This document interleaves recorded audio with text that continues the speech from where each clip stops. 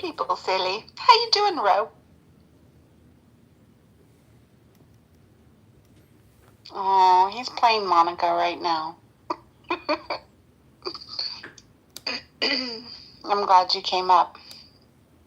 Yeah, sometimes I want to be here on the stage, but I don't really want to talk or anything, so I feel like that's a good way to do it. Just thumbs up. Recognize it. Yeah.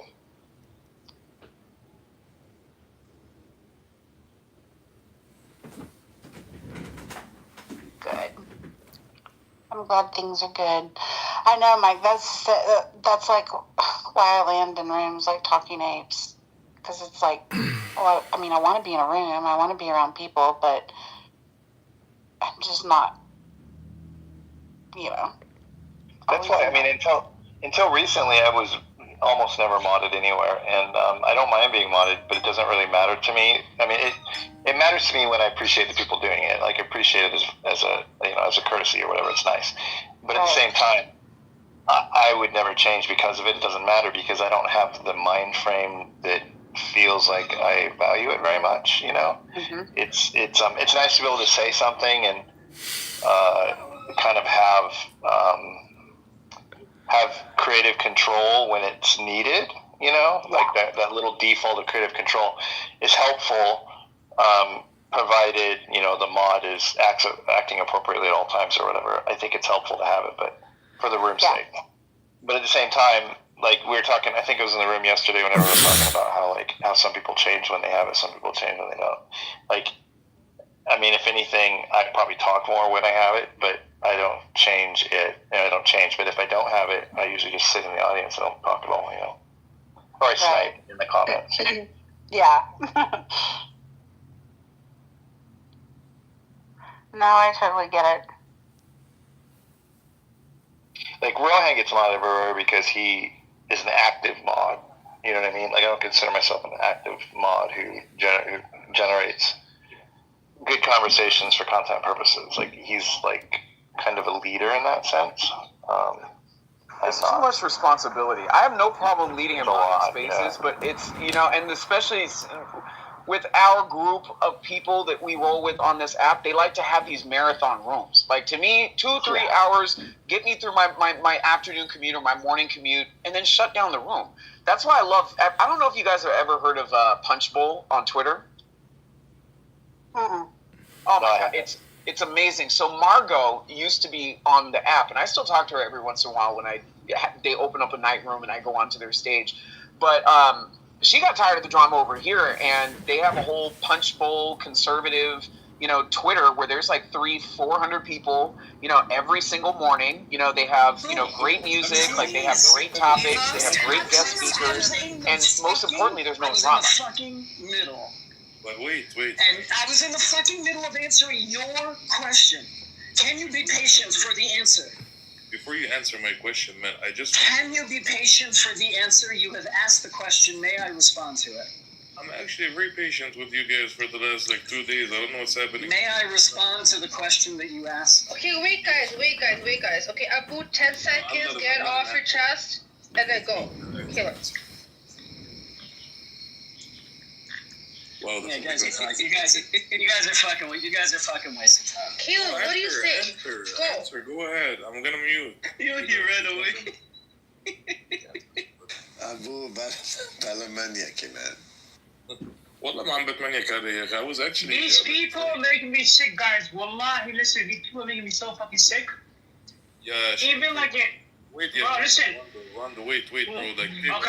Okay, brother. You were talking more than me, but okay. Hold on. Guys, hold on, man. I could barely hear Abu. Abu, finish off. Yeah, Shape, I know. Actually, for once, I was literally engaging with them. Yani, Ask General before you guys join. I was actually having a conversation. I'm very skeptical. I can hear the maniac in your voice. No, wallah, there's no maniac best. You actually cannot have a conversation with them because they always beat around the bush and they don't give you a straight answer. And, it's never a good one, you know what I mean? Go ahead, Rondo. Yes, go ahead. Yalla, give us your... I'm going to say what... No, I wasn't hearing, bro. I wasn't hearing, bro. What I wanted to say was, bro, these people, these designers, bro, they making me sick. I met Israelis, bro. I literally met an Israeli guy, bro. Literally, like, I met so many Israelis in the airports that I worked at. It's great. Bam. Each time I meet one of them, the first thing that comes to my mind is Gaza and seeing those kids. And I go, should I call this guy, say, fuck you, piece of shit, Israeli, be Palestine, or just, like, you know, be professional because I don't want to, like, lose my job, right? Because that's how I make my bread. In order for me to make my bread, I gotta work. You know? Like, I see Caleb, bro. Caleb, what's he called? That other guy named Nathan, the Canadian or whatever. You know, they wouldn't even call it a genocide, bro, but they will bring up something that happened 80 years ago, like, over and over again and try to force you to, like, accept it. And if you don't accept it, they'll go crazy on you, bro. You know? But then, yeah, Sheep, like, the actual question that was asked, where, like, as a kind of cooked him, is that, like, who's the reason behind the increase in anti-Semitism and Jewish hate on the outside? And Israel, bro, of course. He'll give you a whole bunch of answers, but he wouldn't say the actual answer. Like, he wouldn't say it. Yeah, but can I just say something to your point, Jose? This is a conversation I've had, and I've actually looked up the stats. So yeah, there has been an increase in anti-Semitism, but it's nothing compared to the levels of anti-Black hate crimes that are like significantly higher in the States, and then it's Islamophobia, which has skyrocketed, and then I believe there's South Asian hate, and the anti-Semitism is somewhere in the 4th or 5th. But yet they like to make it about themselves. That this is what's happening to us. It's the highest level. It's never been this high. And I agree. When you conflate and you bring together Judaism and ethno-state together, you're literally now saying Jewish people are this when you can't separate it. It is the state of Israel who's doing what it's doing in the name of Jewish people. Anti-Semitism, blame it on fucking Israel and all the heinous things that it's doing. But you heard him, no, that's not gonna happen. He wouldn't say that. Like, he would say anything, but he wouldn't blame state of Israel for all this. He's afraid. And they have to deny the stats? They deny everything, bro. It's unbelievable. Ace, I don't see any Islamophobia. I see Islamahate. I see Islamahate. Islamahate. The phobia is a really bad term. It should be phobia means fear. I think it's a stupid term. It should be Islamahate. Severe hate. I really was hoping I would see like a Torah showdown. Would there be a Torah showdown? Hold on. Listen, Sheep. This is a so-called rabbi who is questioning someone else's Jewishness. Because he got him all. He got cooked in an argument by Eze. So now he's questioning how Jewish she is, and he's a rabbi? Yeah. They have me die when he's like telling the girl he never lived in the shoes of a Jew. I blame Abu for the whole situation. The guy was sitting there stoking the fire. I had to come off of you for that one. He didn't want to answer. I'm not saying it was negative. They found anything negative, but it's a lot of weird motherfuckers on it. Yeah, there definitely are. There definitely are. It's I don't know. Shitty people just gonna be shitty, I suppose.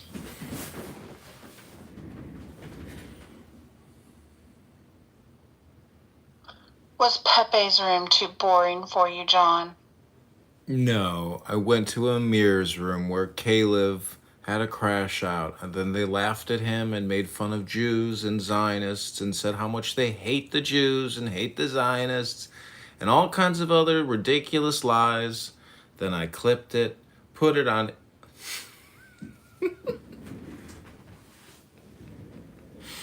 Oh, he has a room? That's interesting. I'll put the link in the chat.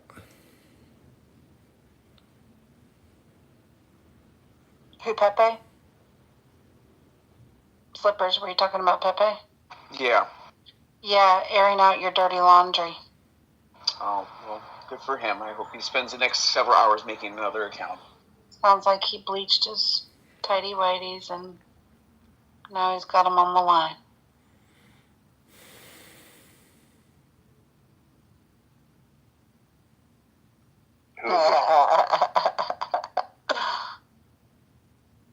I sometimes like to play with my food too, Ro, believe it or not.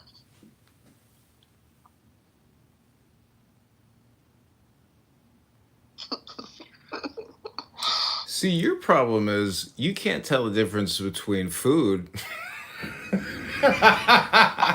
Oh, did the Clubhouse audio glitch get you? Such a shame. What was he saying? I don't know. The Clubhouse audio glitch got him. See, He can't say anything now. This is what happens when you're censored. Uh-oh. You can't Yeah, have the they got thought. him, y'all. You can't They have keep the him. thought because they stop you before you can have the full thought. What full thought? Only you, John. Only you.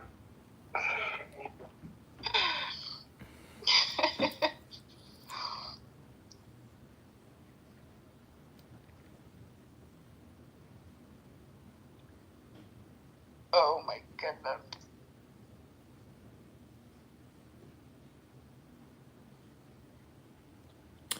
Well, my dear moderators, since no one's saying anything, I'd be happy to read another poem. No ways. Are you doing that? Not doing it. It's so mean. Don't do that. It is a Clubhouse. I swear, it is a Clubhouse glitch. That's hilarious. No, I know. I know how. Maybe John, he's doing it to himself and making it look like someone's doing it to him. Maybe he is. Maybe he is. Because usually it's much faster than that. Like you get 1 or 2 words out and bloop, you're gone. He was going to tell me the secrets of the world too. Yo, what is Pepe's room?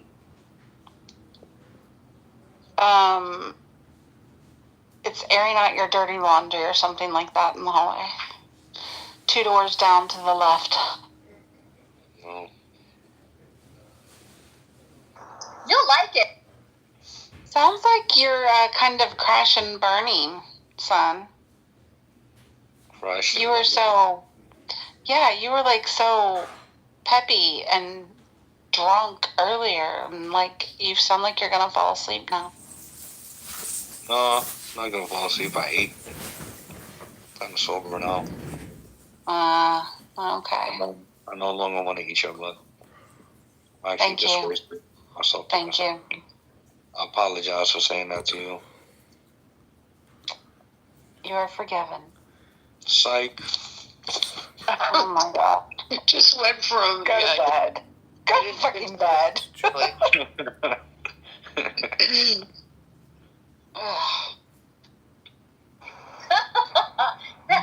Baby, would you put him in bed already? The vocalization said everything. I'd love to put him in bed. In my house.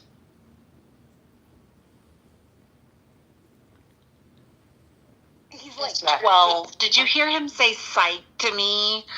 Like, I haven't heard that since my boys were 12. Psych. How old are you?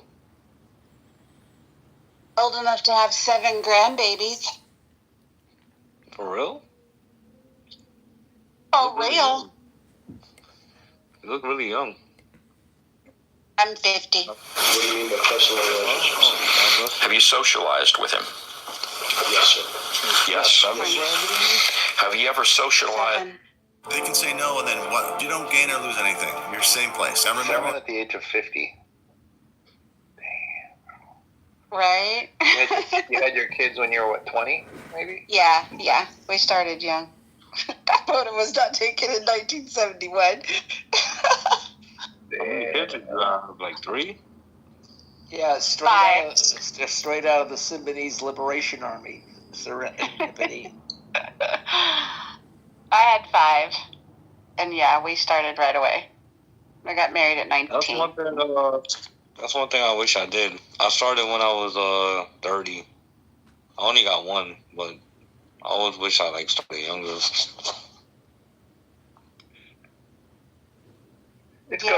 Yeah, I kind of do too. It's good both ways, but we had it when we were 33.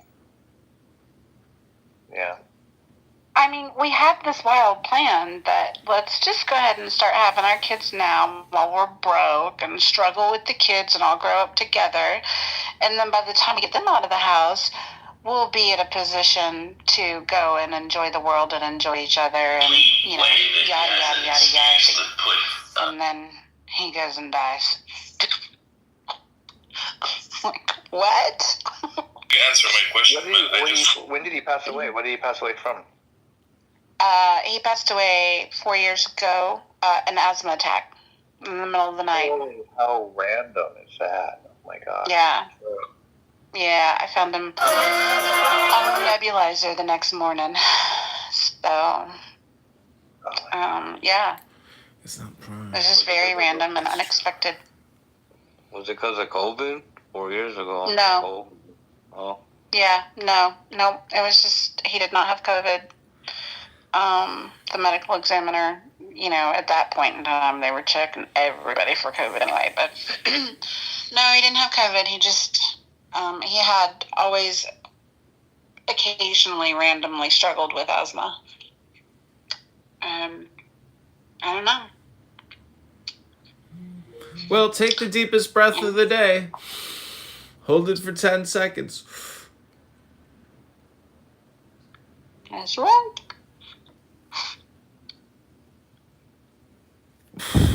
Let it go and say, I am serenity now.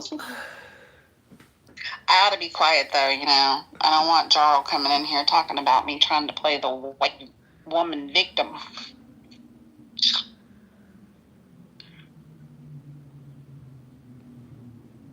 Well, it's the happy hour, and it's always 2 for That's 1 right. drink specials.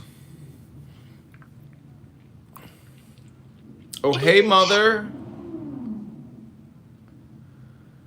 Mother, you were very fierce today.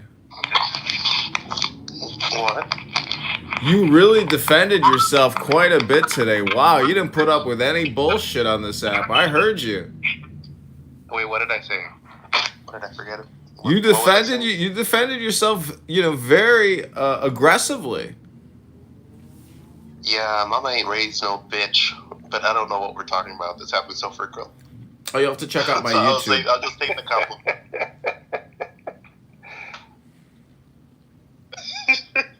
I mean, it does. No, your mama did raise a bitch. She raised a bad bitch. Yeah, but what argument in particular are we referencing? Because I can't even keep up. I don't even know.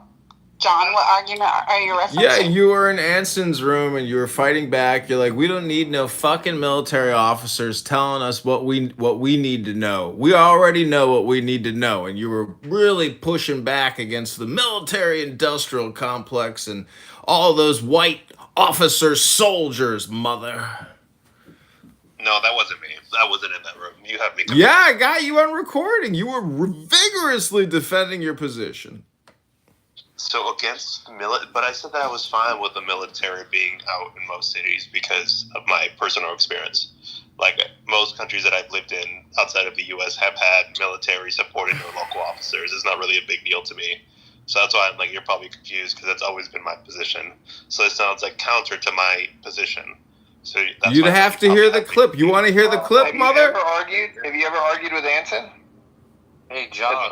No. Anson? Oh, you mean yesterday? Oh, you're talking about yesterday. Anson's an 80-year-old former submarine captain. So you're talking about when I said about the most U.S. recruits to the military being idiots? That's what we were arguing about. Yeah. Yeah, that wasn't about the military. Yeah, that was about him saying they were all like low IQ. You misrepresented the entire argument, John. I had no idea what you were talking about, but now I understand. I didn't either, Mother. I was like, well, that wasn't the argument we had the other day, so I didn't even assume he was talking about that. Exactly. I was like, what is he talking about? John looks like a magician. He has like a magician mustache and He is. I'm also a hypnotist. I'm not just a magician. I'm a powerful hypnotist. He looks like a magician with that mustache and cool teeth. Son, I am a good magician. John would be a very good magician because he's completely full of shit. I'm a powerful hypnotist, son. Damn, that was vicious, Mike.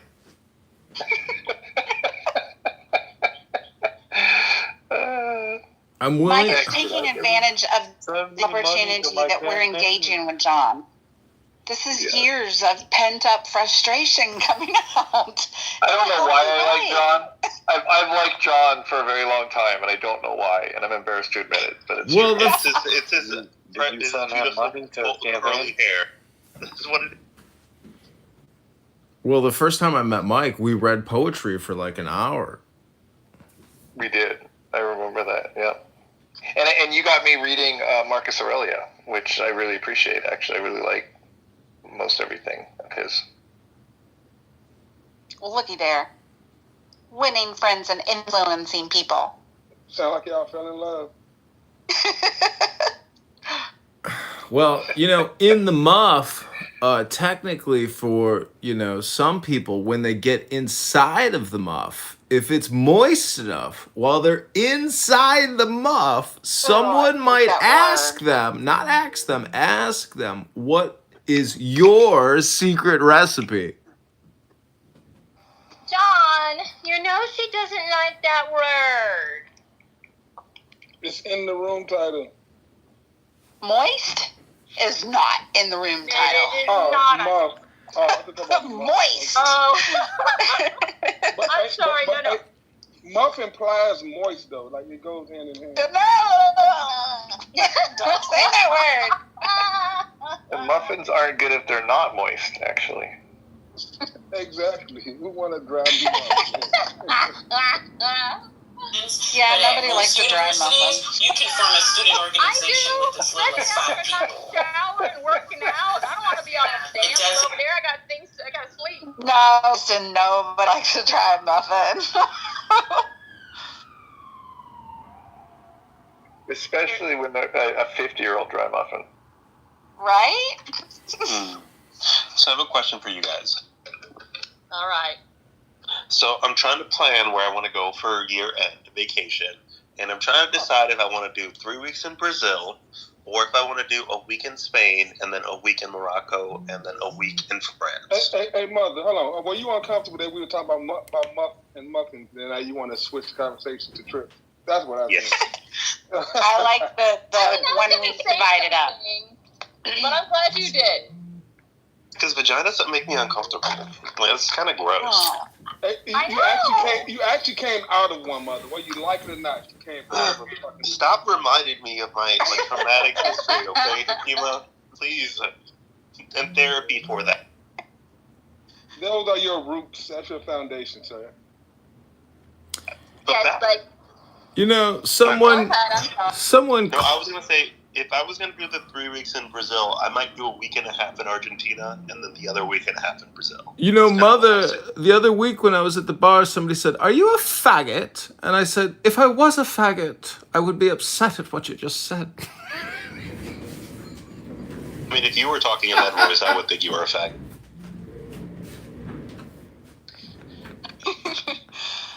So Sean just put in the chat that Android users cannot speak right now. Yeah. Well, look at God. Finally. Fuck, it took 4 years. Classism at its best. It's just, I think, the version of your phone or something. But this Android that I'm using, this is a Motorola that works. But you're right, my Android Mojo doesn't work. Well, there you go. So, John, that sucks. are you going to get offended if I share this with you? Go ahead, mother. Okay. Are you streaming on YouTube? Yeah, we're live. Oh, shit. Okay, I'll do this when you're not streaming. No, now would be the best time. You'll never do it because he's always streaming. Yeah, the now is all important. So one day you came in here with your John Kitover PTR with the hat, and I was like, oh man, that old guy's kind of cute. Who is that? And then when I found out it was Edmund, I almost physically threw up in my mouth. Like gag. Is it like a monthly thing where some guy makes you like almost throw up in your throat and make you gag? Like, does that happen to you monthly, weekly, yearly? How often? No, like every couple days. Well, I've heard amongst gay men on this app that they've got like jaw injuries from being gay. Okay, you're sucking way too much dick if you have a jaw injury, or you're doing something that is like enormous, which most people no. Like I don't know. Some guys have a thing for that. If your dick is plus after a certain size, that's not going anywhere near me. I don't want anything more than 6-7 inches near me. Like, goodbye. We're gonna go back to talking about moist muffins. No, I want to talk about dick. Well, Mother, I can always fold mine in half for you. Thank you. At least Mike is respectful. Like I have to use his mouth for other things.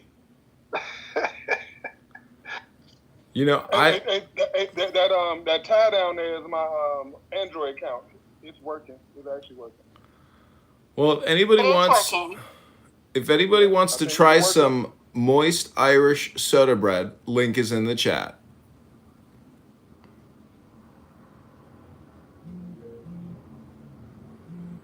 I figured out the secret for moist Irish soda bread. God, you're gonna make her go away, and I love her. Don't do that. I'm just saying, link is in the chat to the most delicious recipe you've ever seen for Irish soda bread. John, go shave. He said his Android was working. I'm on a Motorola, but whatever. Who cares? You know what? When I couldn't speak, I was like, you know what? This is the best thing that could have ever happened. Clubhouse needs to get rid of those hall previews. It's screwing everything up. Well, you know what is screwing everything up for a lot of people is their big fat mouths. And you see that fish on that wall there? You know how it got there? It opened its mouth. Oh my goodness.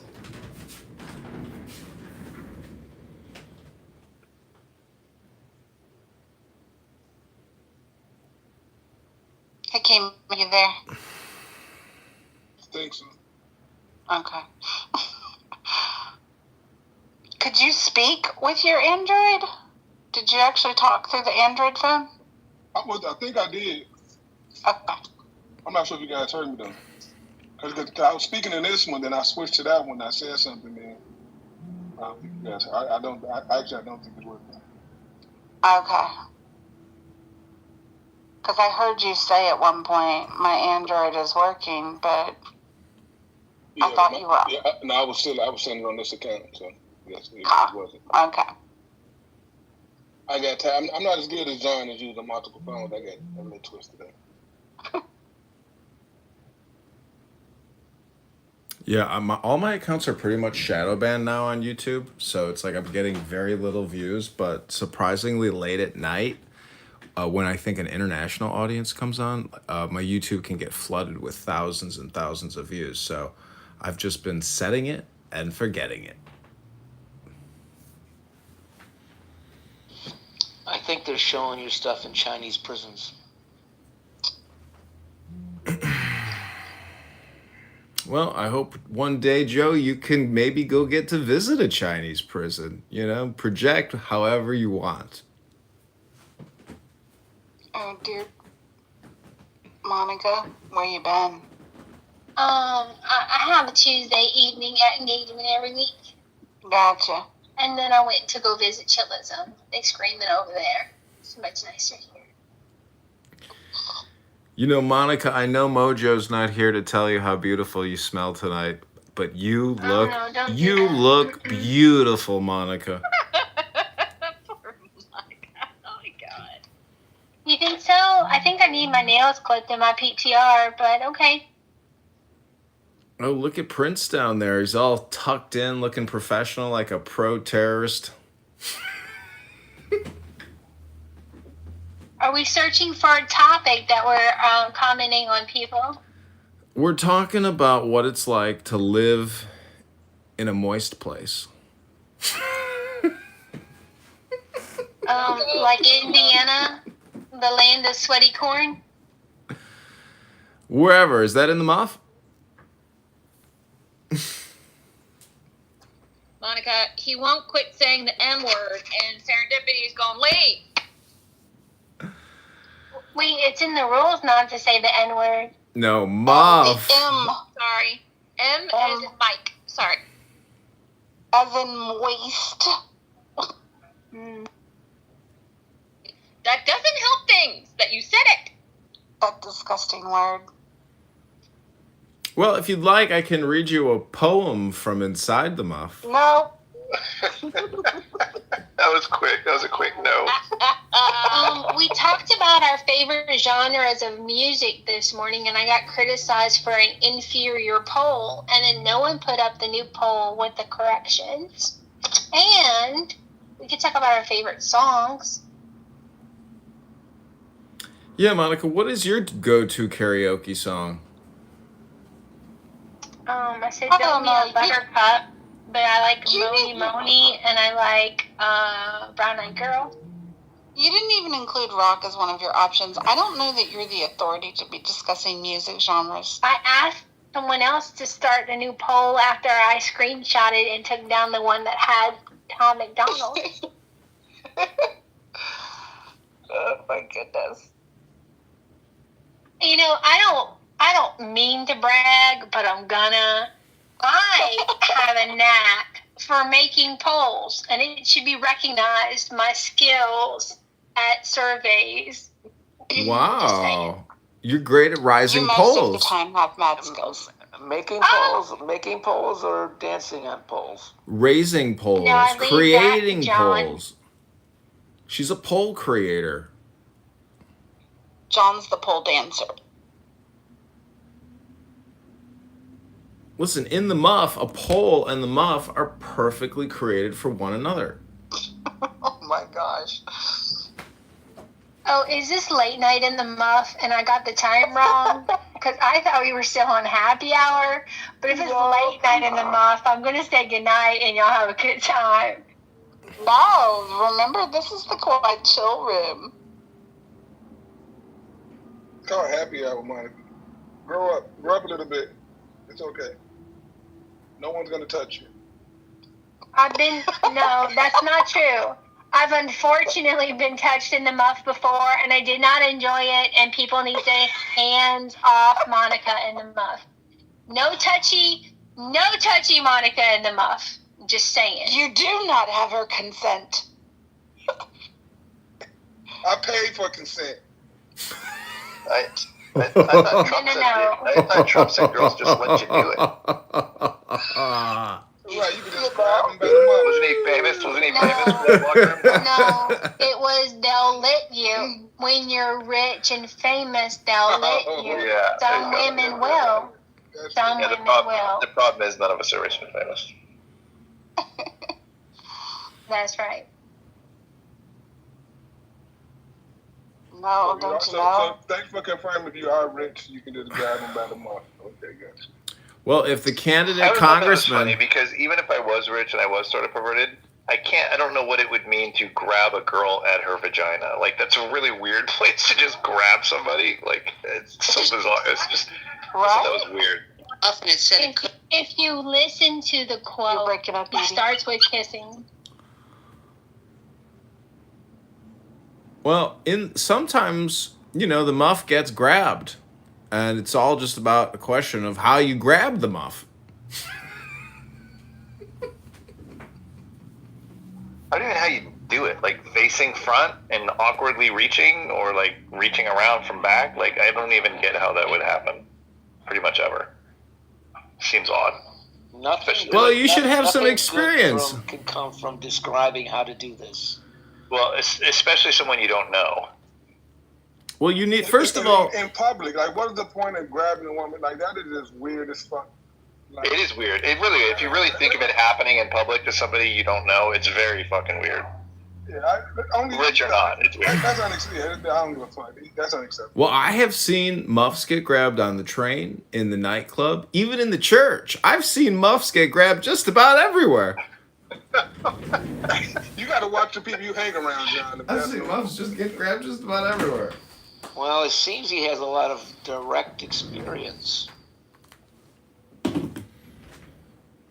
Well, why are you always catching these people? Like, Joe, what are you watching to catch all this muff grab? Joe, do you like ranch on your pizza?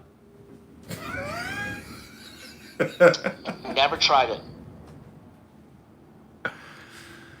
And you call yourself a pizza professional? Actually, I don't. Other people do, but I don't. Well, you got to try dipping your cheese pizza in some ranch one night. It's really delicious. It's very moist. A lot of fat. It's the fat that satisfies in the muff. No, I do that might be a Chicago thing, John. The ranch on the pizza. That might be. If nobody else said nothing, that might be a Chicago thing. It's definitely a Midwest thing. I do like hot honey on pizza. That is very good. Oh yeah, chicken, hot honey, jardinera. Oh, that's how you get to the muff.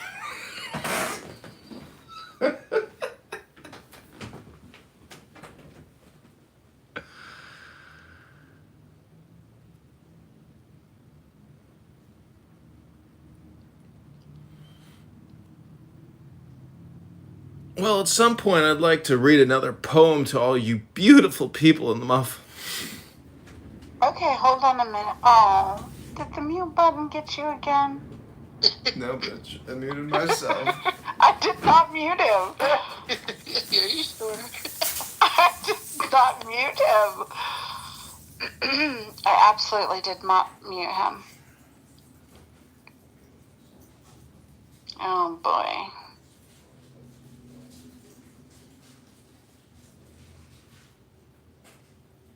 Damn, Pepe.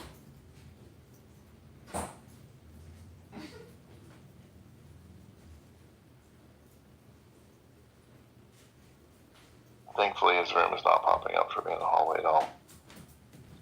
I'm good with that. I guess he's in there trashing every conservative clubhouse woman known to mankind.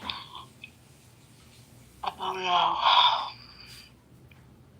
I thought Pepe was banned and his room was. Yes, he keeps. Again. Yep, he's back again. He got another house or the same house? No, his house is gone. He's got like a public room. But yeah.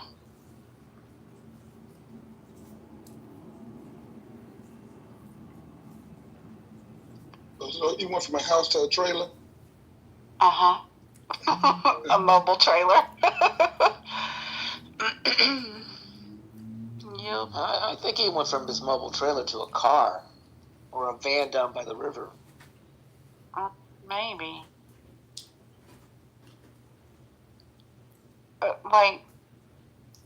Don't you have anything better to do?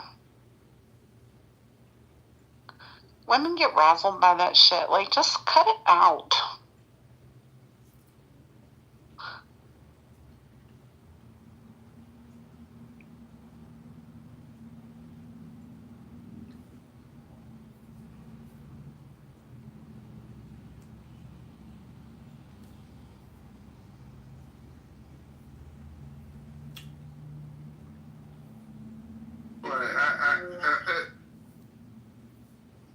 Central Park.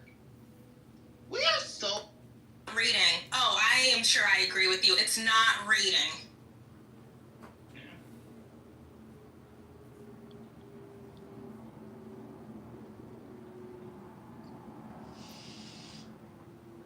Edie, there, are you away from your phone?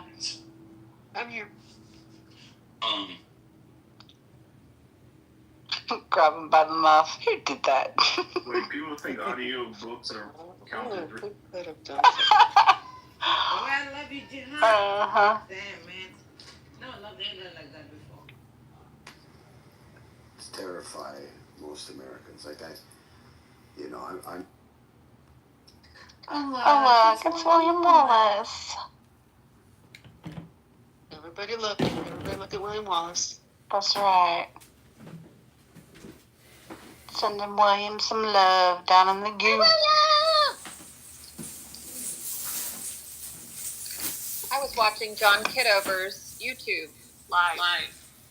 And then William appeared. Hi, William. Wait, you were watching this room live? Yeah.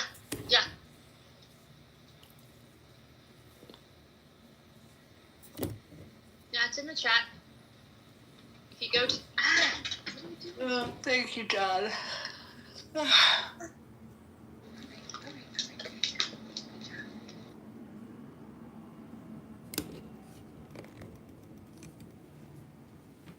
It was just funny hearing the voices coming back, and I'm not quite sure what John's doing, but okay.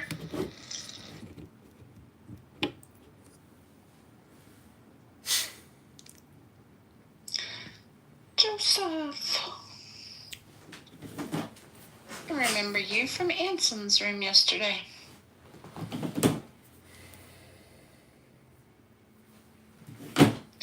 Oh no, Joseph, are you on an Android? We can't hear you. Sometimes it's just a Clubhouse glitch, and you can leave and come back, and then it will work. But I heard that Android users are having this issue right now.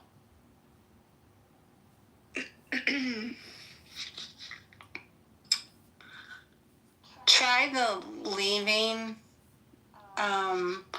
like exiting Clubhouse and then coming back into the room and see if that works. If not, like I said, there is apparently a known Android issue.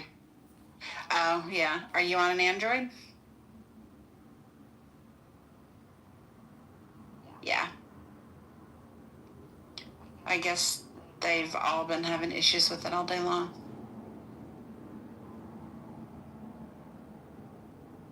We actually had somebody else Sean. Sean's chat warrioring up right now too, because he can't talk either.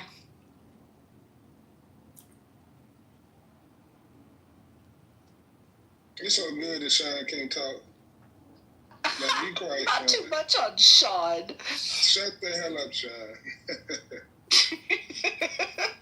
You see what he's doing there, Sean? He gave a shit about it, but talk shit in the chat. You know, you could sit here and just say whatever you wanted to, and he couldn't say a word. Let's face it. I know if Kitover got stuck in that situation, I know exactly what I'd say to him to get him all kinds of triggered.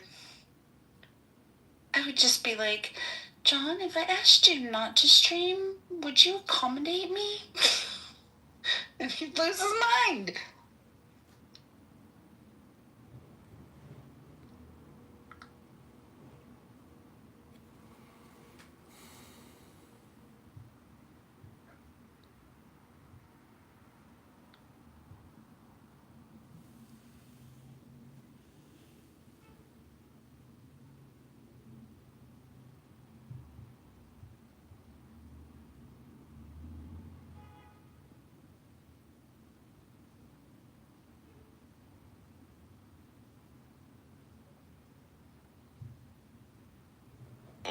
It is what it is, right?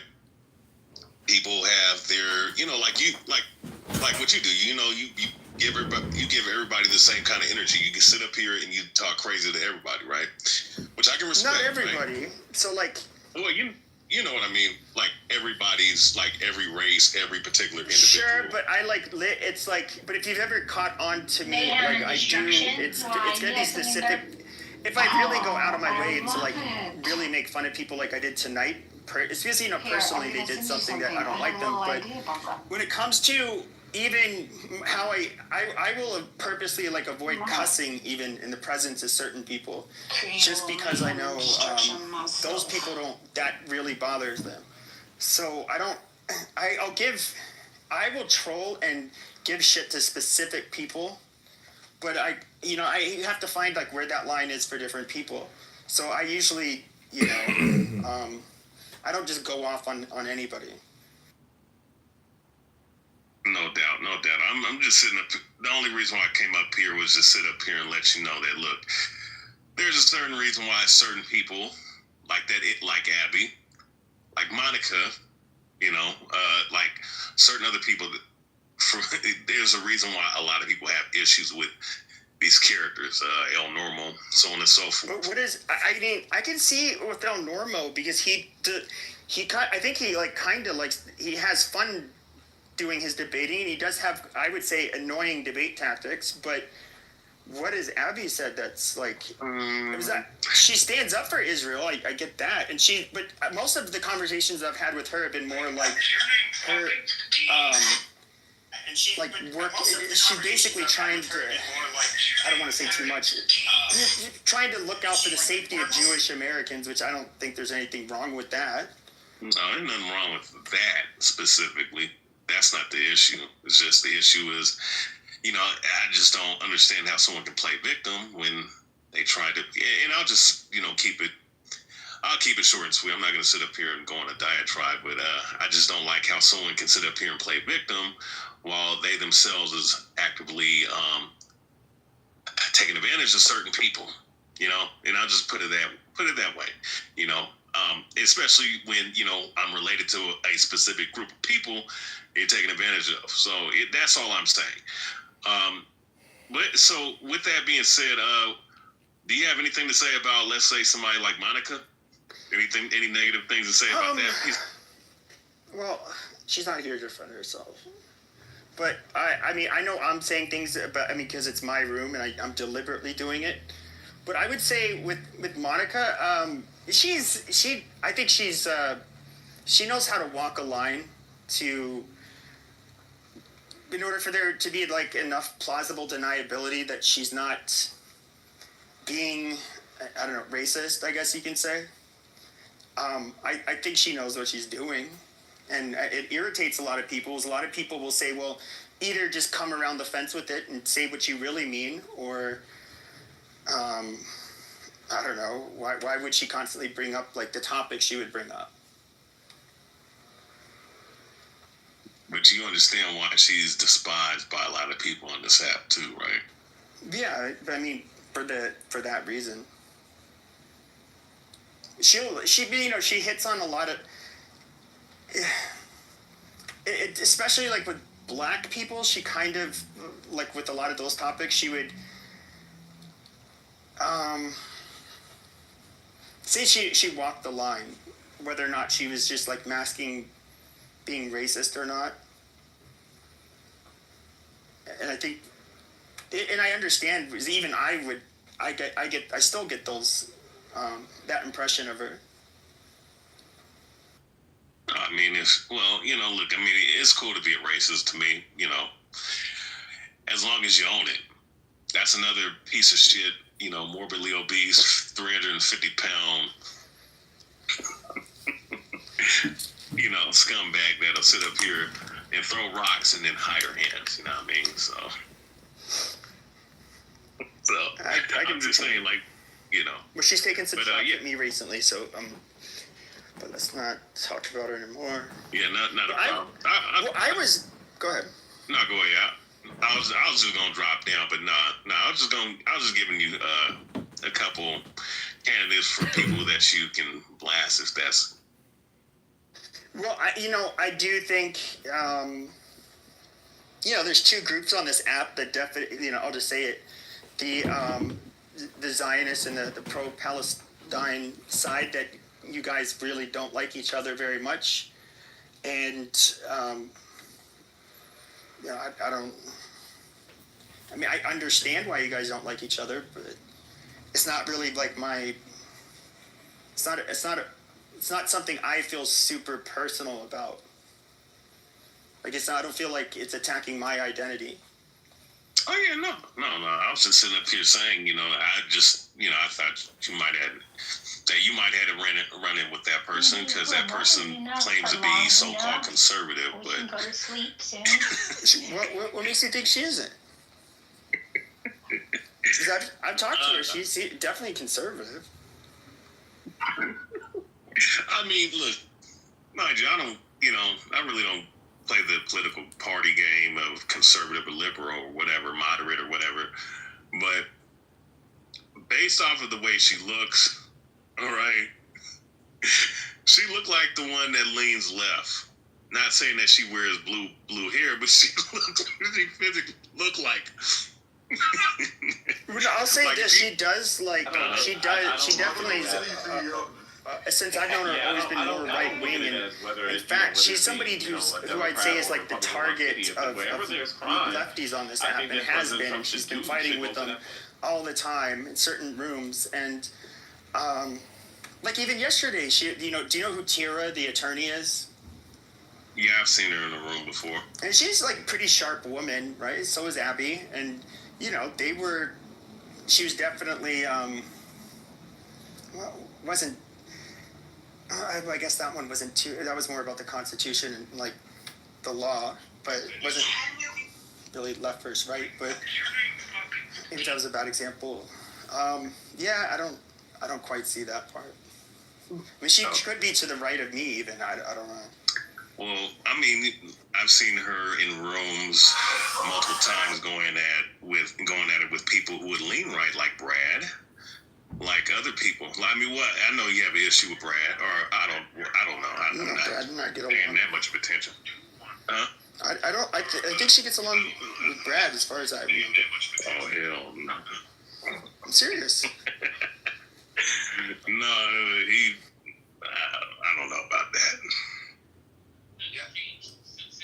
But no, I mean, I'm just saying, like, she's, you know, look, she's a character on here that, although she claims to be conservative, so-called, she has run-ins with a lot of different people that are so-called conservative or right-wing. I've seen him talk real bad about that broad, you know, directly. So I'm just saying that I've seen other right wingers on here talk crazy to her because, you know, at the end of the day, you know, she fakes the fun, you know. So I don't. I've not seen this happen. That's why I'm trying. I don't even know who it would be. I mean, I would have to ask Brad. I'm not familiar with any of this happening. No doubt. I'll drop that. I was just giving you some candidates, you know. No worries. The family's first event is the second event.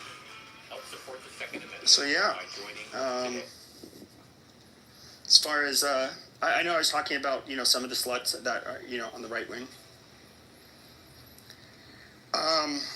Holy shit! Now I'm trying to think what I was talking about. Yeah, you know, I was putting headshots on people because I'm bored, and you know, this account will probably get clipped. I see all of the. Oh, we got resistance up here. This should be interesting. I saw a picture of you, resistance. The beard and all. Yes, I'm the biggest threat to the Zionists. Really? Yes. Wow. Because you look like you could eat all the food aid. I also look like I could beat the shit out of Christians and Jews with impunity too. Really? But didn't you get arrested for it? I got acquitted also. Oh wow. Why do you want to beat up Christians? Because you got piece of shits like Marco Rubio who state the Palestinian children who got bombed by American bombs can't come over here and get treated. So you're gonna take a shot at La Raza, your fellow hombres, because they support Israel? He's not my hombre. He's a white boy. Is he? Wow. Yes. He's a white American. Nothing Cuban about that cocksucker. Oh, his family's not Cuban? If that's what they want to so-called identify, they look like white Americans' ideology to me. Amazing. What is your plan to destroy the Zionists? People. Well, our plan to destroy the Zionists is that once Bibi Netanyahu gets thrown in the Hague or gets killed, either or, preferably, hopefully he gets assassinated, but after that we have to dismantle the Israeli government, the far right. They all got to get imprisoned. Amazing. Who's going to imprison them? The Jews, the Israelis. Oh, so the Jews are going to lock up their fellow compatriots too? Well, they're not their fellow patriots. They're the ones harming their country. They can't be patriots if they're bringing death and destruction to Israel. So on October 7th, should they have just said, oh no, this is like, yeah, guys, just keep on doing what you're doing. Yep, go ahead, just kill people. They let them kill people. Oh. Why did it take them 6 hours to get to the border? Amazing. Israel literally allowed Hamas to go in there and kill innocent people just so they could try to steal land. So on a scale from 1 to 10, how much did Israel deserve what happened on October 7th? 1,000. Amazing. 10 times over the top. Yeah. They deserved it. They deserved the attack. You're not talking about the guerrilla tactics though, right? You're talking about just the attack itself. Yeah, just everything they did, just like in totality. Well, no, see, that now you're asking a different question now. No. See, the attack itself is feasible, it's respected, but some of the tactics that were used are not. Just like when certain countries go to war, it could be a just war, but you have idiots within the army or within the government that do terrorists or they do inhumane acts. Okay. What do you think about synagogues? Should those be allowed to exist? Are you cool with the Jews, or you just don't like Zionists? Yeah, no, I don't. I hate the Zionists. Okay. The Jews are fine. I hate the Israelis and the Zionist Jews. Okay. You do know there was thousands of Jewish people living in with the Palestinians prior to the colonial settlement of 1948. So the Jews were fine with the Palestinians. They weren't always fine. They were fine. They were there fine for hundreds of years. Interesting. Nothing was happening to them prior to 48. Nothing at all. It was those Europeans that came. There was a few massacres. I mean, there's some fighting from both sides. I mean, I remember reading about that a little bit. Yeah, because of European mass migration into the land and them trying to settle and take land. That's how the fighting started. Prior to that, everything was fine. So if there was like an invading army going into Israel, would you join the fight against the evil Zios? Yeah, of course. The Muslims versus the Zionists. Yeah, we're supposed to invade them and take them out. They brought corruption to the Holy Land. They brought corruption to Jerusalem and Bethlehem and all these historical beautiful places.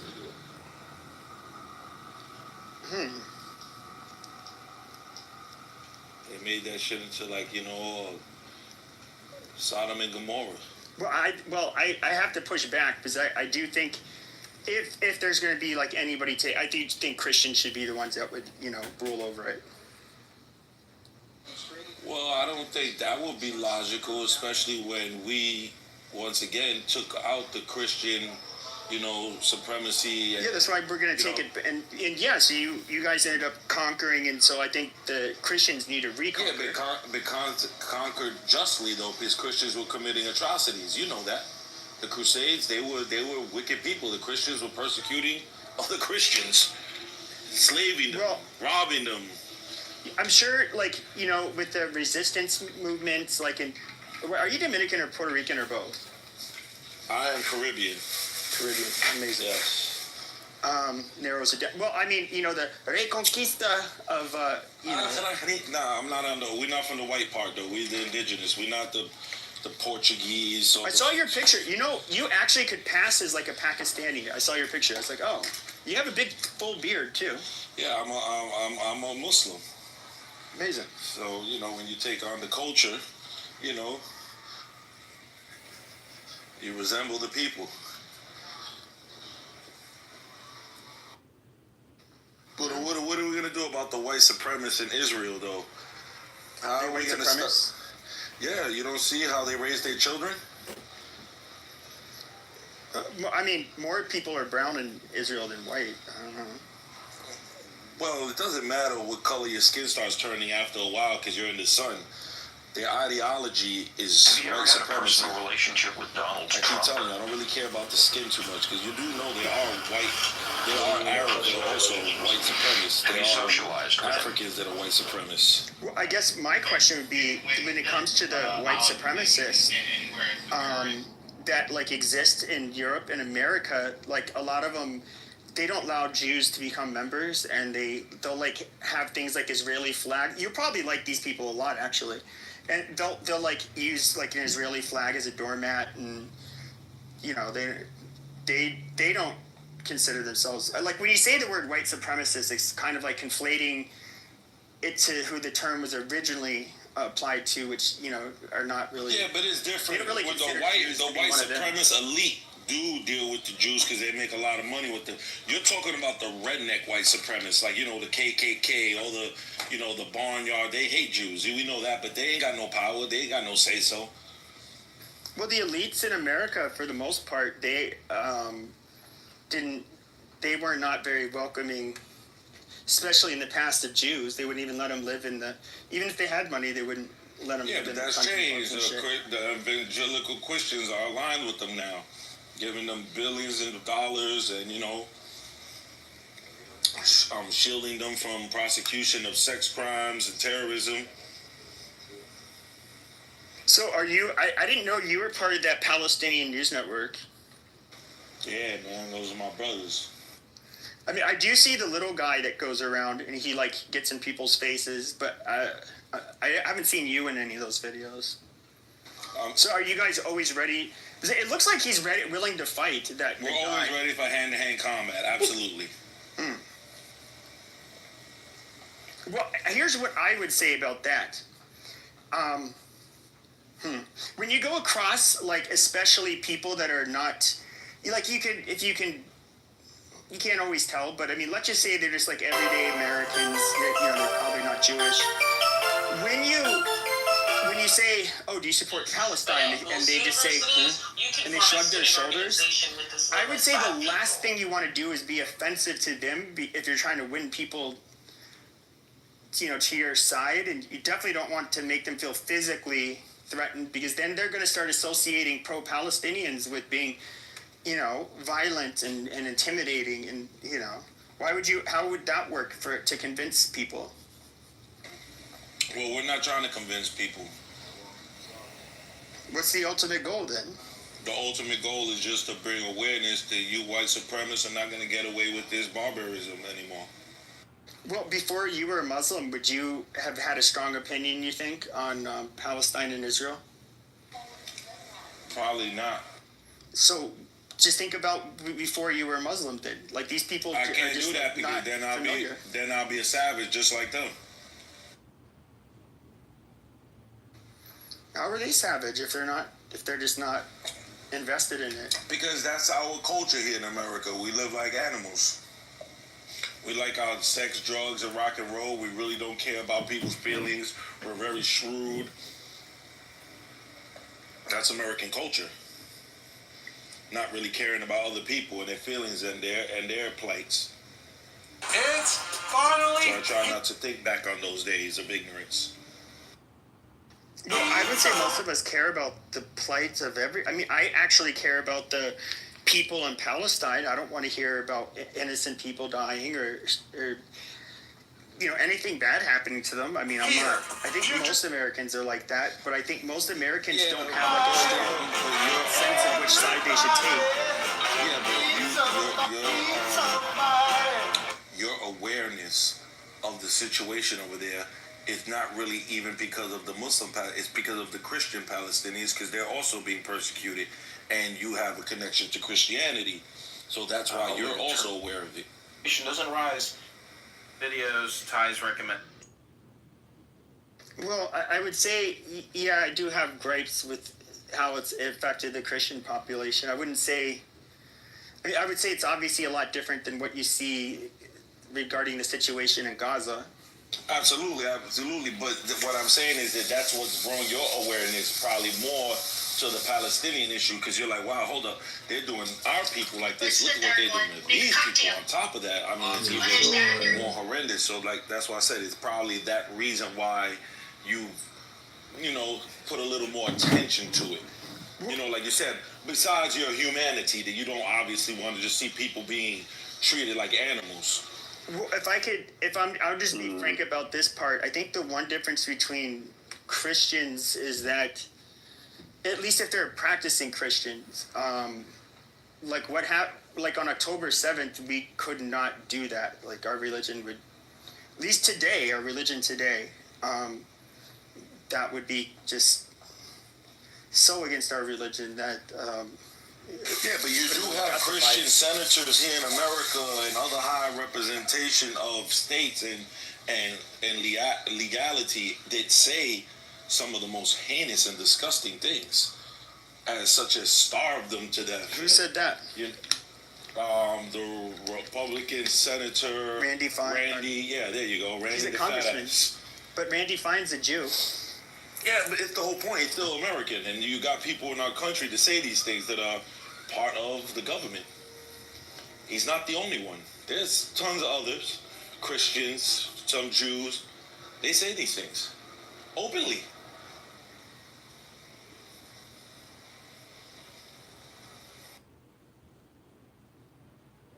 I would say pretty much all around America, if you go to any Baptist church, they've brought up how Gaza needs to be wiped out because it's promised to the Jewish people and it fits into their apocalyptic prophecy.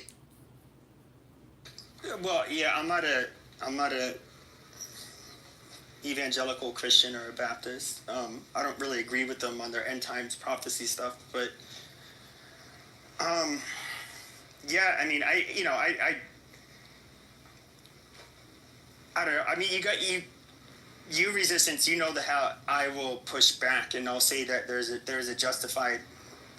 Israel's justified to have a response after October 7th. But that's technically not true because once again, how can you be in a defensive posture at the same time as since 1948 always being on an offensive stand? It just wouldn't make sense. You're not really technically defending anything. Well, I would say no. They were. So I would say it's kind of similar. They created a condition to where their country, men and people, were attacked due to their apartheid and ethnic cleansing and their bombardment of another people. That's why that attack happened. It didn't just happen out of thin air like a terrorist attack. Like, oh, we just hate these people and we're going to attack them because we're sovereign, meaning the Palestinians, West Bank, Gaza, meaning they were sovereign. They had their own, presidents, their own prime ministers, their own military. That's not the situation. It's a people literally being occupied. Mm-hmm. So, therefore, you're on an offensive stand. You can't claim that you're doing defending your people. You're not. You're literally bringing harm to your people. I don't know why people struggle so hard to understand this. Like, Israel is America Junior. They don't need a fucking reason to go into Palestine. They do it because they can. They are the dominant power in the region. Yes, Hamas was a provocation, but this country needed to be eradicated in the first place, right? Life is not fair. The world is not fair. We know the Israelis really don't give a fuck about, whether or not these people are starving to death. Hamas is a threat. They're also a threat to America and the West. And we need Israel to do this dirty work right now and take care of this, right? Like, I think we need to stop beating around the bush. Americans don't actually give a fuck about this. We massacred, 350,000 Iraqis, destroyed their entire country. We have been involved in over 100 fucking wars in the history of the United States. We have massacred, turned governments over across the entire fucking planet. Americans are not people who are kind or care about, diplomacy and the rule of law, blah, blah. That's horseshit, right? We go into countries, we do whatever the fuck we want, and Israel just learned from its daddy, America. Now Israel goes into countries and does whatever the fuck they want. Well, I just want to say this resistance. I look at it a little bit differently when it comes to. So you brought up. So you're talking about the territory and all of that since 1948, but I look at it when it comes to like what happened on October 7th. So I look at it kind of more similarly to 9/11, where you had a group that ended up committing the terrorist attack, and then you had America responding and targeting that group, which is kind of what they're doing, or trying to do. That's still false. They also took hostages, which was obviously like, what do you think they're going to do? But that's absolutely wrong. The people who did 9/11 is not who America went after. They invaded two countries that had nothing to do with 9/11. So Al Qaeda wasn't in. So you're telling me Al Qaeda wasn't in Afghanistan? No.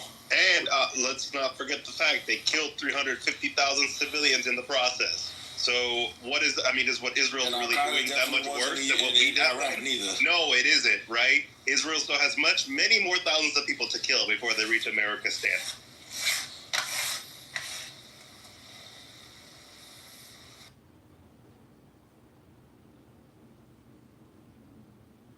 Yeah, I don't know. I mean, I can't think of any country where if the attack was committed like on October 7th, where they wouldn't send their military after the group that did it. But Israel didn't send their military. They ended up just carpet bombing the whole place. They're scared to send their military. They don't want to face Hamas in ground-to-ground combat. They never have. They do, but they end up walking into like human mousetraps, or they get their tanks blown up by like a $300 explosive device, and it blows up like a $4 million So that's tank. what the issue is, Pep. Israel is incapable of fighting a ground invasion against Hamas. But the ground, you're making it sound like it would just be a battle fought with small arms fire. But even when it comes to the controlled detonations on the ground or from above, they realize that those when they end up you're a smart and logical guy.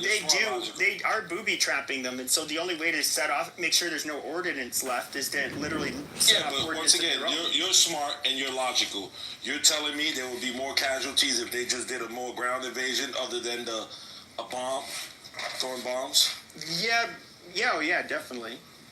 Exactly, that's my whole point. No, there'd be more casualties, I'd say, fighting at a ground level. Impossible. Because the bombs, 3,000-pound bombs, blow everything up. If Israel, for example, in the beginning, if they would have told everyone, we're doing a ground invasion starting in the north of Gaza, everyone has to leave to evacuate. Tens of thousands, hundreds of thousands of people would have evacuated, and they would have never been in the way of the actual ground invasion of people. But then why wouldn't they have left? With bombs, if that's the case, flee anywhere. Sure, but they did tell them before they bombed it. They told them to leave the north. And there's but hold on, Pep. You know there's reports that when they told them to flee to these areas, these corridors, they bombed them. The same corridors they said to go through. There's massive reports about this. I'm not too familiar with which. I'll put them in a link if you need to see them. Absolutely, they did. There's massive reports of when Israel told people to go to these safe zones, they would bomb them. Pepe, they double tapped a hospital yesterday morning. Do you think that they were trying to clear explosives? No. Were they trying to clear explosives in the hospital? I'm going to be honest. I don't quite know what happened there. I only saw like one tweet. I never even read it, but it's something about an open window. I don't know I can't even comment on it because I don't know what happened. It was a camera on the roof. You do know that there was something bad that happened, because why did the Prime Minister come out and apologize? What is he apologizing about? Yeah, I mean, could it be that they fucked up? Yeah. They fucked up since the day the fucking the invasion happened. They fucked up. If you had an employee that fucked up this much, wouldn't you fire him, stop paying him? Have they fucked up more than another first world military would have? We're not. I mean, are we comparing it to other atrocities? Were we that much even compared to, let's say, the United States, where we didn't level fucking cities and towns, and there weren't civilian casualties? I mean, I don't. That's because the fighting ain't happened here in America, but they did level towns and kill a lot of people in Iraq and Afghanistan. That's what I'm saying. We're comparing, I want to compare a first world military to another first world military where they've been in a... Well, for some reason, America just never fights other first class armies. They haven't in a long time, since World War II. And Israel's not fighting one either, so... This is my point. All they do is terrorist acts against countries that they know can't fight them. Well, I don't quite look at it. If somebody commits a terrorist attack, it's the responsibility of the military and the government to protect the citizens and to go after those that have caused harm and seek to cause harm to their citizens. So I don't see in any world where... I mean, basically what it sounds like you're asking for is that the just and right thing to have done after October 7th, because they ended up colonizing, however you would put it, the land, they should have just, licked their wounds and just, allow them to be invaded and taken over and leave.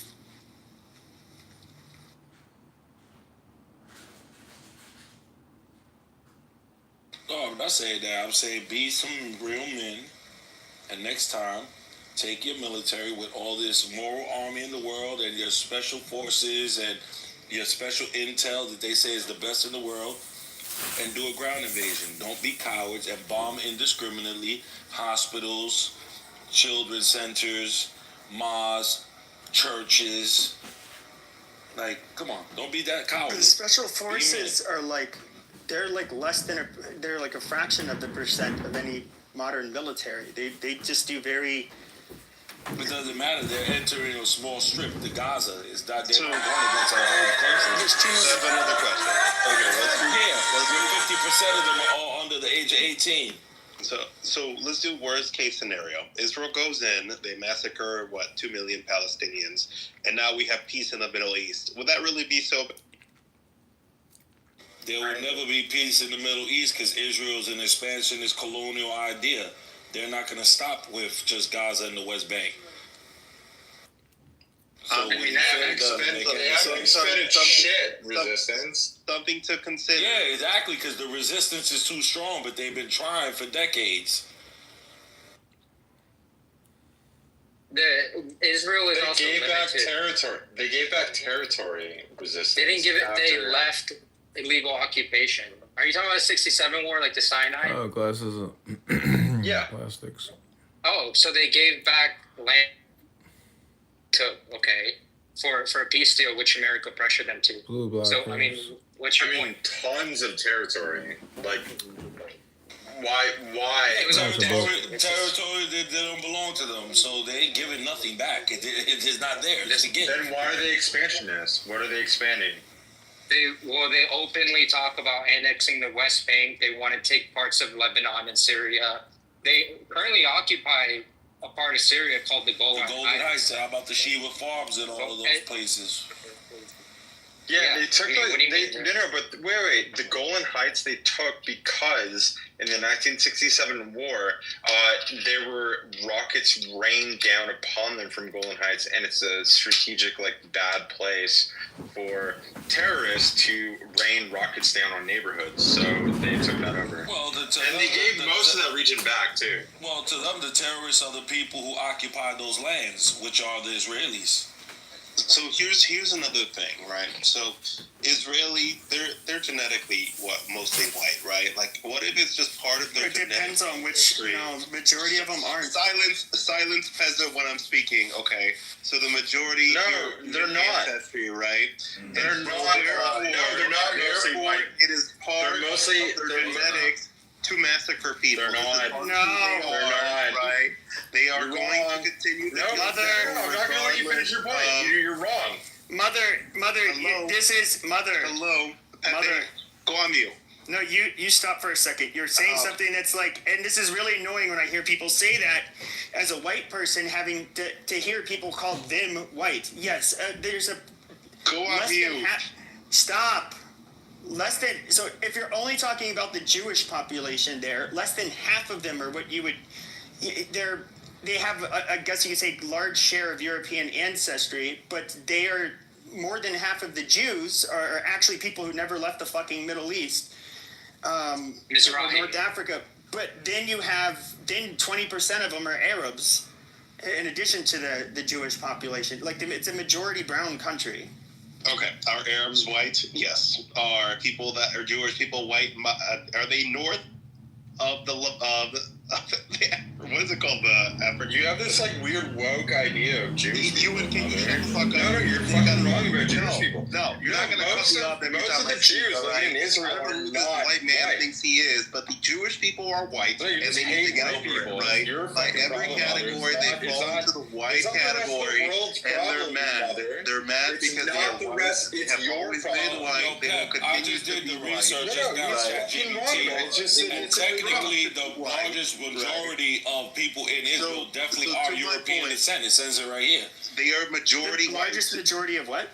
The largest majority within Israel since its founding of 40 is European descent. It says it right here. Sure, but they're a minority. Then you have the Masrahis. Then you have the Sephardi Jews. Yes, which are the Middle Eastern, the Africans, and the Asians. I get what you're saying, but you're not. I'm correct. Hold on. And then you have the 20% Arabs. Oh my God! Minorities are not the All right, amazing. So they may be the largest ethnic group in Israel. However, when it comes to the Mizrahi and the Sephardi Jews, and then you have the Arabs, they outnumber the quote unquote European Jews. So they're yeah, but you can't equate that to that 20% of the Arabs. They're not Jewish, so you can't do that. Israel's so broader than it is fucking European resistance. Like I don't know what you're like when I see most of these fucking Israelis like on TV or anywhere, I cannot tell them apart from a fucking Arab. I don't like this is so silly. Some of them you can't. You ain't lying about that, and that's because they adapted the culture. Remember, they stole the look, the food. You know what I mean? So they start. When you're which one stole the culture? The European Jews. Okay, but when they end up mixing, but wouldn't the majority of Jews are non-white? Well, and they stayed in the Middle East and North Africa. Wouldn't they be eating the same Middle Eastern shit that everybody else ate? No, that's not true because a lot of them have different cultures, especially the African Jews. They don't eat food similar to that of Algerians. Somewhat, some of it, yes, but some of them, they do. Some of them, of course, they fucking some eat of that it, food, but some of them have also their African cultures of different kind of foods and languages. I'm sure the Ethiopian Jews eat with their hands and a lot of lentils and beans and shit, just like that's just Ethiopians. a custom of people of religious faith. That's why. There's no such thing as an Israeli dish. Simplified. I don't know if that's what you're trying to say. But I do want to point out that resistance, it's that actually the majority of Israelis are Mizrahi. But when you look at the leadership of Israel and all the founders of Zionism, they're all Ashkenazi. The majority. Oh, yeah, we know that all their prime ministers, they're all a bunch of Europeans. So it says right here, it says 80%, it says 47% of Israeli Jews are of Ashkenazi descent. Globally, 80% of the world's Jewish population is Ashkenazi. So the majority of the Jewish population is white-descended, Euro-descended whites, right? You can get triggered all you want, but the reality is these are white people with probably curly hair, right? So now back to my fucking statement. These people are inherently violent as white people, right? You're not doing the math right, Nicholas. And they are learning to massacre people. It's through their genetic ancestry. They have picked this up from other Europeans, and they are just acting out according to their... Amazing. You just proved the point that less than 50% of that country is Ashkenazi. But no, it's less than 50% of the Jews in that country are Ashkenazi. If I recall correctly. That's amazing. Yeah. And then the Jews are only 80%, then you have 20% that's Arab. So it's like hilarious that you're trying to like turn Israel into this white country when in reality it's like probably mostly people that have like lived in that region for like thousands of years. Their if you don't mind me asking, was LGBT in that land until the European Jews got there? What is the story of Sodom and Gomorrah? 47% is not a small minority. These people have been predominantly white this entire time. This whole notion that they're not white, even in Mizrahi I would consider as white. If you are going to get triggered about that, they fall as white into my category. You just like retarded white people that much, eh? I mean, if you wanted to like look at colorful quotes, even I think Netanyahu even said something about, was it the Golani Brigade or whatever? I guess they were mostly ethnically non-European Jews, and he made some like off-color comment. I don't know, like the 80s or something. It's like, oh, but they'll at least have smart white officers or something like that. I mean. I've heard that in decades past they didn't, they did see each other as ethnically different, and maybe there's some little bit of they still do. Involved. There's still racism there. They still like that there. What do you mean? I've heard today that's not really much of a thing. No, it's like that. They even put the Ethiopian, the black colored Jews. They put them in the front lines and everything. They're not command. They don't hold no shots. You better ask some of the soldiers. They'll tell you. This is the annoying part when you group like this large amount of people. Like when you talk about the Mizrahi Jews, if we're talking about the Libyans, the Iraqi Jews that are Mizrahi descendant and moved down there, those are fucking white people. If you're talking about the ones that came from Africa that are also descendants of Mizrahi Jews, those are obviously African people, right? Do you think Iraqi Christians... African ancestry as part of their DNA at significantly larger quantities. But we group them all together, and now because some of them have some African, you were saying that the majority of them are African, and that is flawed. The majority of the Mizrahi people are still white. No, the majority of them have ancestors that never stepped foot in Europe. They literally are not. When people say white, they mean European. I'm aware that most of these are descended from the Middle Eastern, Northern Middle East. Those are all white people to me. Arabs are white to me. So this is a fundamental difference of viewpoint of do Arabs qualify as white, yes or no? For me, these are all amazing. Yeah. No, I would say that they're pretty brown, to be honest. Arabs go from, I mean, there's some that are, I guess, white passing, but for the most part, nobody's, if you had to describe the person to like a 911 operator, you'd be like, what does he look like? Oh, Middle Eastern man, medium colored skin or some shit. And, probably bushy eyebrows or whatever the fuck. I don't know. They look different. They start getting whiter, just quickly, they just start getting, like, they will get whiter in the Balkans and, like, in Turkmenistan and, like, that whole region.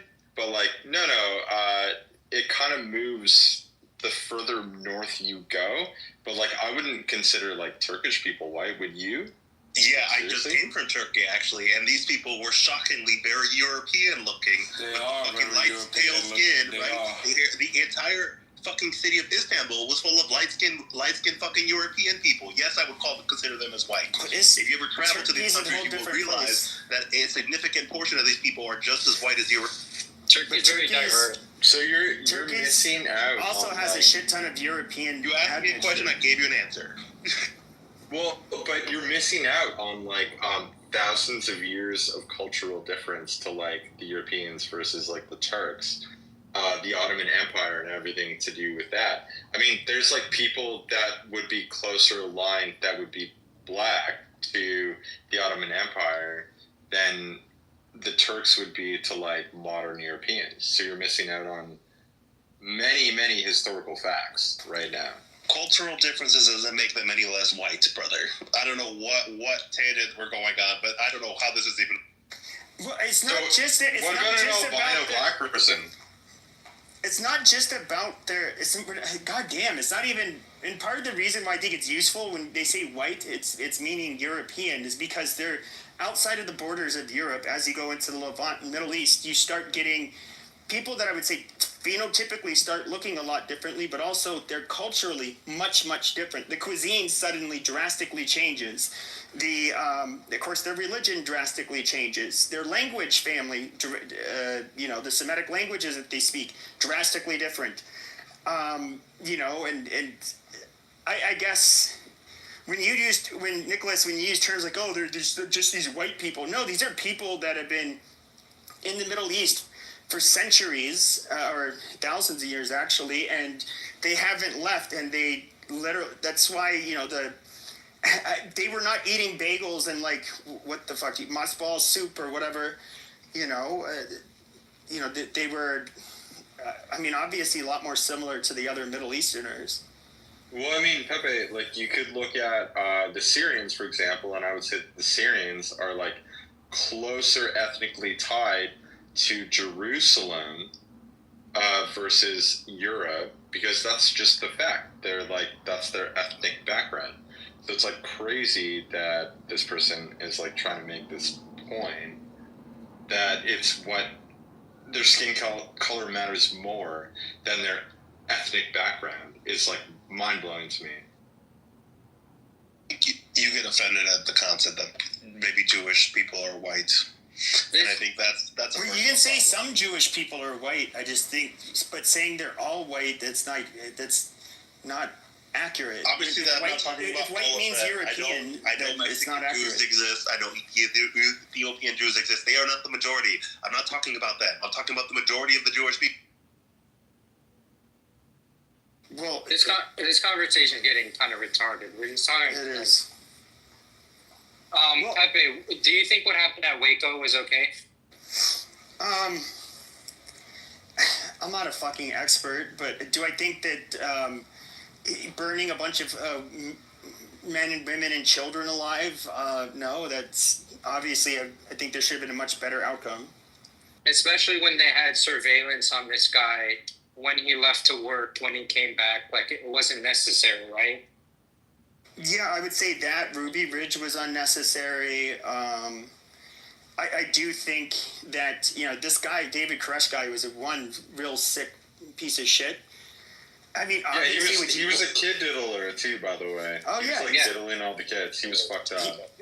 So very disgusting person. So it would be justified to go after that one guy, right? Especially when you have surveillance and the technology to track him and stuff.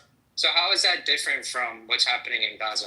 Oh, yeah, that's a lot different. Well, first of all, like in Waco, Texas, they could control the environment. It's one compound in a state where they could, they could see who's coming and going very easily, as opposed to like a highly densely populated area where because of their guerrilla warfare tactics, because of where they hide weaponry, because of their tunnel system, you don't know. How do you really target? And these are tens of thousands of people, not one person. It becomes a whole different. It basically becomes a war, as opposed to, I don't know, just trying to bust one guy. Well, are you aware of how Israel procures its targets?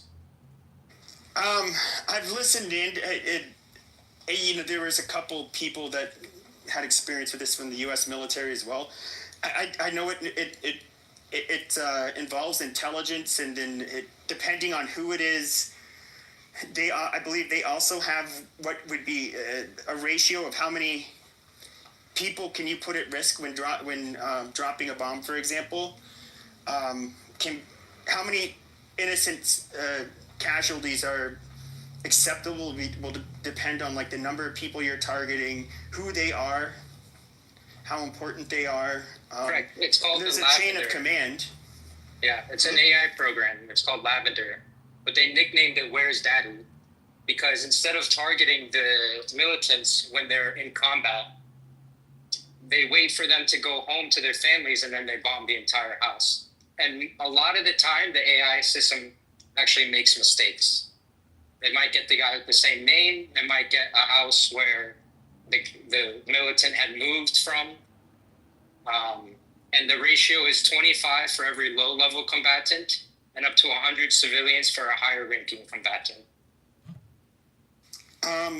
Yeah, I don't know. I don't quite know how that's different for other first world militaries when they're in war. I know that a lot of people have talked about this after the fact. People that have served where they know they ended up, targeting individuals and facilities with what ended up being faulty intel, and then innocent people were being killed. I know this happens. There's a guy, John Spencer. I've listened to him talk. I don't really. You have to understand, I know it happens, period. So just because it happens doesn't show me that, Israel's doing it the wrong way. I don't, do they do it worse than other first world countries? I haven't seen that.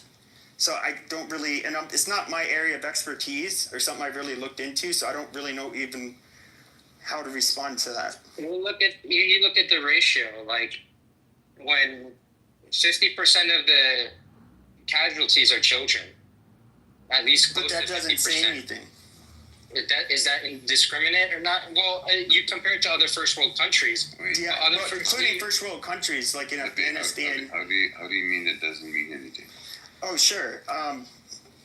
Because especially Afghanistan, it was very common to be fighting children.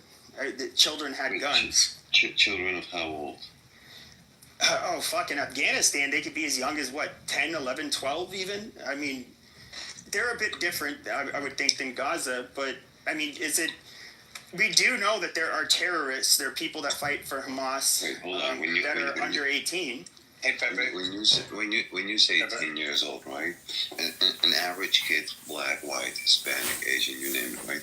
You think the average 10-year-old can handle an AK-47 and go like freaking ham? In Afghanistan, yeah. The average kid can pull a wire and fucking blow up a bomb, though. Oh my god. I think we should talk about Sudan, because there's been hundreds of thousands of more people that have died in that war than in the Gaza conflict, so I think we should talk about that one. Well, that's unfortunately, it's just a bunch of dirt poor, dark-skinned Africans in a part of the world none of us have. Mainly done by the northern. If any of you, a lot of Arabs killing a lot of black people.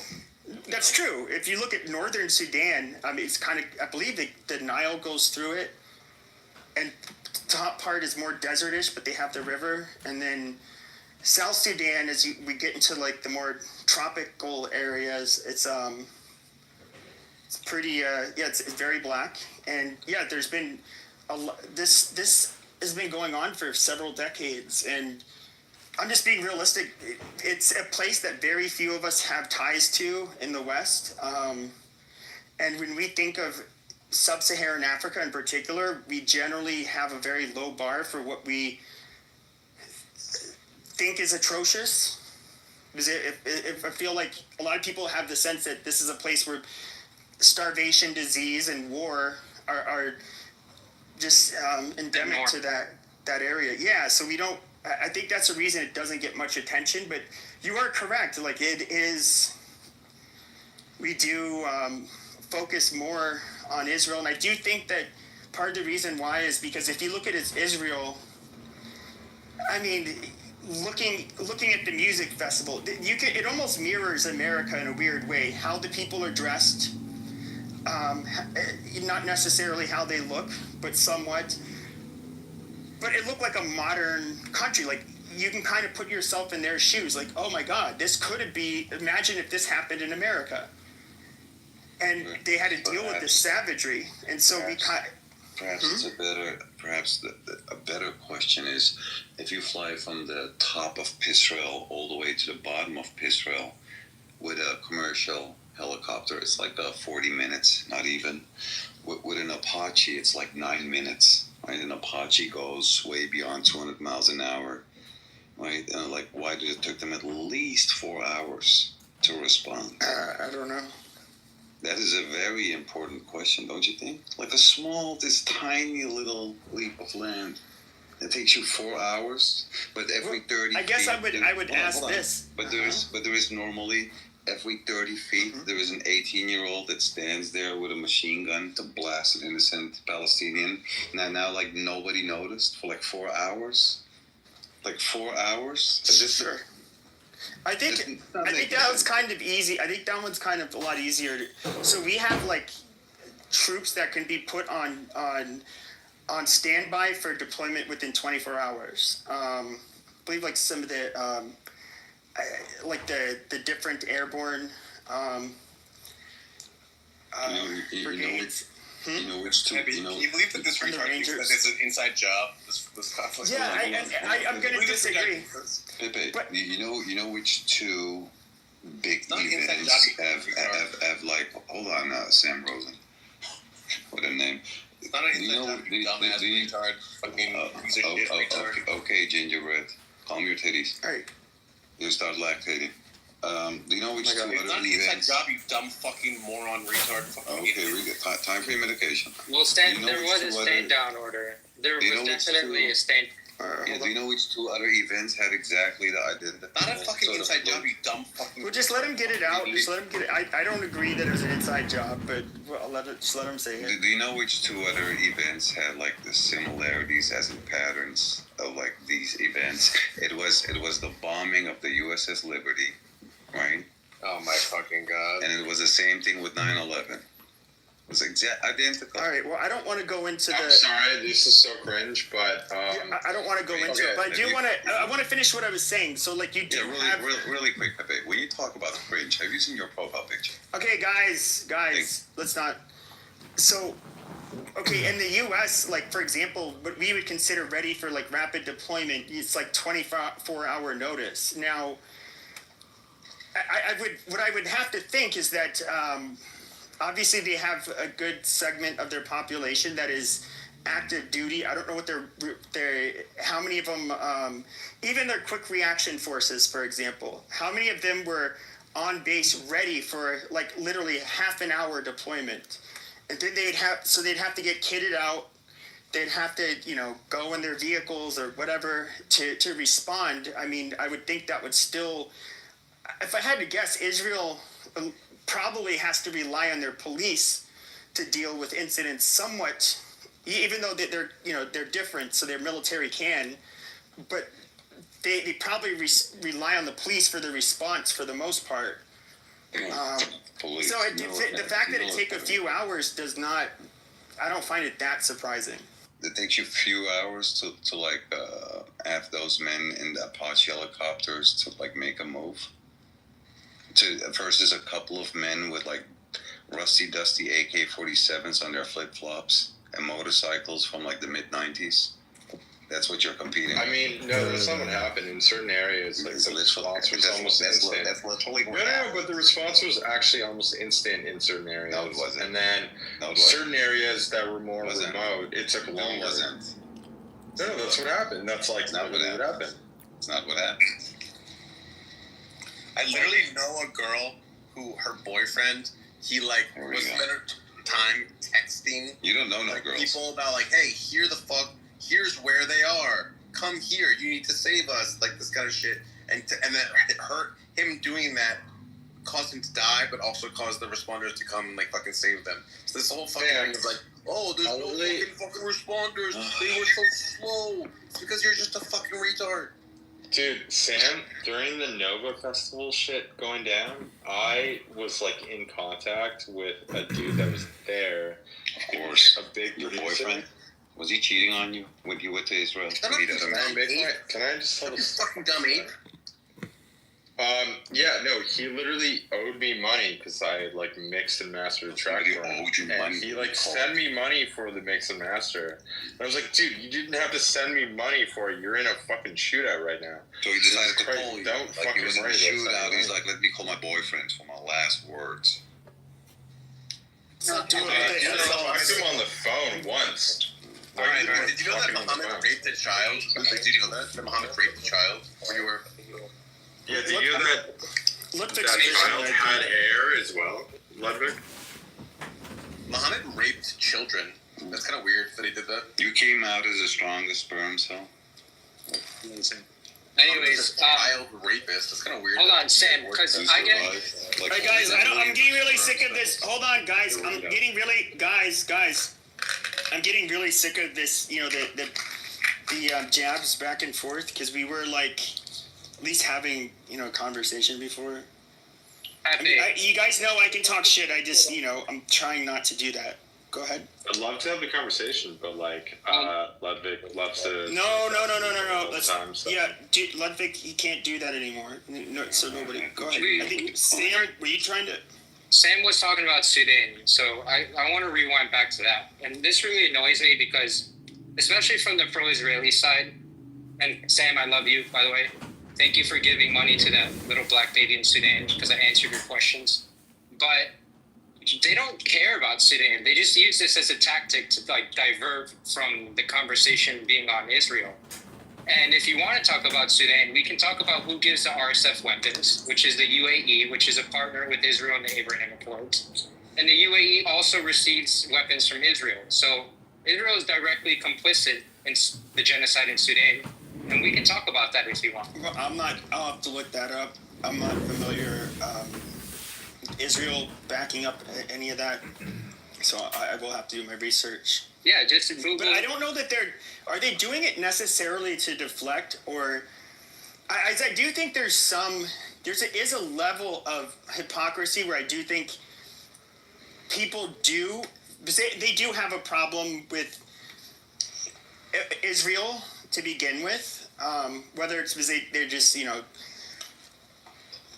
because they happen to be Muslim and have a very strong opinion about Israel, or maybe there's a lot of, there's white people that just hate Jews, for example. There's some of those people. Then you have like leftists who kind of hate them because either, the same reason they bitch about, our country. But I do think, there's some hypocrisy there. Don't you think? Like, yeah. Is America was America any better for what we did in Iraq? Pepe, are you a right-wing populist or you're like right-wing imperialist?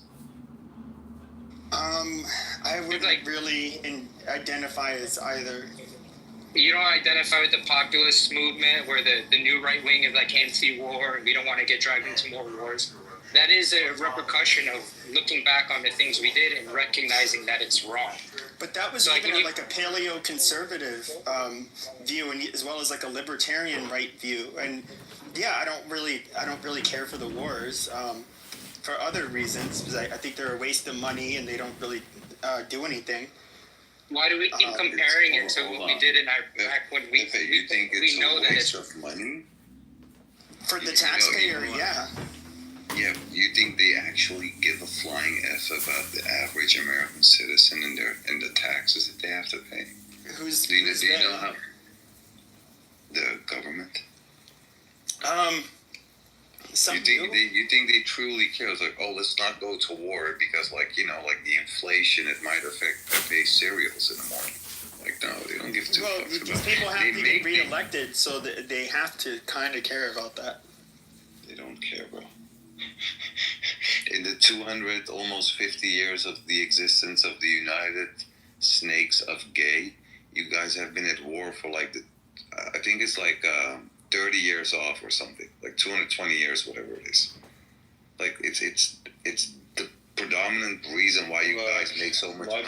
We get it. You hate America. You hate America. I don't hate America. It's fine. Yeah, you do. You hate America. No, I don't. You fucking hate everything about it. You hate women. That's why you're gay. But what I was saying, this is how America makes money. I have a wife that you have a crush on, so that's the reality. Nobody has a wife. No, Ludwig, you hate America.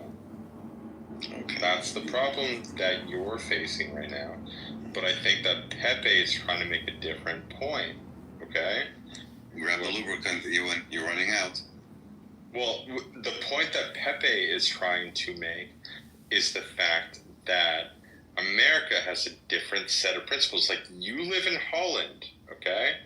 You live in a different country than America. No right? shit, Charles. Your worldview is very different to Pepe's point of view. How so? I mean, for example, you guys... I don't know, live with your parents until death, apparently.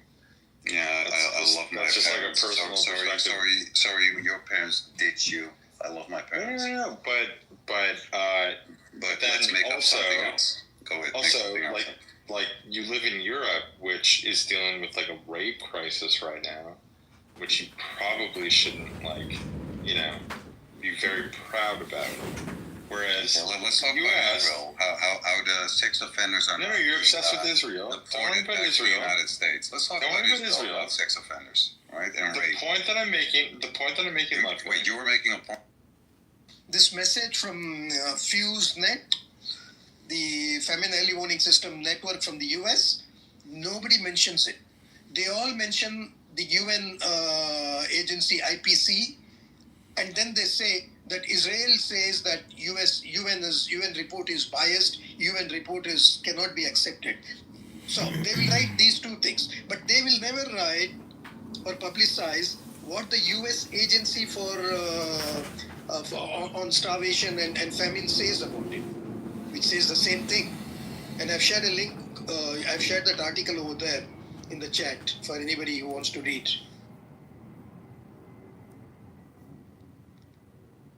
Thank you.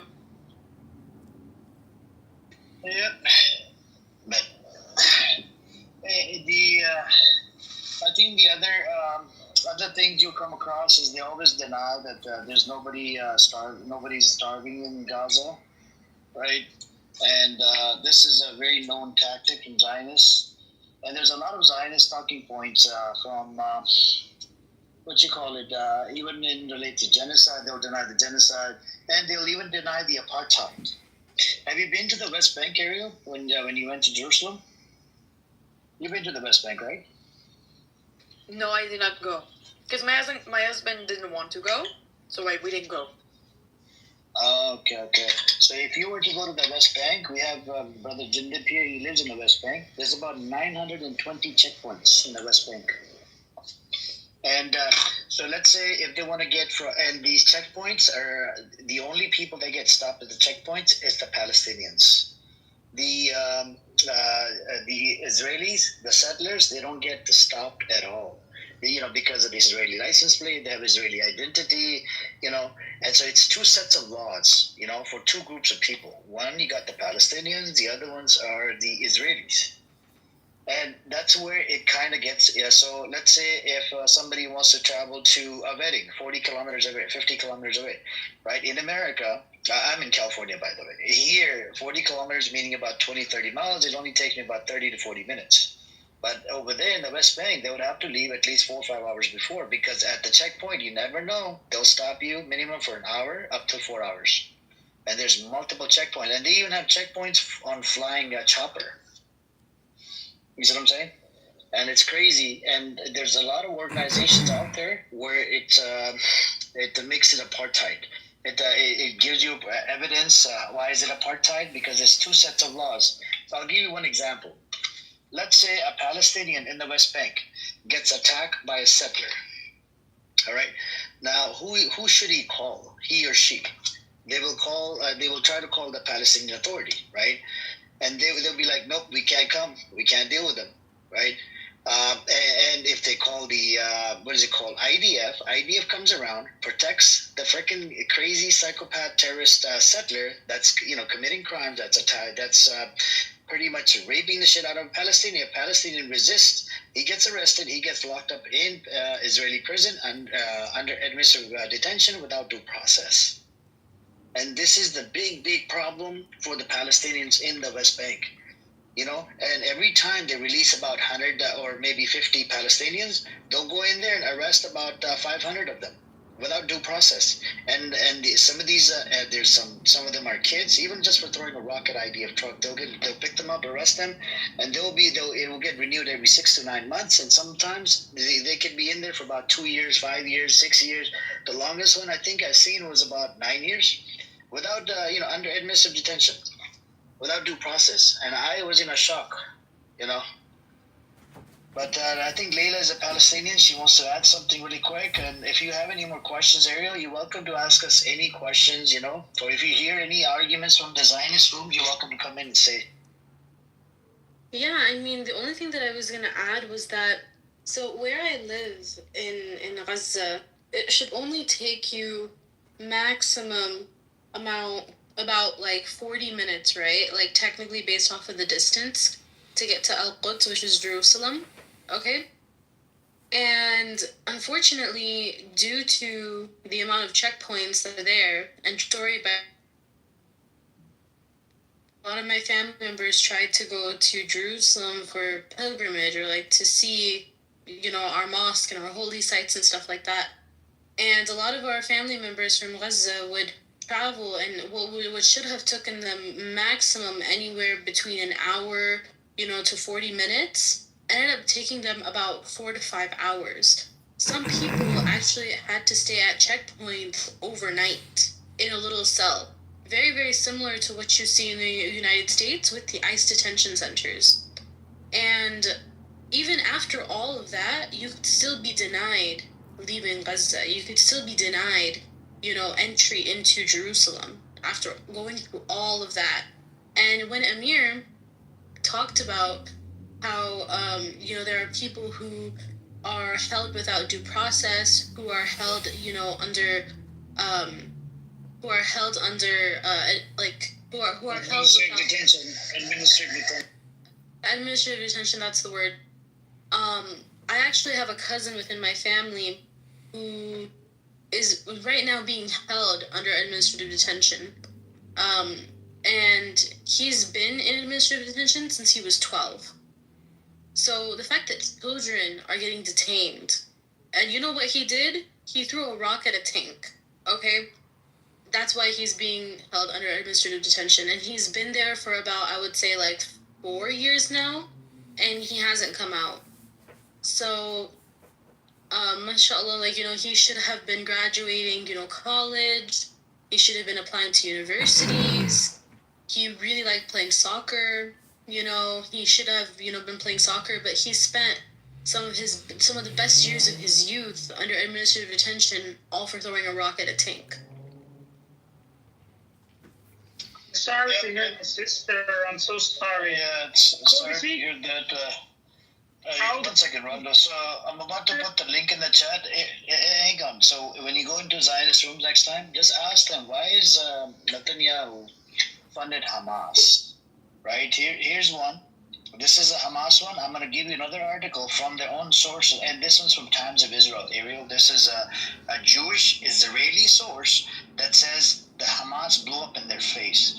I'll give you another article where Netanyahu is giving weapons to ISIS, Islamic State, that's stealing the aid for more than a year, and that sells it in black market, for triple the price or like 5 times the price. And then they kept on blaming Hamas for stealing the aid, blah blah blah, and they would do this all the freaking time, and then they'll go in there and try to go after, and all this stealing was happening under the IDF, under the IDF supervision. So I'll put another article. If you can bookmark it, save it, and this is Times of Israel. I'm going to provide another article from Times of Israel about the ISIS thing. Go on. I just wanted to say to the sister, I'm very sorry about your brother. He doesn't deserve it, and I hope he can come out soon. SubhanAllah. These people, bro. I was going to ask you, sir, by the way, how old was your brother when he got arrested? So, it's my cousin. My brother, I have 3 older brothers, and inshallah, like, they have their own experiences with the IDF. We're American, so we get a little bit of a leeway, if you could say. Like, of course, by face, by language. Of course, by face, by language, when we go to Palestine, we appear like we're Arab and whatnot. But, so, like, the IDF, like, when they interact with us, they see, okay, like, like, they're Arab, they're Palestinian. But then we whip out the American passport, and they're like, oh, like, they start apologizing and stuff. But the person that I was talking about is my cousin. And he was about, I think, 12 and a half, closer to 13. If I remember correctly, it was about a week before his 13th birthday. And the reason why I remember that is because, like, I remember talking to him, a day or two. He's like, I'm like a little bit old. I'm like his big sister, right? So, like, I'm a little bit older than him. I remember talking about him like, oh, what do you want from America and stuff like that. And that's like the last conversation that I had with him. I was one of the last people to talk to him, and I haven't been able to speak to him for the past 4 years. SubhanAllah, that's so evil, bro. It's a 15-year-old child. It's crazy. I even have like it's crazy. Wow. Yeah, I'm in the swag in the house, and my brother's speech. It's crazy. SubhanAllah. That's just so evil, sister. Amir, think about it, brother. I don't even think in America you can arrest a person at the age of 12. I hear you, Rondo. So, Ariel, I put 2 links in the chat, ISIS and Hamas, and the third one I posted is for Rolo down in the audience. He says Muslims are the problem, Islamists is the problem. Apparently, I don't know if he's aware of it, from his Jewish scholars and rabbis, majority of them agree to this, that thanks to the Muslims in Jerusalem, they were brought back to Jerusalem. Otherwise, no offense to anybody that's from Christian faith, the Christians, they wanted to kick them out. They do not like they did not like the Jews. But when Muslim, conquered the land, they took over. They brought the Jews back into the land. And by the way, Caliphate was Islamist. By the way, Rolo, I don't know if you know about this. You should be respecting, the Caliphate. You should respect all the Muslims instead of talking smack about it, instead of talking shit about Muslims in your rooms, in here, or in real life. And learn it from your daughter. Your daughter is pro-Pali. She's raising funds for the pro-Pali protest. I don't know where you get your facts from. You're just a dumbass. you know. And what else can I call you? A kangaroo fucker. That's it. That's all I can tell you from Australia. Laila, are you there, Laila? Hey, Laila, are you there? Amir, are you okay? You okay? I'm okay. I'm okay, kangaroo fucker. Did you want to say something? Yeah, look, I get how you get. Islamist is a problem. Islamist. Did you read the rabbi? Did you listen to the rabbi? I wanted to be able to ask you something, have a conversation, or you're going to Ask. Okay, go on. Are you okay? Look, nothing that I said is non-factual. The fact is that 90% of terrorist organizations that have been designated by countries just happen to be Islamist. I don't know why you're getting Same talking point. Bring me something new to the table. We debunked your claim last time. How's your daughter doing, Ro? You never talk about Palestine. The fact that Hamas is. She's still supporting. Hamas was funded by Netanyahu. ISIS is funded by Netanyahu. What do you want me to do? I gave you data in the chat. An Islamist terrorist. Your daughter is an Islamist, Ro. What's an Islamist? What about the Houthis? All the IRGC, all Islamist terrorist organizations. What is Islamist? Does your daughter support the Islamists? And rape your daughter and pillage and to be able to conquer. This is what they do. So Rohan, hang on. One question to you. If you want to talk about these things, you've got to be. Yes, I want to talk to you about. I want to ask you one question, Rohan. Accuse me of saying lies. Okay, can I ask you one question, Rohan? I'll ask you one question.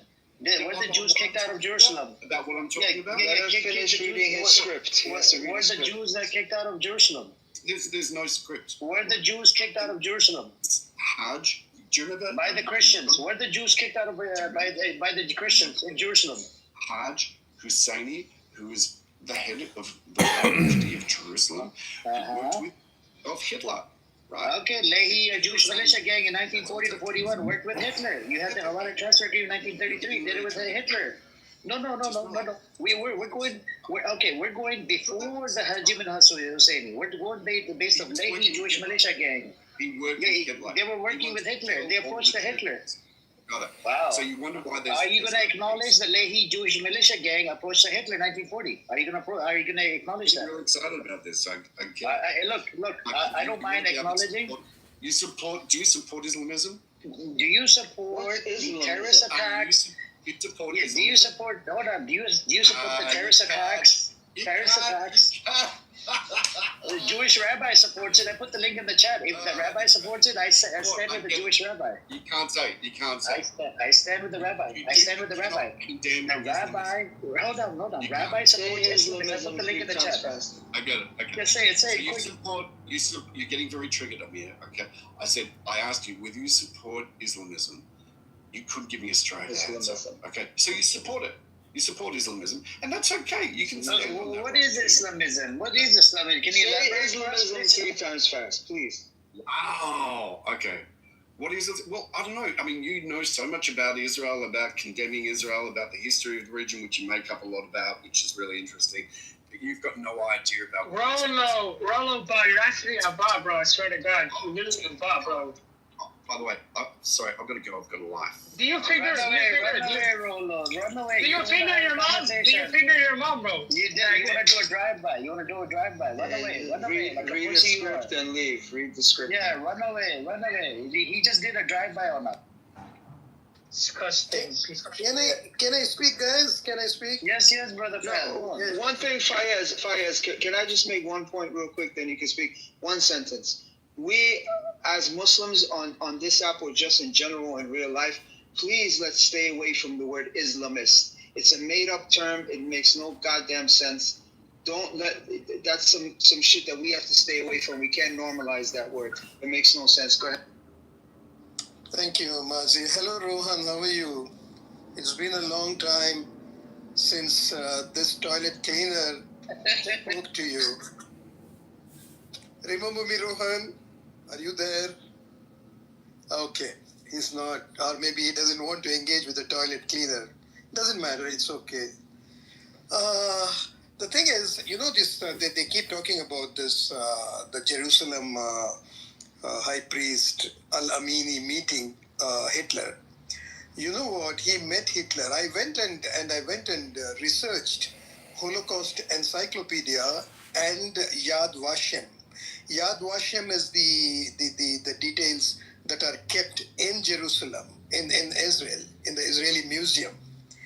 And both say that Al-Husseini did not meet Hitler to target or to incite him to kill Jews. First of all, the Holocaust started in the early 1930s.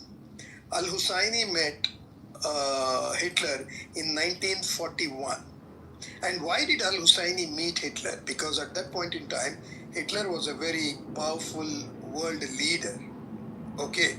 And the Zionists were already making deals with Hitler because the Zionists were not getting from the British whatever they wanted. So what they would do is go to Hitler and get him to support their cause, and thereby, weaken the position, weaken the hold of the British on Palestine. This is what they did. In fact, some of them went to the extent of making deals with Hitler, overlooking the Holocaust, the mass killing of Jews that was going on. In fact, there was a Hungarian Jew who made a deal with Hitler, and during the course of the negotiation,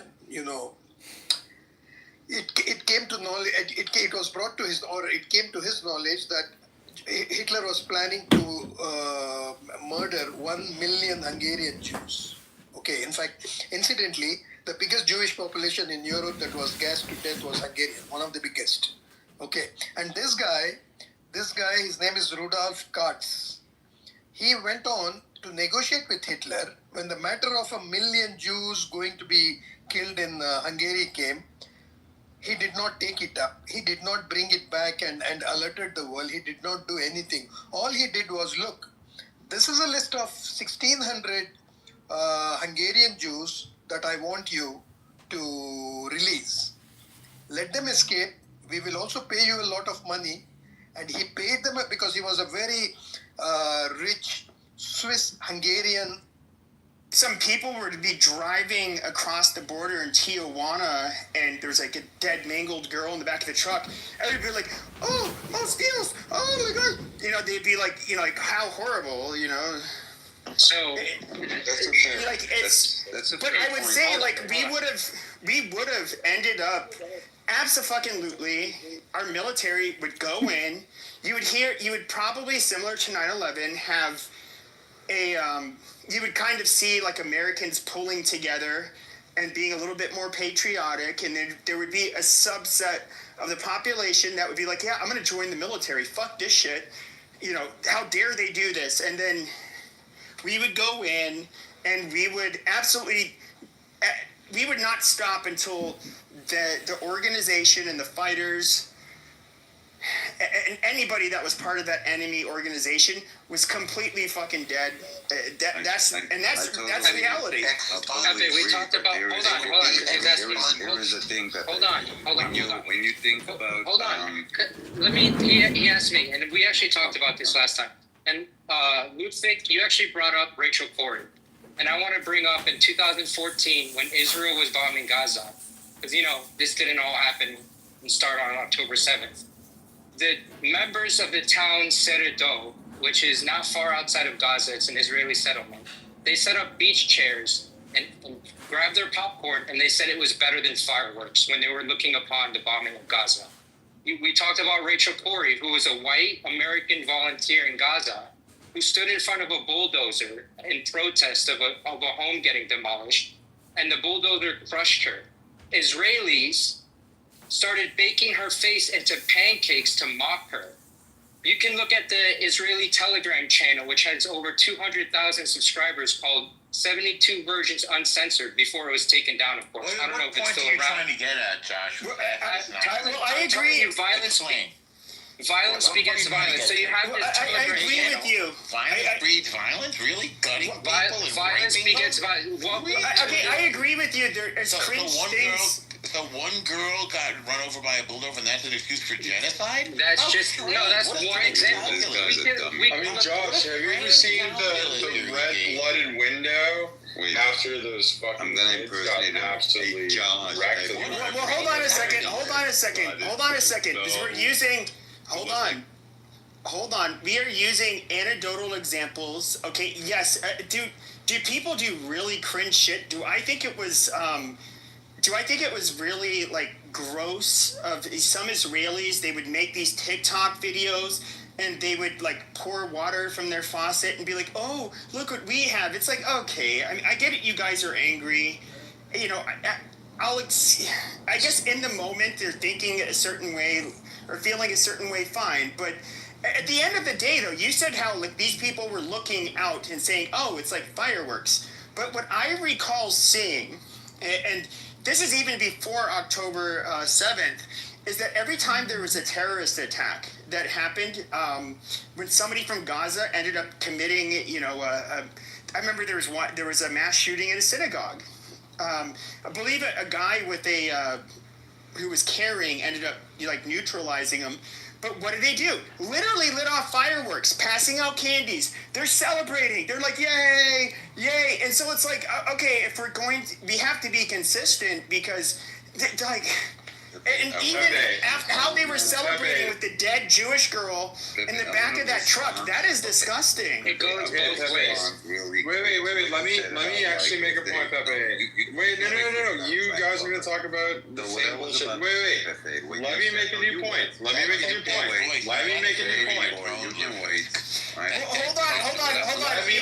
point. Ewan, I'll let you go next, but Ludwig, I was countering what Ludwig said. You can respond to him. Yeah, you can respond to him, okay? Yeah, you can just wait for your turn. Press a button. Okay, just don't taunt, just say what you say. No, I wasn't taunting. It's like a lot of time in front of me. So what I want to say is, like, you gave a perfect example with, like, why is this guy still speaking? What I was saying about, like, the example you gave with Mexico, right? What you're forgetting is this did not start nowhere near October the 7th, 2023. Nobody said that it did. No, exactly my point. It started on the 14th of May, 1948. But nobody said that it started on October. It started before that even. This war started on October. All right, just let him finish. Because I already have... I already have rebuttals that I'm not going to give. I said Owen can go next. You think El Normo, you can go after. You go all the way from the 14th of May, 1948, all the way to October the 6th, 2023. That's decades, my friend. Decades of innocent men, women, and children getting slaughtered. Women dying at the border that are delivering a baby that are not being allowed to cross the border. Right? And we have like an ungodly amount of these stories more. And then to be like upset about like October the 7th. And by the way, I don't approve it. I don't support the killing of nobody. Well, you're not upset That's about for the it. record, right? But you're not upset So about Just let him land. You guys get to go Batman next. Just let him land. So if you're looking at this, and then it's sort of like, well, October the 7th, that's really surprising. You've been slaughtering these people for like 75 years. What's really weird about it, this eventually was going to happen, by the way, with the approval of, the state called Israel, because they waited with at least 4 hours to respond. So the blood is on their hands. It's your fault, El Normo. It's your Israel supporters. Oh, of course it's our fault. All right. So Ewan, hold on. Ewan's gonna go, and then El can go. Well, you know what? Gaza is your fault. You okay. Deal with it. Those dead people, your fault, Luke. El, save it. El, I will let you go for a few minutes uninterrupted. You can say whatever you want, and I will not allow them to interrupt you. But please let Ewan go, and then El Normo, the floor will be yours. All right, Pepe. What I will say is that you should, and this is just for you, I don't care what the rest of the fucking room thinks, to be honest, but you should probably be looking at what Elon Musk is tweeting about, talking about England, for example, with the fact that you have girls pulling out knives and axes to defend themselves from migrant people who are threatening them. this whole country. You don't get to interrupt, Ludwig. Let him say what he's gonna say, and then El Normo. So the country that I live in has become the rape capital of Europe. There are 73,000 rapes a year, and every woman that I talk to is fucking afraid in every town that I go to. I travel around. I know people. I know lots of people where I live. I speak with Polish women. I speak with all sorts of other women. I just had a conversation with a Polish woman. But what I will come to the conclusion with is that women are fucking scared of what's going on in this country. And not only that, but there's a massive flag waving movement where people are putting flags up all over the country. And that is literally the beginning of it. And the UK is going to turn into the beginning of a major movement, probably across Europe.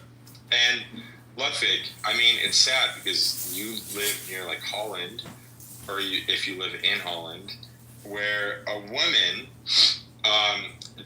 she was 15, underage, just got raped by a migrant. She was let out 2 times on bail for raping women within the past week. So it's sad. He was the state of affairs. I'm not sure. Yeah, he was. He was let out. He was let out. It's disgusting. Share the link. I will. It's all over Twitter, man. It's all over Twitter. And not only that, I've seen it. No, literally official news outlets are reporting on it. Stop interrupting, Ludwig. Yeah, let me finish my point. Stop interrupting. Let me finish my point. Just mute him. Made a point. Well, I can fucking finish my point. Okay, go ahead, Bubblehead. Okay. Stop interrupting you, Albino. So the number one issue right now that is becoming. Okay, faggots. So the number one issue Just try to wrap it up. In the UK and the rest of Europe now is becoming something called a migrant crisis, and it's becoming major, and the US has to worry about it as well. It's going to happen to you guys. I know you guys shut the borders, but it's not in that way. And this is what Europe is trying to warn you. And this is why we literally have fucking Trump's people showing up to the UK right now, interviewing people. So we have a major issue on our hands, okay? The UK is about to split. I'm sorry. Okay. Let me. Okay. Well, try to wrap it up. You and I agree on this. And we've talked about this a million times. We do agree on it. I know. I'm 2 seconds away from wrapping up. But the fact that people like Ludwig, who lives in Holland, where this 15-year-old girl got raped. Ludwig, you can't interrupt. Just like I told them, you can't. My bad. I apologize. Where the police don't care, that's the problem.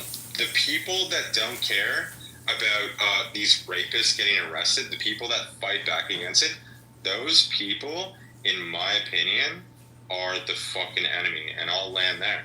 They're the fucking enemy. If they don't care about that, that's fucked up. Underage girls, dude. That's it. I agree. That was it. Go ahead. El Normo, don't say anything about Ludwig. Just make your point. I know you can do that.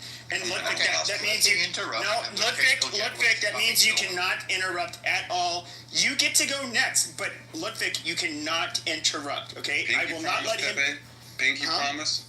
A pinky promise. You get to go uninterrupted after him, but you gotta let El Normo go uninterrupted. So I make no false promises, but I'm gonna do my best. Okay. Right. And if he interrupts, then he can't go next. Is that fair? No, I'll just, I don't want to have to move people, but just, guys, please, geez, it's not that fucking hard. Go ahead. I'm delighted that this ignorant convert mentioned 1948. May 14th, Israeli Independence Day. You know what happened on May 14th, 1948? Nothing. Israel declared independence, and the world recognized it without one single shot being fired. But wait, What happened on May 15th, 1948? 5 Arab nations attacked little Israel, just 1 day old, filled with refugees, weak little Jews refugees from all over the world, all over the Arab world, and all over Europe. 5 armies. Syria, enormous. Egypt, enormous. Jordan, quite large. Lebanon, big. Saudi Arabia, enormous. Plus 2 militias, one of local Arabs and one from Pakistan. What were they doing there? I wonder if that was a religious thing. And what happened to these 5 countries and 2 additional armies that attacked little Israel? They got their bloody asses kicked. Why do you have so What much was their saliva? point when they attacked? What was their point when they attacked? Oh, they told you what the point was. Bloody annihilation. They put it in writing. Extermination. What does that sound like? Genocide, perhaps? And they failed. And they attacked again in 67 and in 73. And what happened? They got their asses kicked. So now Israel has become, by winning a series of wars, the regional superpower, the dominant power in the region after finally kicking Iran's ass. And by the way, it deserved it for a long time as the world's foremost sponsor of terror. So yeah, Israel has a right to demand that its neighbors not be terrorists. By the way, Hamas is not a legally recognized government. They slaughtered the legally recognized government, the Palestinian Authority, in Gaza. That's right. They slaughtered the only legitimate representative of the Palestinian people. Fancy that. They're illegitimate. The Arab world wants them gone. The Arab League said it. The Arab League said it last month. They want Hamas out. Surrender, put down your weapons, give the hostages back. This is the Arab League speaking, not me. This is not a Jew telling you this. This is the Arabs telling you this. Give back the hostages, put your guns down, and get the hell out. I'll land it there. All right, so The I get it. hostages are dead, right? Quickly, Pepe, what I want to say. All right, I'll give you guys like a minute. I'm gonna start timing you, fucker. Give me 59 seconds. I'm good. Okay.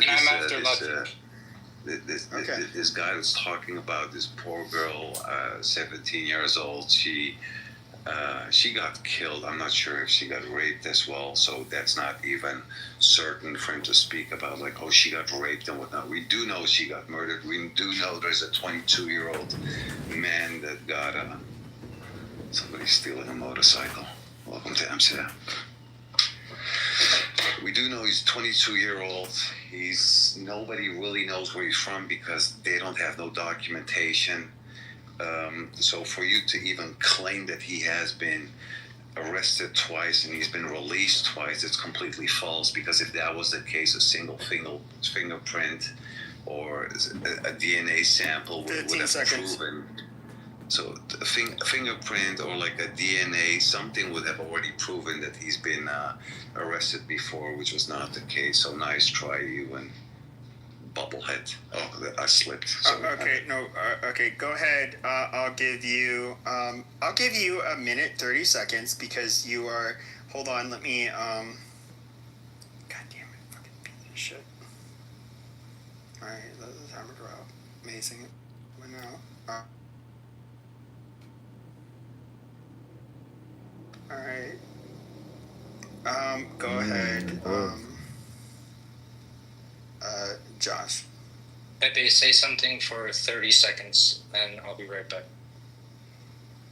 I could say something. Go ahead, Yohan, if you want to say something. Dude, let's keep it to Israel. That's what we're talking about. We can talk about the migrant crisis, but in all honesty, the migrants are coming from all over, and it's not. I don't think it really has much to do with the conflict in Israel. Okay, so in response to Norma in 1948, there were things that preceded this. By the way, the UN didn't recognize Israel as a proposition, not a declaration. So the Arabs had every right to reject it. But prior to the Nakba, there was the Deir Yassin massacre, All right. So when Israeli soldiers before it was the IDF, there were terrorist groups known as the Haganah, the Stern Gang. My bad. They bombed the King David Hotel. They're actually the first ones to do terrorism in such a way in the Middle East. The Deir Yassin massacre it happened, and they raped and killed women and children along with the men. So when the Arab countries saw this and they saw that Zionism was taking a hold militarily, they decided to do an intervention. Zionists will call it an invasion that came out of nowhere because they wanted to kill all the Jews or whatever. But it was exactly that. It was an intervention to prevent further massacres and further displacement that was already happening there by the terrorist groups Stern, Haganah, and what's the other one? Ergun. Let's call it what it was. It was a genocide. They said we want to annihilate the Jewish state.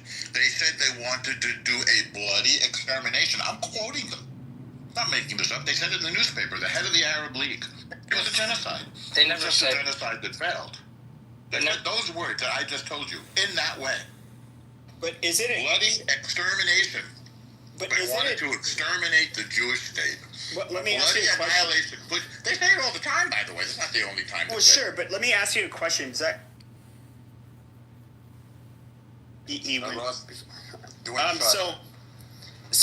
okay, and I'll let you answer, and then Alan's on stage. I'll let him say what he wants to say. And so when it comes to holy shit, I do think that when it comes to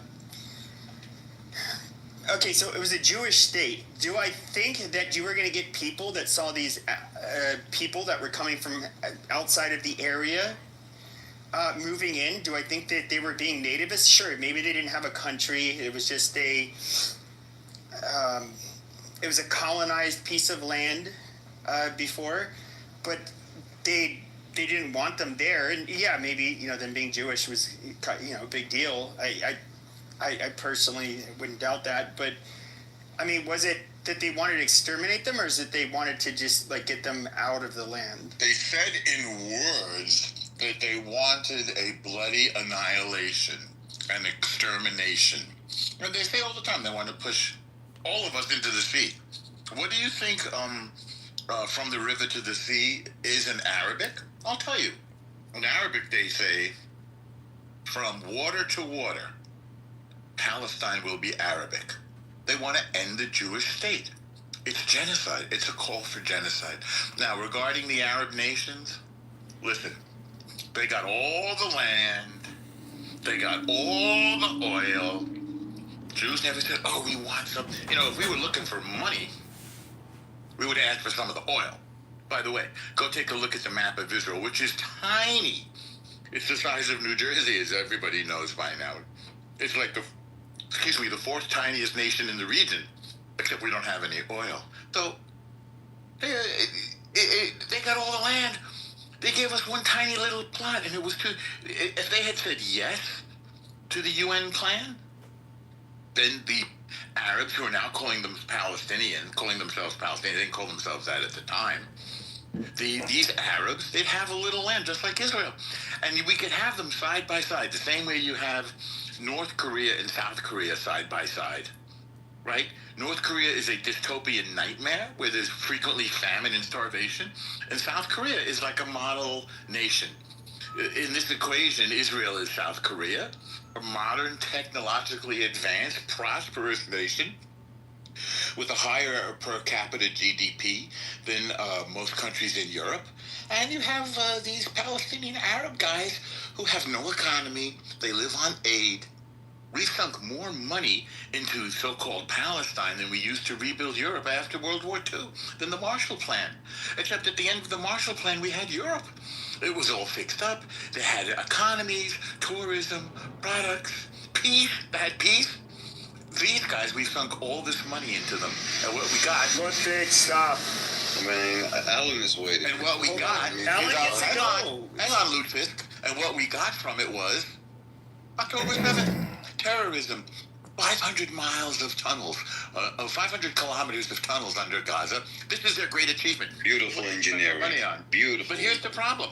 They didn't let any of their own people into the tunnels because they want them to die, because they wanted them to be killed by bombs, because they want their people to be shaheeds. They say it all the time. Just listen to them in Arabic. I've heard it, and I will pass it on to Alan, but I will say this. That is absolutely fucking atrocious that we had to send him... No, that we had to send those fuckers foreign aid, and the amount of engineering and money that went into getting their weapons and the tunnels. I mean, come on. Nobody wanted to help the Palestinians to be a bunch of savages.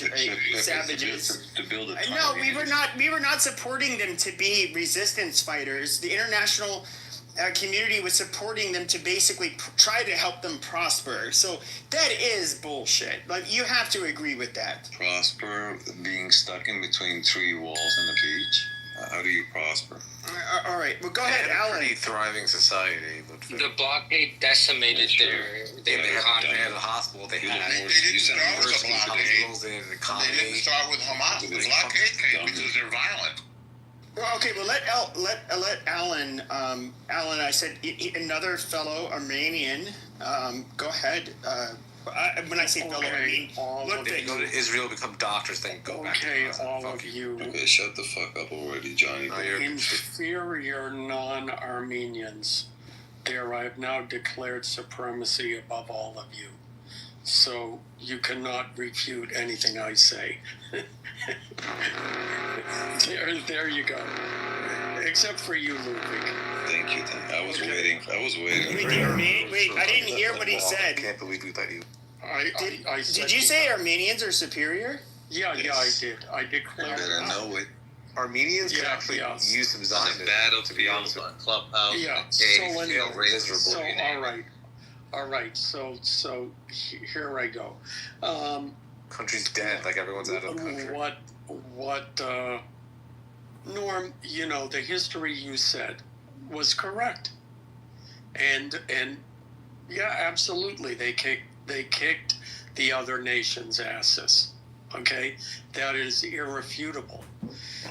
Flash forward though to today, and then within the last, I don't know, 10, 20 years, the way the world perceives Israel's actions as an underdog, and the way it perceives those actions as you put it, the regional superpower, are two different things.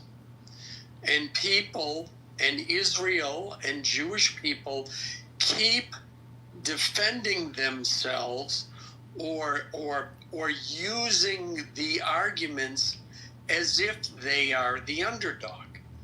And it isn't, and it hasn't been for a long time. And that's a problem. Now, I'm not going to get into the whole back and forth between Palestinians and Israel and any of that. I don't want to address that. I'm only talking about the perception on the world stage. I don't think you can argue that if you are landing punch after punch when your back is on the ground and a bully is on top of you, it's very different than if you are on top and the bully is on the ground and you're landing punch after punch.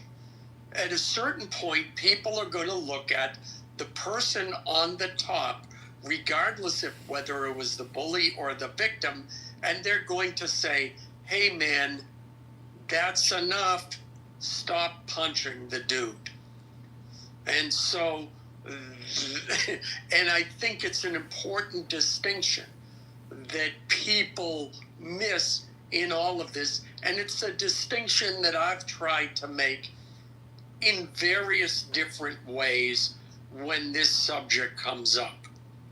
Because to me, and I'm sorry, maybe it's because I'm psychic, or maybe because I understand things or view things in a different way, but October 7th, I knew Israel was going to, that this was the last straw.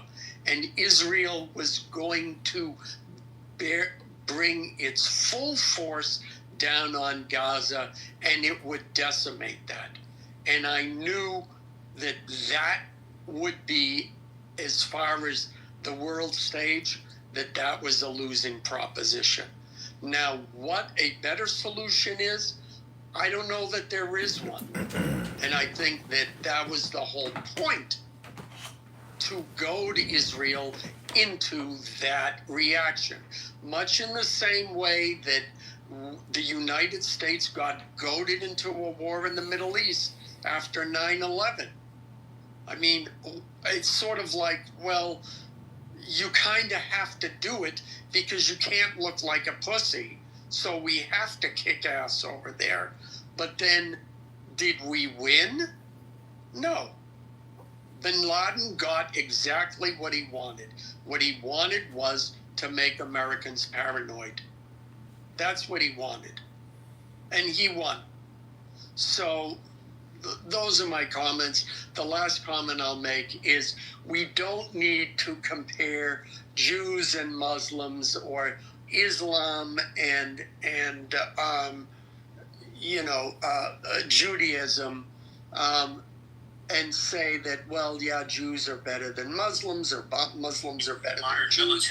I mean, what's happening in Europe, that's been going on. I mean, the grooming gangs and the violence that Muslims are committing in the Middle East, that bullshit and that scumbaggery and sadistic practices by Muslims have been going on, and it's the European leaders' own fault. That's something I've been, at least since 2005, the whole fact that Muslims are raping English girls and gang raping them and grooming them and mutilating and attacking people with acid and knives. That's been going on for a long time, and the British government and now the European Union are condoning it. Why? Because they're sadistic pigs, and they deserve to all rot in hell. Amen, brother. Perpetrators. So, go ahead. No, that's I'm done. I'm late. So you know the concept of intergenerational, what is it called? Intergenerational trauma. So the Jews were victimized. No, so now they get victimized. No. We're not talking. No, we're not. No, but that's not what we were talking about. They need to. Why don't you just kill them all? Like, why don't we just repeat concentration Oh my God! And wipe them off the map?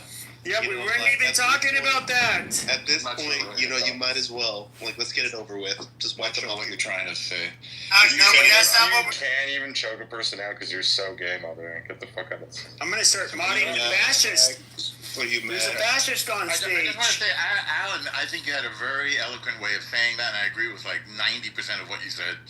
And I'm going to agree with you, but also disagree on the subject of Israel. Is it the guy on the bottom or the guy on the top? Yes, you're right. Israel has emerged as a regional superpower. But that's as of June, when we had our 12-day war, because before that, we were fighting proxy wars. So if you go all the way back to the period after Israel declares independence and then kicks the ass of those nations that tried to wipe us out, it became a proxy war in the Cold War, meaning the United States was behind Israel to keep the sort of the Western power in the conflict, and Russia, or I should say the Soviet Union, was backing the Arabs, and that was the play there. And then the Soviet Union imploded, and so the United States was the only remaining superpower, and Iran shortly thereafter stepped into the vacuum and became the greatest sponsor of terror in the region. So there was actually an existential threat, Alan, from Hezbollah to the north. They had a lot of missiles. It's just that Israel was counting them and knew where they all were, and then exploded them before they could attack and overwhelm the missile defense system. They were supposed to attack at the same time as Hamas, but they didn't trust each other, and Hamas rushed it. So there was an existential threat, despite the fact that Israel has emerged as the regional superpower. And also, we didn't know that Iran was a paper tiger. We didn't know that they would be that easily defeated. At least I didn't know, and you didn't know. So Israel went into this, I would say, as first among equals, shall we say, on some level, but has emerged, especially with U.S. backing, as the superpower. The U.S. doesn't want to get involved in this. U.S. would just as soon sell Israel the weapons and let Israel be the peacekeeper in the region. And the other stuff that you said, I kind of agree with. I'm not anti-Islam, but I am anti the destruction of the rule of law and decency, the kinds of things that you're seeing and that you're talking about around the world. We're worried, I think, that this is this weird sort of fake coexistence going on that's then going to turn into a real subversion and a destruction of the values that we hold dear. All of our freedoms, free market, free to dress the way we want and express ourselves the way we want and trade the way we want. We're worried that Islam is doing one of these weird kind of jihads by passport. Yeah, it's weaponized Can I jump in? Wait. Yeah. Could I jump in with that? So, Norm, I have a question for you. I find that, when we get into these conversations, especially about Europe and the UK and stuff like that, you don't really want to talk about it. I do agree. I do kind of agree with you. But I do think that when it comes to, you say we should not talk about Muslim, and Alan was kind of saying Muslim versus Jew. I get it, but when we talk about and even this is kind of why I didn't want to diverge from the Israel. Gaza conflict, because it is somewhat unrelated, but I will say the people that, and I've been seeing this a lot online, a lot of the people that I think are hostile towards Westerners and Western values, that are pro-Palestine, they're taking on both the far right and the far left positions in particular, in order to propagate their cause. And if we look at the far right, they're going to be far more likely than others to say hey, wow, these migrants are a problem. And of course they always have this convenient excuse. Well, it's okay, so the Jews are kind of pulling the strings. Amazing. And it's just okay, but I don't want you in our country. And they're like, dude, we wouldn't have to be in your countries if it wasn't for the Jews. The Jews are, causing you guys to cause instability and, I don't know, wars in Middle Eastern countries. And if it wasn't for that, we would never come to your fucking countries. I wouldn't say it's the Jews, though. Wait. But no, these are what the pro-Palestinian people will say, Muslims in particular will say to people who are further on the right, or maybe they're just right wing. You talking about? Okay, let's scroll up. Say, hey, even though they're literally coming into Europe in droves, they're hostile to the native populations of Europe. They will say oh yeah, the only reason this is happening is because the Jews and or the Zionists is usually how they'll put it. They're they're goading the United States into all of these Middle Eastern wars and destabilizing the place, and then they have to flee, and then we're coming to Europe, and we get it, bro. It's we don't want to have to come to your countries. We would love to come back to where we came from, and they it's kind of a. There's so much subversion that happens online, and I've seen so many people just eat this shit up. You have these cockroaches like Suleiman, Khaleesi. She blocked me. I called her a lot of choice words. I don't know. I kind of get what you're saying, but I'm just kind of frustrated. You like to be dumb. I'm kind of frustrated at this point, Pepe, because I don't know. I look at every social media platform, and it could be And Norm left. Yeah, of course. He always leaves when this conversation comes up. I know this is what it's. I mean, you did change the topic, to be fair, but and Alan kind of touched on it. Like, Alan, I don't have a problem with Muslims. I've made it very clear. Like Prince, Mikhail, any of the Muslims that I've talked. I'm sorry, hold on. Optimize service of process for your team. Manage service end-to-end in a single platform. Secure a qualified local process server for you.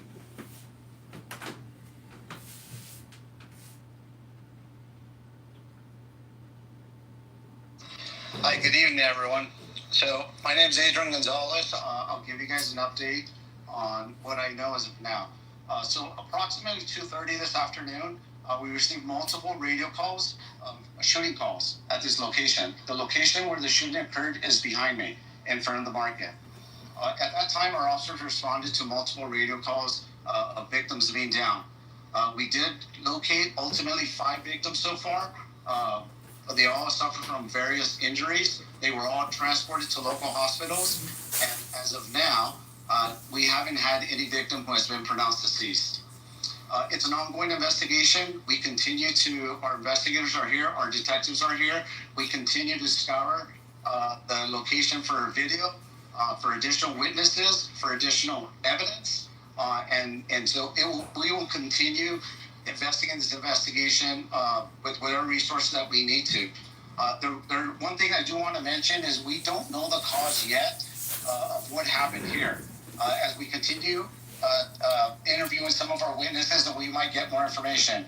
We are looking at it from a gang-related component, and so that we have our gang officers here. We have additional gang officers working the streets, conducting follow-ups and trying to gather more information.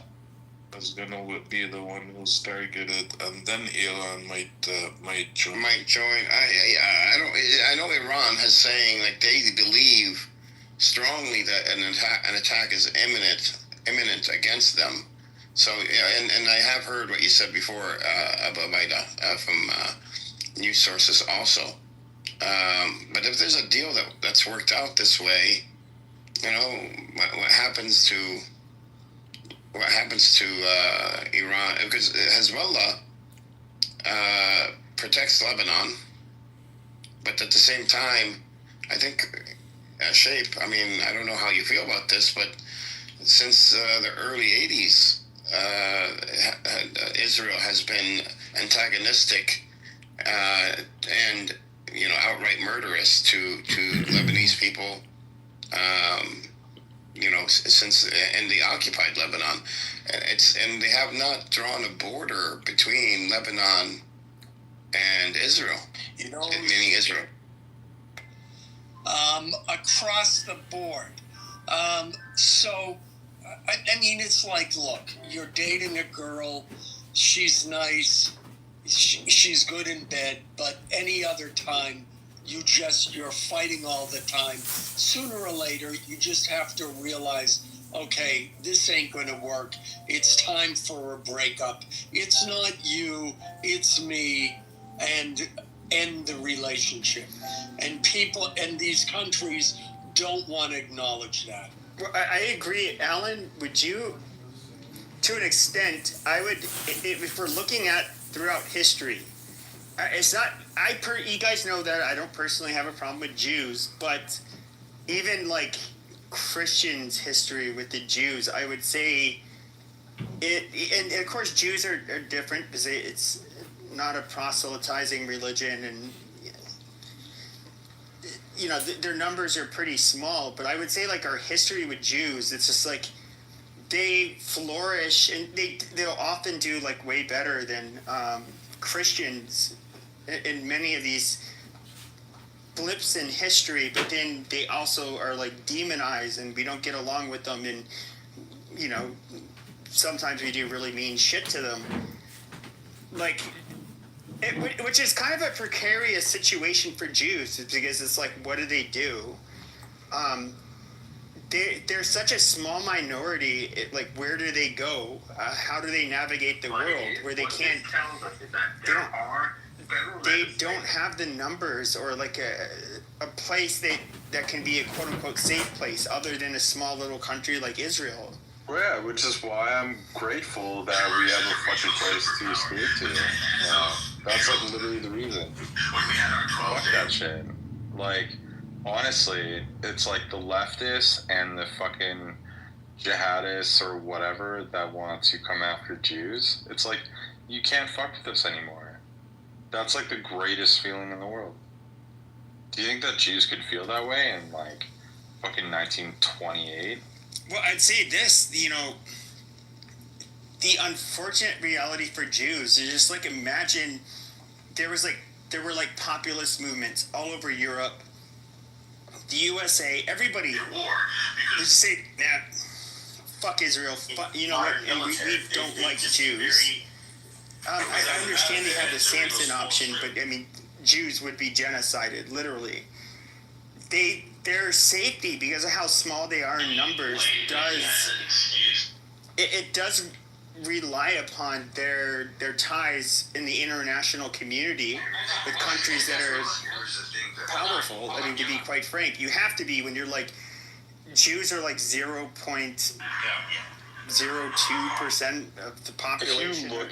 If you look at the entire MENA region as a whole, you can barely even see Israel. It's like tiny. That's like the reality of the situation. Well, I guess like, it's surrounded. No, I get it. And I guess my reality, or not my reality, I guess what I'm wondering is that Jews are kind of like in a precarious position because they have not been treated the best by anybody, really. If you were to go back centuries, just they have their nice the moments in time where they're treated very well, but then they're also treated very poorly. It's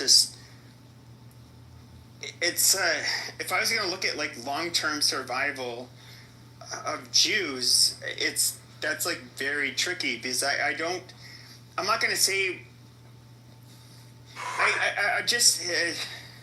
I don't mean this in a mean way, but I don't think Jews are natural allies to Christians because otherwise Christians and Jews would have always gotten along, which it was not the case.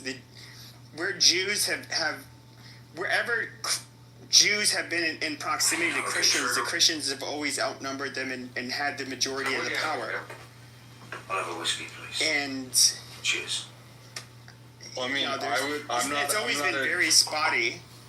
I'm not in terms of how we got along. Spokesperson on this app, so they'll probably hate me for saying this, but like, yeah, Christians and Jews have not gotten along at every point in time.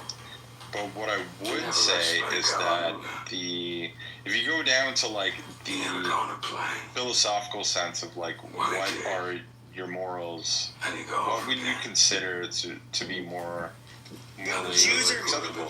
Jews are no, like I'm talking about the region, like the physical region of Israel versus Jews. Any of the countries that like surround that. Well, sure, Jews are I would say religiously in terms of. I don't know that much about Judaism except for what I'm just talking about Israel though. I get it. No, I get it, but like. Obviously, Israel is far more similar to Europe or the United States than any other place in the Middle East. We all agree on that. What did Israel do, Pepe? What did it cause? What do you mean? It caused the Abraham Accords. Yeah. Okay. So, I mean, if you look at the Abraham Accords, right? So you have Saudi Arabia, the United Arab Emirates, who I have friends now there.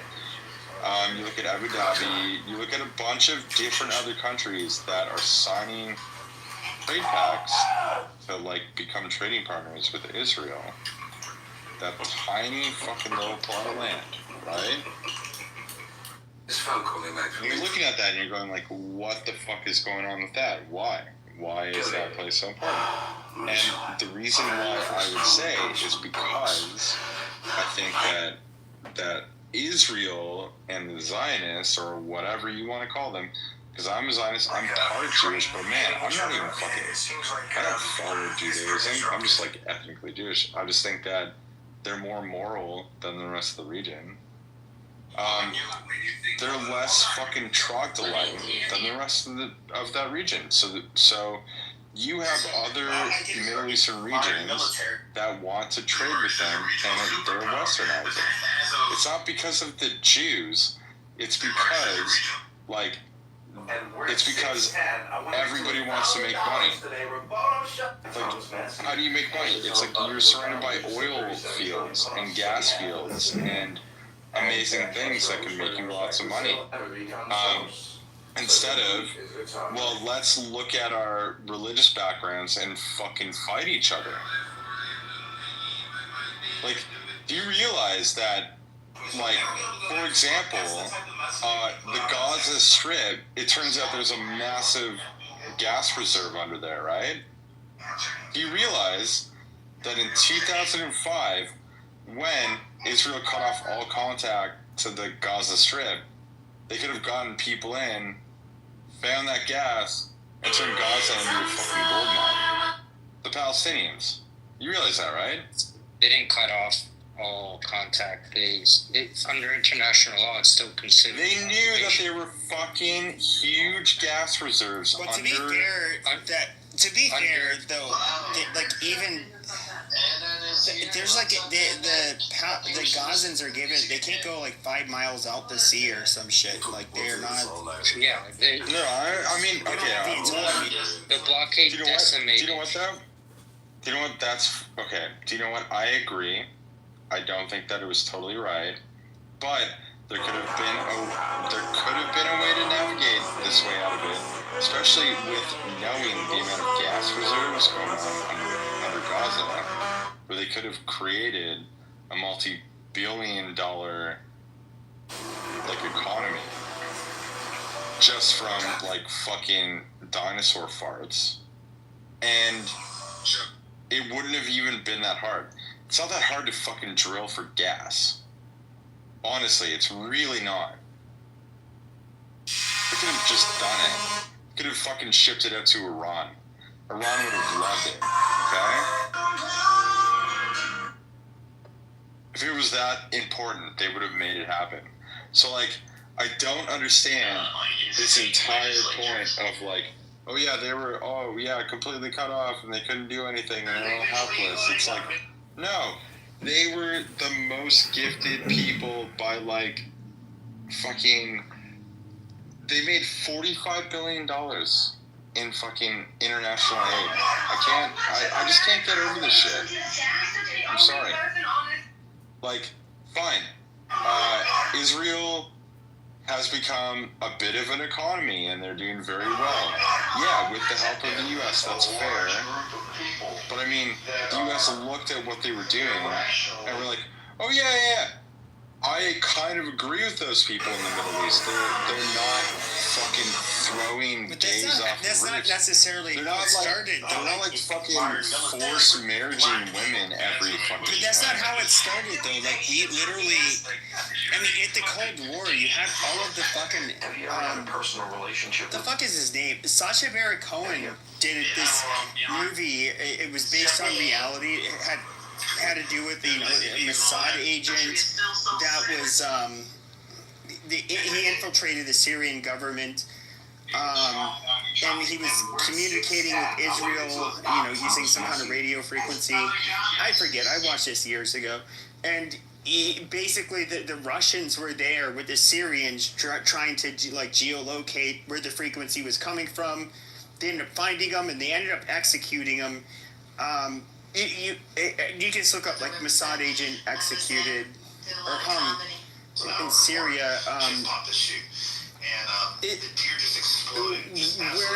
Where Israel was like invaluable to us, up until like especially 35 years ago was they sided with us. They were not under Soviet influence like like their surrounding neighbors, and so and of course, if you look at like the piece of land that they have, I mean, it was pretty. Emerged as a regional superpower, but that's as of June. When we had our 12-day war, because before that, we were fighting proxy wars. So if you go all the way back to the period after Israel declares independence and then kicks the ass of those nations that tried to wipe us out, it became a proxy war. In the Cold War, meaning the United States was behind Israel to keep this sort of the Western power in the conflict, and Russia, or I should say the Soviet. Personally, and I don't want any of the Zionists to get mad at me and shoot me. Like, it looks like they, to be fair, they were spying on Israel when they got attacked. The USS Liberty attack. What Marshall was so probably did it intentionally, but once again, I don't have a super strong stance on that, but there's no way I can fucking prove it. My personal take on things is that people are too hung up on historical things these days, and I kind of find it retarded. Like, well, I'm not hung up on it. Yeah, but no, it happened in the late 1960s. But so I'm not hung up on that. History doesn't matter anymore. So, but these are the same people that can't stop talking about. I don't think that you should throw out all history, but like the obsession with history actually makes you guys like focus on something that isn't relevant to like today's world. Well, I do think that,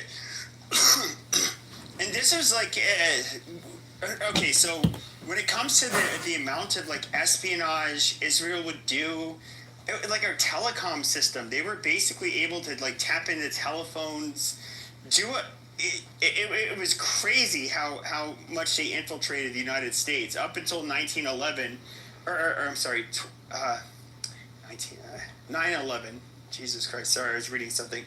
Up until 9/11, and they ended up arresting, I believe, like a couple hundred Israelis and sending them back,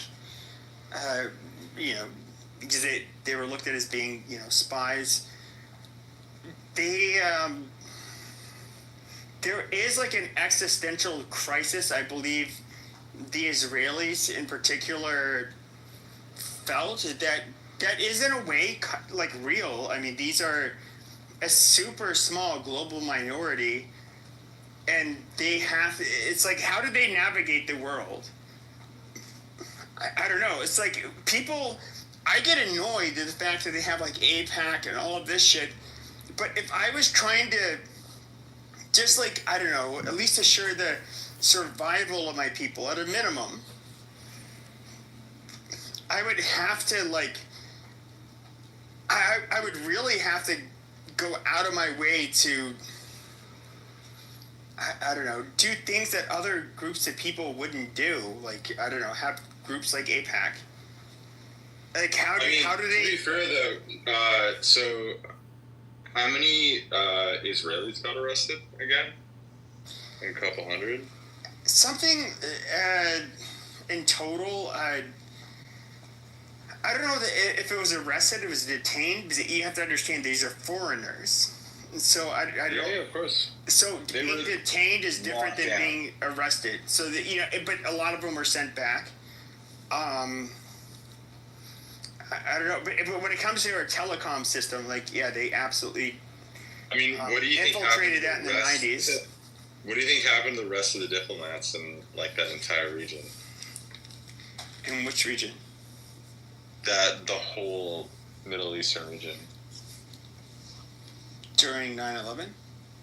Yeah, so a few hundred Israelis got sent back. Okay, I mean, if I'm just being realistic... I'm just talking about, like, there was a war that... Sure, but the next day. If I'm being realistic, the Israelis have, quite a bit of smart people. These other countries, even Saudi Arabia with all their money, and they're not known for being, I know they're trying to make it masterminds. attractive for Westerners to like come to them now. Yeah, but they're not known for being like. I'll just say this: especially the Ashkenazi Jewish population seems to have some very intelligent, crafty people, and they're able to. They're kind of a force to reckon with, and so. Do I think any of the other groups in the Middle East are even closely as capable as them? No, not even. Like the other groups in the Middle East aren't even capable of competing with Europeans in general. I mean, we are a force to be reckoned with, I guess. But with that being said, I don't know. No. I look at it as I think that 9/11 was somewhat of an inside job. I don't think it involved Jews, though. I think actually it involved the full confession tape of them. Yeah, I don't think it involved Jews either. I completely disagree. No, I've seen. Yeah, I can hear you, but we've debated this, and I completely disagree. Let me ask you one question. You gonna join my room next month? We can. Yeah, I'll join it. It's gonna be like 4 or 5 hours. We're gonna go from 8. You're gonna lose your hair, Pepe. How do you explain like Odigo? It's like the app they use to, warn Jews that were working at the World Trade Center not to go, or like the Israelis. Oh my God, that turned out to be completely debunked. By the way, that never happened. It was completely debunked. And the Israelis. So that never happened. So the 3,000 Jews that didn't show up to the World Trade Center on 9/11. It's not 3,000. I don't think it's 3,000. But no, it was 3,000. That turned out to be. Okay, I'll tell you what. I'm gonna grok this right now. Okay, because I'm gonna close the room in a minute, and I'm willing to bet. Let me look up grok. What percentage of the people killed on 9/11 were Jewish? How are you going to do just that? Because of the hold on. Go ahead. Just because of the location, I promise you that disproportionate a number of these people were going to be Jewish. Number one, because of which building they were working in, because of which city it is, because of the level of education that Jews tend to have in comparison to other Americans. I'm willing to bet the percentage of people killed on 9/11 was disproportionately Jewish. Would you disagree? It's the second highest population in the world where those people live. Is New York City, obviously. Well, it's maybe not. Oh, there we go. That's listening. I've been to the memorial, and I've seen Jewish names. They like to do finance and stuff like that. I don't know. Can you speak with a little bit more testosterone in your voice? Thank you. What about the agents that were working? What about the agents that were working for this sketchy urban moving company? Okay, I'll tell you what. Go to the I believe it's the Highway and Transportation Safety. I forget what. Just if you look at their most wanted, you'll get like 10 pages of like 95+% of these people are Jewish. Now, for whatever reason, there were Israeli individuals that would move to the United States. They would have these moving companies, and what they would do is you would ask for a quote, and they'd say, well, to move from here to there with that amount of shit, okay, $3,000. And then, all of a sudden, it'd be like, nope, it costs way more now, and we can't deliver your shit until you give us another $3,000. It was basically, it was these guys were absolute pieces of shit. That's why they're wanted. So they did, for whatever reason, there were Israeli criminals that came over here and they did this scam. Now, when it comes to these individuals, okay, you get a woman, this is an Asian woman who she did not have an American accent. She called 911. She thought they looked suspicious. What looks suspicious for the people that are listening? They seem like they were celebrating, the attack of the Twin Towers. You're missing a very, very important element. What is the important element? That they have camcorders and they were recording the event. Yeah. Well, okay, but I had a camcorder like. Were you jumping? Fuck, like 6 years before that. Sure. Were you jumping up and down, high fiving whoever was with you as if you won the lottery? If you would see the second plane coming in. I should say drone, but we can do that on the. Yeah, if the Jews wanted to hide this shit and make sure that it was covered up, they definitely wouldn't be high-fiving each other. You could actually look at what happened in Palestine, for example. So what I wanted to say. Wait,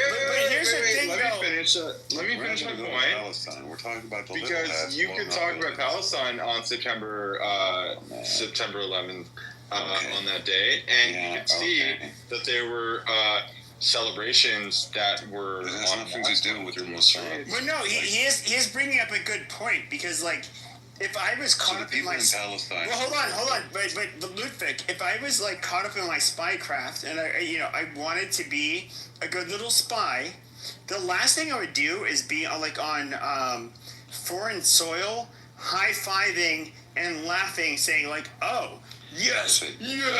I would literally just want to go unnoticed and not draw attention to myself. Can I finish the story for like 59 seconds? So after this lady made the call from New Jersey, the police traced his car down and pulled the car over. Turned out to be that 2 out of those 5 individuals were actually Mossad agents. How do we know this? They were kept in custody because, this suspicious act of like the camcorder, right? Jumping up and down, celebrating, turned out to be Mossad agents. 2 of them, all 5 of them got arrested. They did not confirm they were Mossad agents. Let me finish. The master has mastered nature, not in the sense they were of being brought down to the police station, right? They ran their names, and 2 out of those 5 individuals turned out to be, and it's 100% fact, turned out to be Mossad agents. After 71 days of being in custody, a phone call came in. Release them right now. They got released. No charge, no nothing, right?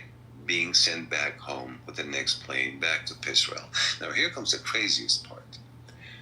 A certain period afterwards on national Israeli news, those men were invited. Everyday talk show like Jimmy Kimmel, whatever the fuck it is, right? And those 2 Mossad agents literally said, and we have quite a few Jews living in Amsterdam, so I got everything. So let him say it. I'm almost done. I know you get triggered because you want to talk shit about Muslims all day. So those 2 individuals sitting with their faces just normally not blurred, no nothing, right? They're literally saying, we were sent there to record the event. End of discussion. To document. And there is so much more. There is so incredibly much more evidence and proof that without any possible doubt, you can say for the full 100% that this was an Israeli operation. And I'm going to elaborate all the details, and I'm going to deliver. I'm almost done. Jewan, I'm almost done. Okay. It's on TV. And I'm going to reveal all the receipts with all the proof, not just theories. No, all the proof. Who was all behind it? So I'm cool with who wants to deny it now. At least have the character to join my room next month. I don't have to mention which day. You also, Pepe, you should look into the Israeli spy ring in Florida, the Israeli art students in Florida who were harassing FBI agent. Yes, but back in 2001, when the attacks first took place, that was one of the things that was brought up that I absolutely ended up reading about, and it was reported on the news at the time. They did. So these art students that were quote unquote say, "God damn it, Ludwig, you're a Mike." They ended up selling. They were quote unquote trying to sell their art in federal government buildings. That's how they were getting access to them and so forth. I mean, do I think Israel was conducting espionage against the United States at the time? Yeah, absolutely. Okay, so there you have already something that's very alarming, right? When you say like art students getting access, right? You should look into like which floors they had access to of the Twin Towers. It was precisely the floors where the drones, and you're gonna laugh because I'm saying drones, and I'm gonna elaborate that in the next month, right? I'm gonna explain to you why those were not planes, but those were drones, right? It was exactly where the drones slammed into the buildings, right? Mind you, that on the 10th of September, 2001, right, the elevator company that was doing all the maintenance of the Twin Towers, miraculously, just one day prior to it, filed for bankruptcy. Disappeared. The documentation was all fraud. They never traced down who the real individuals were. This is getting retarded. So I think that wait. You're interrupting. Let me say, I think that 9/11 was like a fucking sketchy. Hold on. Ludwig I'll is let you saying go. stupid shit. I know. Okay, you can think that. Just let him finish, and then you. And so it's not only that, right? Then if you look into this messaging, please don't scroll. Odigo, right? There were exactly the people that, and I gotta say, forget all bad for I'm not giving a shit. Not that I give a fuck, but it's a different story. They actually did get messages not to show up at work that day. There is evidence of this. It's not. No evidence. It's been debunked. Certain ones, and then you have like the Rothschild who wasn't in that day. You have Larry Silverstein and his two kids who were there every day, but they weren't there then. It was comical. You had to go to the dermatologist, remember? Yeah. He literally had a and not to forget when I by now, of course, almost after 25 years, I know exactly how to say it, right? When he had like a phone Maybe call they came in late. I'm almost done, Jew, press a button. You got so many buttons in front of you. Act interesting. And exactly on that, on the day itself, right, when the Twin Towers had already collapsed, many hours later, right, this Larry Silverstein is literally saying on an interview that he had a phone call from the firefighter chief, right, whatever he was. We had such a terrible loss of life. We decided to pull it. Right? Pulling it means literally pulling, like pressing the button, bringing the building down, right? Do you know how many months it takes to prepare a building of that size, right? 47 floors, the Solomon Brothers building, building 7, right? To prepare that, to bring that down, right? In exactly the way we saw, which was like controlled demolition. So there's not even a question that the United Snakes of Gay was involved in it. They were. And they did that hand in hand with Israel. God damn it, my Jewish handler said I have to shut this down. Guys, I do not want to be brought to a black site. Excuse me. I'm sorry. These Jews have me so flustered. I do not want to be brought to a black site, so I have to shut it down. Ow, Rabbi, stop! Ow! Ow, stop! Cities, blue cities, black people. That's it. They found something that stuck. And now we're talking about it. And now we got black people. It's amazing to me. And I'm reading the chat, and it's amazing, Queen. Negotiate is when they would do the most land grabs. They would steal the most land and put up the most settlements. And this, so I can't imagine what they would do if there was full normalization and Palestinians were not included, what happened in Gaza would have happened to in the entirety of the West Bank. It would have had to. There's nowhere else to. There's no other equation where Israel would be able to have, normalized relations. And when they say normalized relations, they're meaning goods are going back and forth between Israel and the Gulf countries. This is what normalized relations means. It's very profitable for all parties. But so in knowing this, is there an equation where there's normalized relations, so there's no reason to keep the Palestinians around, and the Palestinians would be in the way of making a lot of money with the Gulf states? This is why I believe the resistance was necessary. But why can't the PA be involved in that? They're like legitimate. They've managed to thwart Hamas for 20 years. Like, why can't they be part of this like economic growth situation?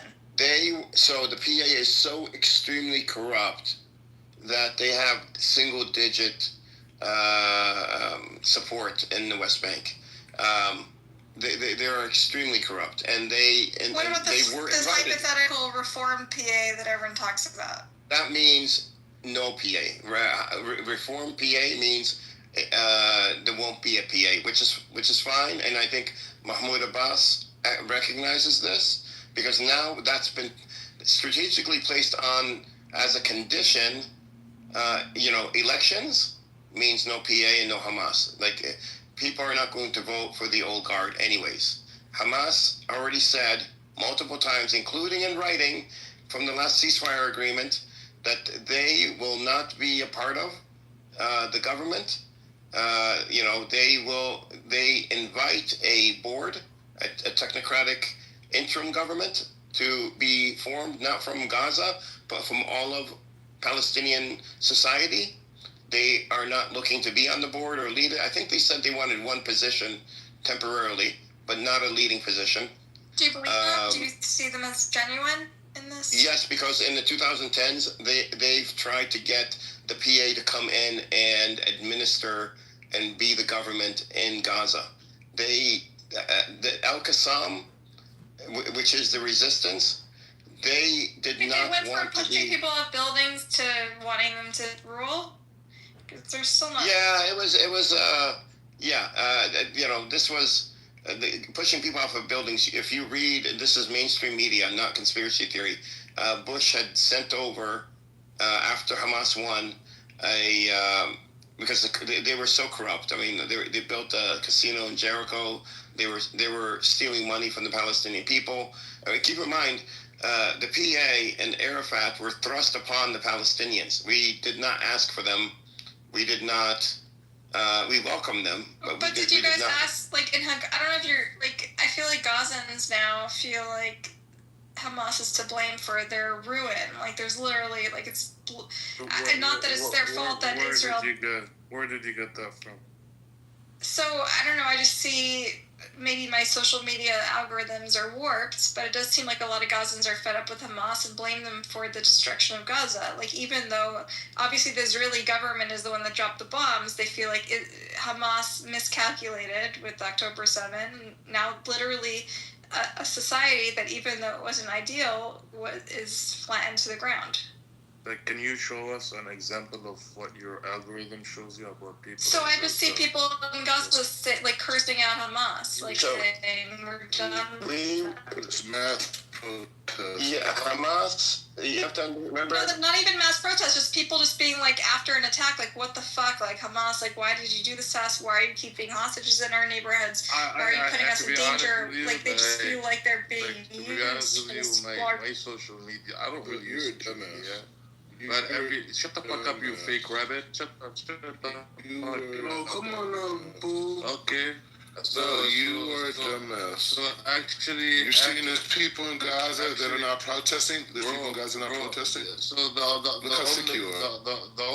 only protest that happened you can't even accept that Gazan people. I do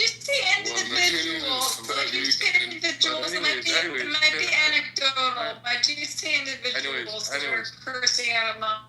No. I'm just very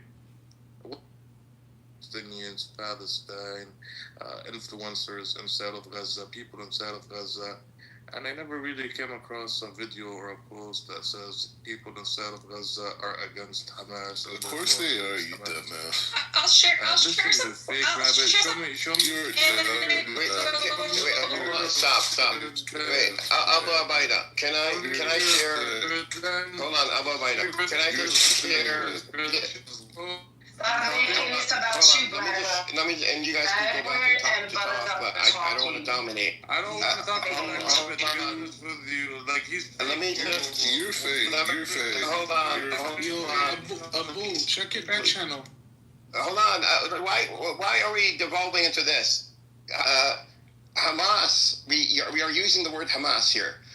Before October 7th, Hamas ruled very loosely.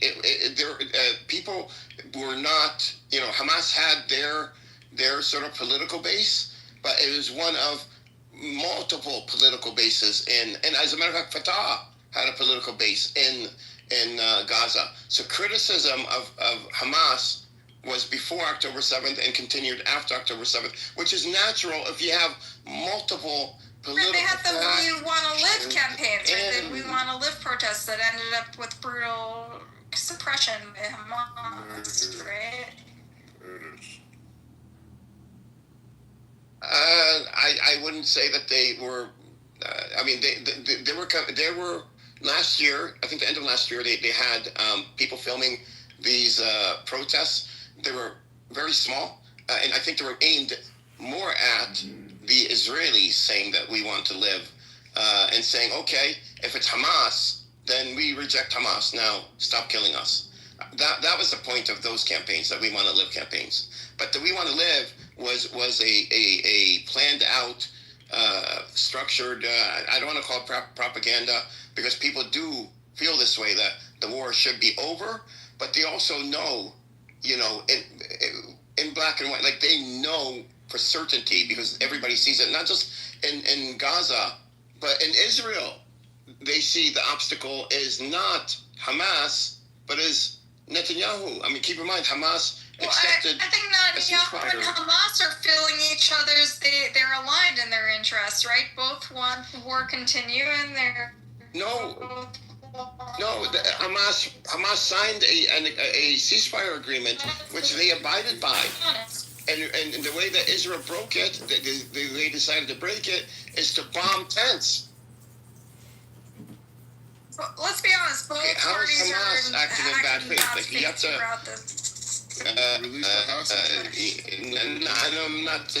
I'm not disagreeing with you. I'm asking you, how is it, what can you point to that tells you, okay, Hamas is acting in bad faith? Well, so why are they hiding underground while civilians are dying, and then saying, yes, it's worth the risk? The civilians don't approve of this. I sent like 16, I can keep adding, but there's like dozens and dozens of links from my social media feed of Hamasniks saying Hamas ruined our homework. Fuck you guys. So when Israel killed the leader of the resistance itself, Sinwar, where was he? Mm-hmm. Was he hiding? He wasn't hiding. Right. So that's an argument they make, but he did. So that's one narrative of the video that came out of him. No. Where was he? He was actually.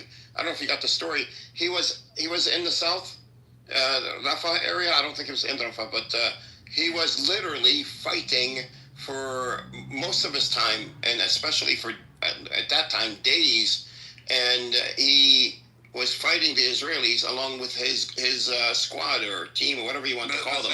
Edward, one second. You read and it's not just him. And the links that you sent, the person that is speaking or the people that are speaking against Hamas are the ones who suffered or had a family member that was killed, and the rest of the crowd is silent.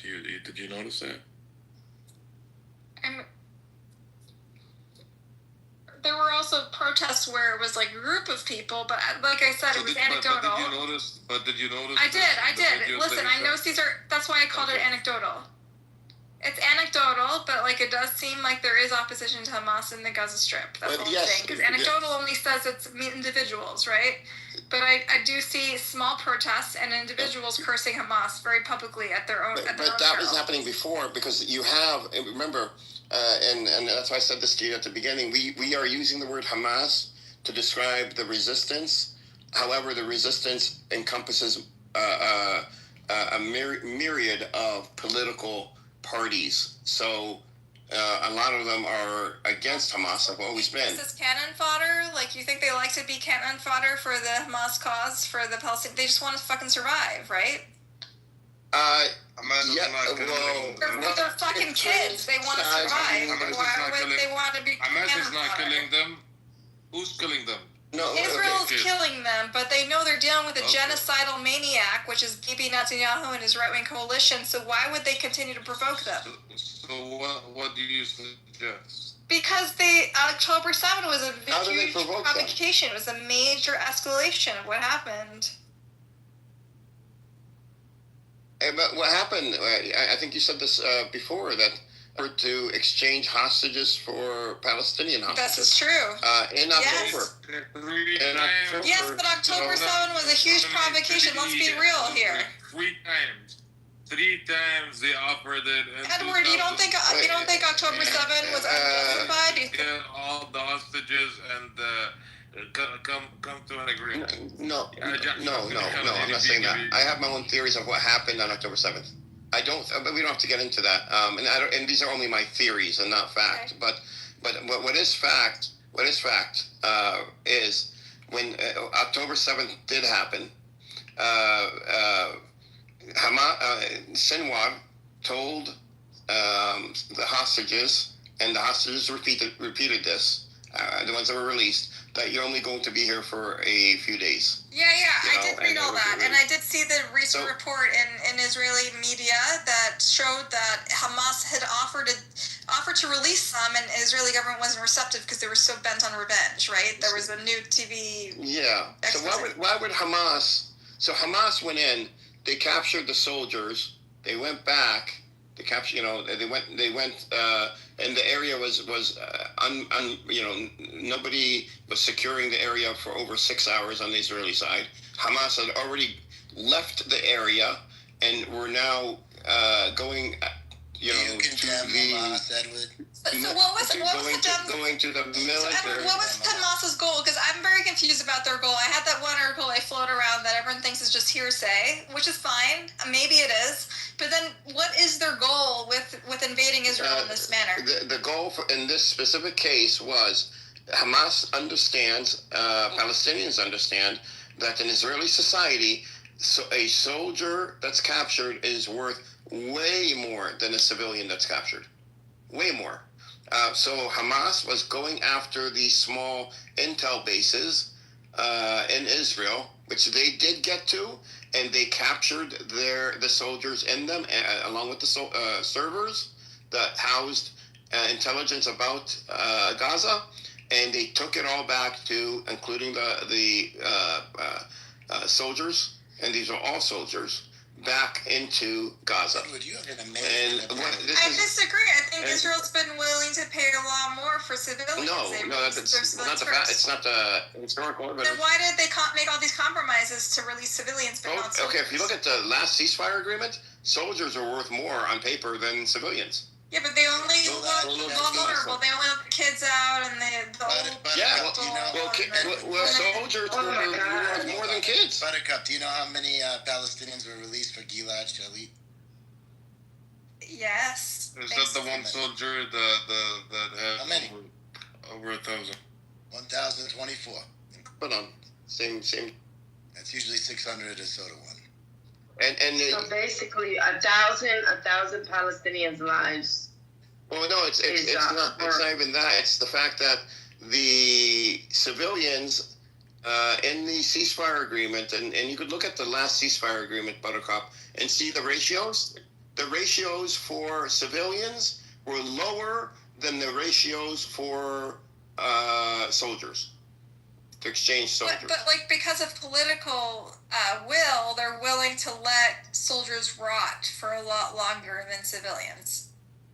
Well, no, Because if you of could say political that, if you could pressures. say that, but you could say that, but if you go back to other similar situations with Hamas when they captured a soldier, and when When it is Hezbollah. about Israel, it means Hamas is willing to release them for less. That means says more about Hamas than it does about Israel. Israel is willing to make more compromises for children and elderly and women than it is for the male soldiers. But it says more about Hamas that it's willing to release. What compromise? Because a compromise, I would buy that argument. Okay. But you would have to show me that the compromises for women and children is different than the compromises for the. Who decides what the price is? It's Hamas ultimately, right? Like, it's a negotiation, but it's. But they're holding the cards. They're holding the hostages, and they get to say yes or no. Lebanon, Hezbollah did the same thing with soldiers. What I'm saying is Hamas, in their interest, would want to capture soldiers, not civilians. So the fact that they did have civilians and they didn't know where they were. Casual, like they just had babies among them, like there wasn't. No, that's what I'm saying. So they captured soldiers. Accidentally capture fucking babies that scream all.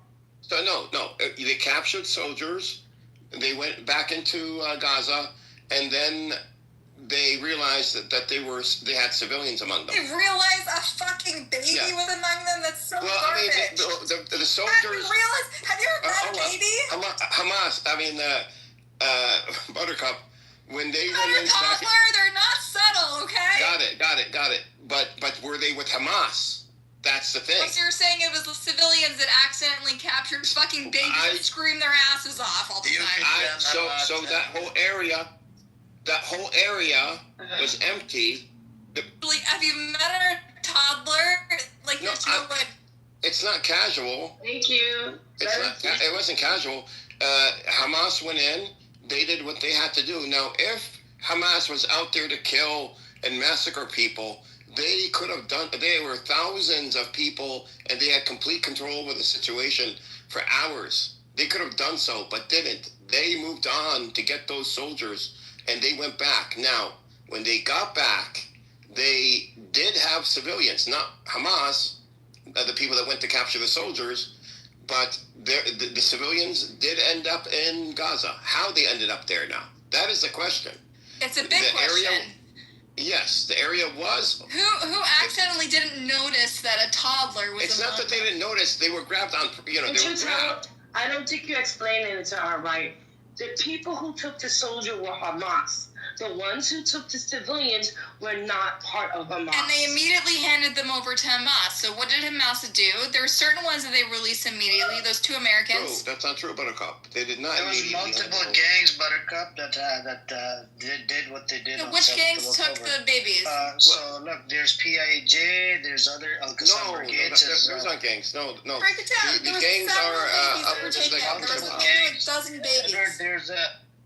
There was a data. There was about 3,000 or 4,000 actually jumped in, and there was different gangs. And you know that some of them were civilians, by the way. Yes, civilians, and I think are also culpable. So maybe maybe don't reinforce. Well, so there were gangs. So there are gangs in Gaza. It's not this like Hamas rules with an iron fist, and there's nothing there. There's organized crime from the Sinai leading through Gaza into the Negev desert in Israel. Now, were there other parties there? The issue that I have here is that first, Hamas did not know where the civilians were. Why would they not know if they planned this whole operation? And if it was their well-trained, well-disciplined people that went in and did their job, and then all of a sudden, we have civilians. Where? Who has them? They're all over the place. They're with this clan. I think it's pretty clear they didn't anticipate the rave that was in the middle. That's true. They didn't. But Hamas did not stop. When they broke through, they were shooting, at soldiers who ran into the rave, and into the kibbutzes, and were shooting from there and then shooting at them.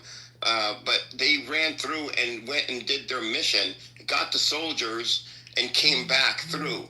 Now, keep in mind, over 6 hours, this whole area, not a single is IDF.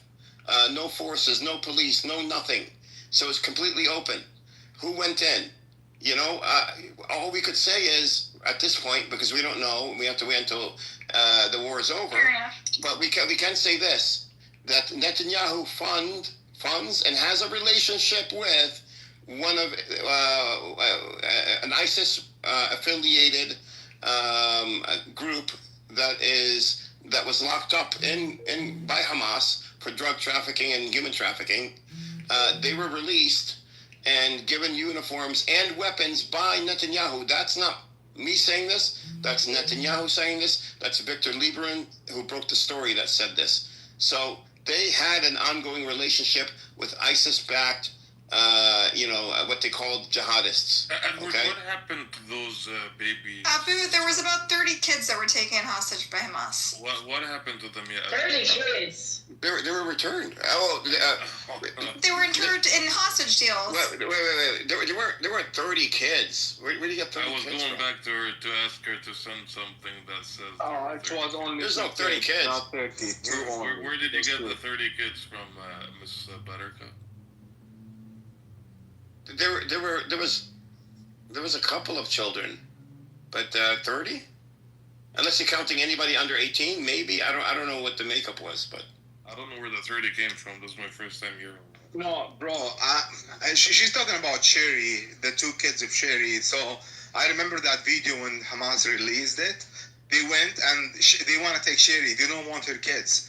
I don't know if you guys saw that video. I will look it up. But she begged them to take her baby. She asked them, I will not go with you without my baby.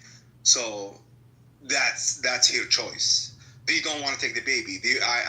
What's the source that she begged them to take her baby hostage? Provide a source. He said a video.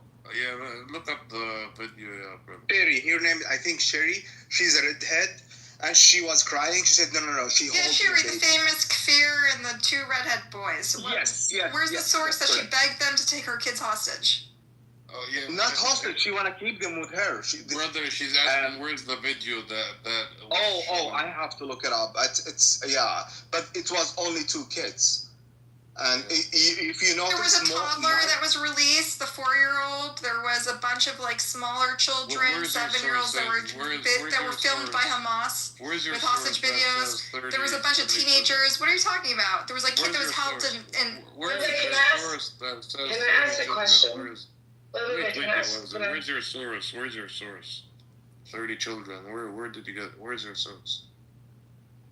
I'll provide a link, okay? Yes. I have a question. So, obviously you dislike Hamas. But do you understand that it's not a vacuum? That the reason why Hamas was created 100%. I just don't think they're serving the Palestinian cause, and I support the Palestinian cause. I want them to have a state and independence. Right. So they said they're not going to be part of the Palestinian state. They don't want anything to do with it. They said this a couple of times. They're just resistance. This is a bunch of young 21-year-old boys who are orphaned who went and decided to be part of Hamas because Israel killed their parents. Right. The members of Hamas, I don't blame them for joining, but I'm talking about the leadership and their larger plans. Let's be honest about it. Abu, are you calling me a bitch or someone else? I'm calling someone else, but if you want me to call you a bitch, I have no issues doing that, to be honest with you. Why? I don't think you understand, Buttercup. Can't you see in the chat that I'm talking to someone else? Yeah, Buttercup, I don't think you're really in any place to criticize Hamas, with all due respect. I'm not criticizing Hamas. I just know Palestinians who oppose Hamas. That's all. With all due respect. There's a guy who used to hang out in these rooms. His name was Philip. And when people would come in... Honest true, you're breaking character right now. When people would come in with these critiques... No, I'm not breaking character. I'm still an honest Jew. I'm just remembering the old rooms. Philip would say, if you have access to Israel, pick up a goddamn sledgehammer and go break down the fucking wall if you support Palestine. Leave Hamas alone. Nobody gives a shit what you think about them. That's what Philip would... Did you say Aikabal?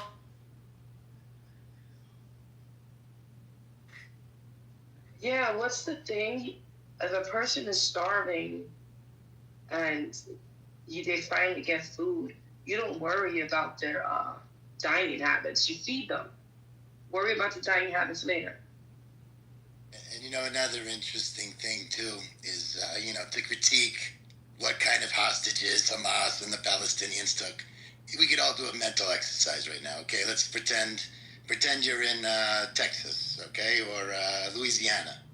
And let's pretend the Venezuelan army comes in and they start occupying parts of America that are around you, all right? And you're an American, all right? Are you gonna, and then Venezuela puts kids and civilians on the front line of the occupation, and you're getting slaughtered, massacred, raped, starved, etc., as Palestinians have been doing for 100 years. Are you gonna differentiate between their civilians and soldiers? Are you gonna say, fuck these people, and do whatever you can to get them to go away? Okay, so now we're endorsing killing of civilians and If we're in America, listen, if we are in America, and then someone we comes should and not have invades an us, opinion about it. someone comes and invades us, and some occupying power puts their civilians on the front line. Okay, then let's at least be real about it, that we support taking civilian hostages. No, we don't support it. But let me ask you this question. What's your definition of a hostage? So I agree that, listen, if they're military members, that's one thing, but taking of children is very hard to justify. Okay, Same with the Israeli government, who takes Palestinian teenagers who throw rocks. And I don't agree with this, by the way, Buttercup. I'm not a Hamas supporter per se. I don't believe in the ideology, but I support the resistance. So I just want to make that clear. So I'm trying to understand that nuance. I think you're trying to express a nuance here, Edward, that I don't fully understand, because Hamas has brought ruin onto the Palestinian people. A lot of Palestinians I know see them as a blight on society. They want, a more pragmatic approach. Buttercup, so I'm curious what the nuance is. That could be your algorithm. That's so. I mean, it's not one or two or three videos. There's a lot of people and my close friends who I hang out with all the time. I want to answer this. A lot of videos. Hold on, Edward. Hold on. Well, she was talking to me, so I want to answer her real quick, and then you can answer. Let me get a word in edgewise when you're. Yeah, no, of course you could talk definitely after I say that, and I'll be quick. Buttercup, your question again. Sorry. So yeah, I'm just curious about this nuance. You draw a distinction. Oh. I just know a lot of Palestinians personally, and all the videos I shared of people who are fed up with Hamas and how they set back the Palestinian cause. So you're saying set back the Palestinian cause. It depends on how you look at the war. Is Hamas looking at the war from the ground, where they know that they can't, they can't strategically win on the ground? They don't have air defense systems. Or where are they fighting the war? What is their objectives? Their objectives from the beginning, because they had GoPro cams and they wanted to show the world what was happening, had them breaking out. Their war was fought in cyberspace. It was fought in the hearts and minds of people around the world. But you talk to people Palestinians on the ground, they're like, "But we're not your cannon fodder. Our kids are not your cannon fodder." No, they're not saying that. They are more dead, and I could tell you this for certainty, because I talk to people in Gaza. My father's wife is from Gaza. My brother and two sisters, half-brother, two half-sisters, are, their families in Gaza. And I send them money every month. Not to them, but to those in Gaza, their families. And I could tell you, they're not blaming Hamas for what Israel has done. They distinguish the difference. They're asking themselves, because they don't know on the ground. They don't know. They're asking themselves, is it worth it? Did it make a difference? Because from where we're standing, it doesn't look like it made a difference. But, they are not on the outside and have the luxury of being able to sit and see. Your relatives in Gaza think that it's helping their cause, their life is better now?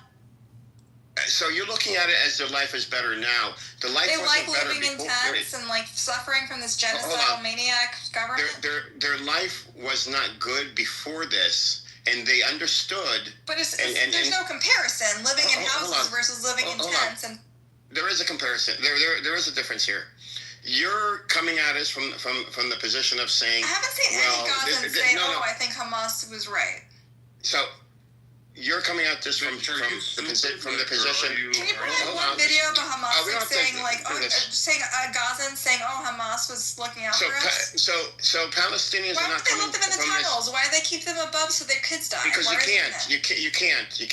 Why not? You would suffocate. They're not built that way.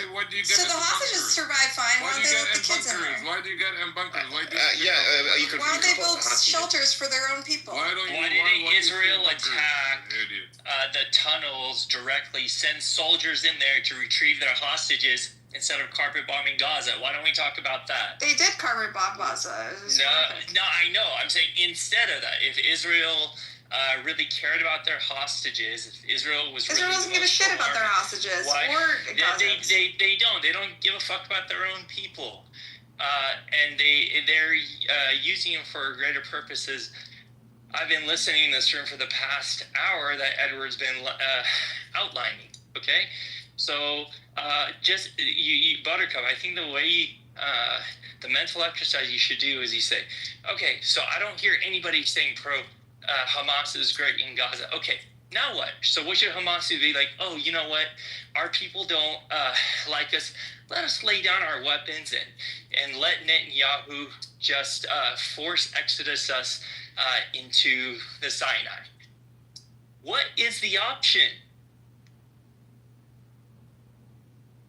And we need to talk about that because you leave it like a mic drop, like they don't support them. So ... and what? This is the only resistance these people have. Their kids are if you want to do a mental exercise, do a mental exercise. They would have been suffering before. Resistance is not worth dying. Their whole family died. Listen, but they would have died. How do you know they're not going to die anyway? They would have died anyways. 8 decades.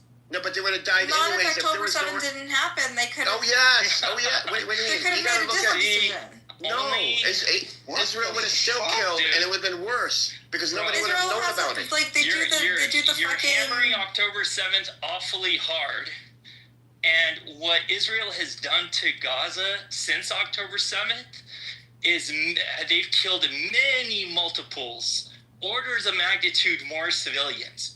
Exactly my point. Counting down on October 7th. Do you want to do a root cause analysis? Don't start at October 7th. Go back Everyone further. agrees about the occupation is Nakba. horrific. But don't leave it as a one sentence. Let's deep dive. But October 7 was a major escalation that caused the death of 16,000 children. Listen, Buttercup. I don't know what your background is. I don't know if you're Jewish or I'm what your an background is. anti-Zionist Jew. Okay. Okay. So listen to me. Here's a mental exercise you should do. Imagine exactly the reverse situation. Palestinians are empowered by Americans. Jews, Misha, some of my best friends are Palestinian. They come for Shabbat all the time. I'm very close to for 80 years, they've been fractured. Okay? How do you think the Jews would eventually have fought back?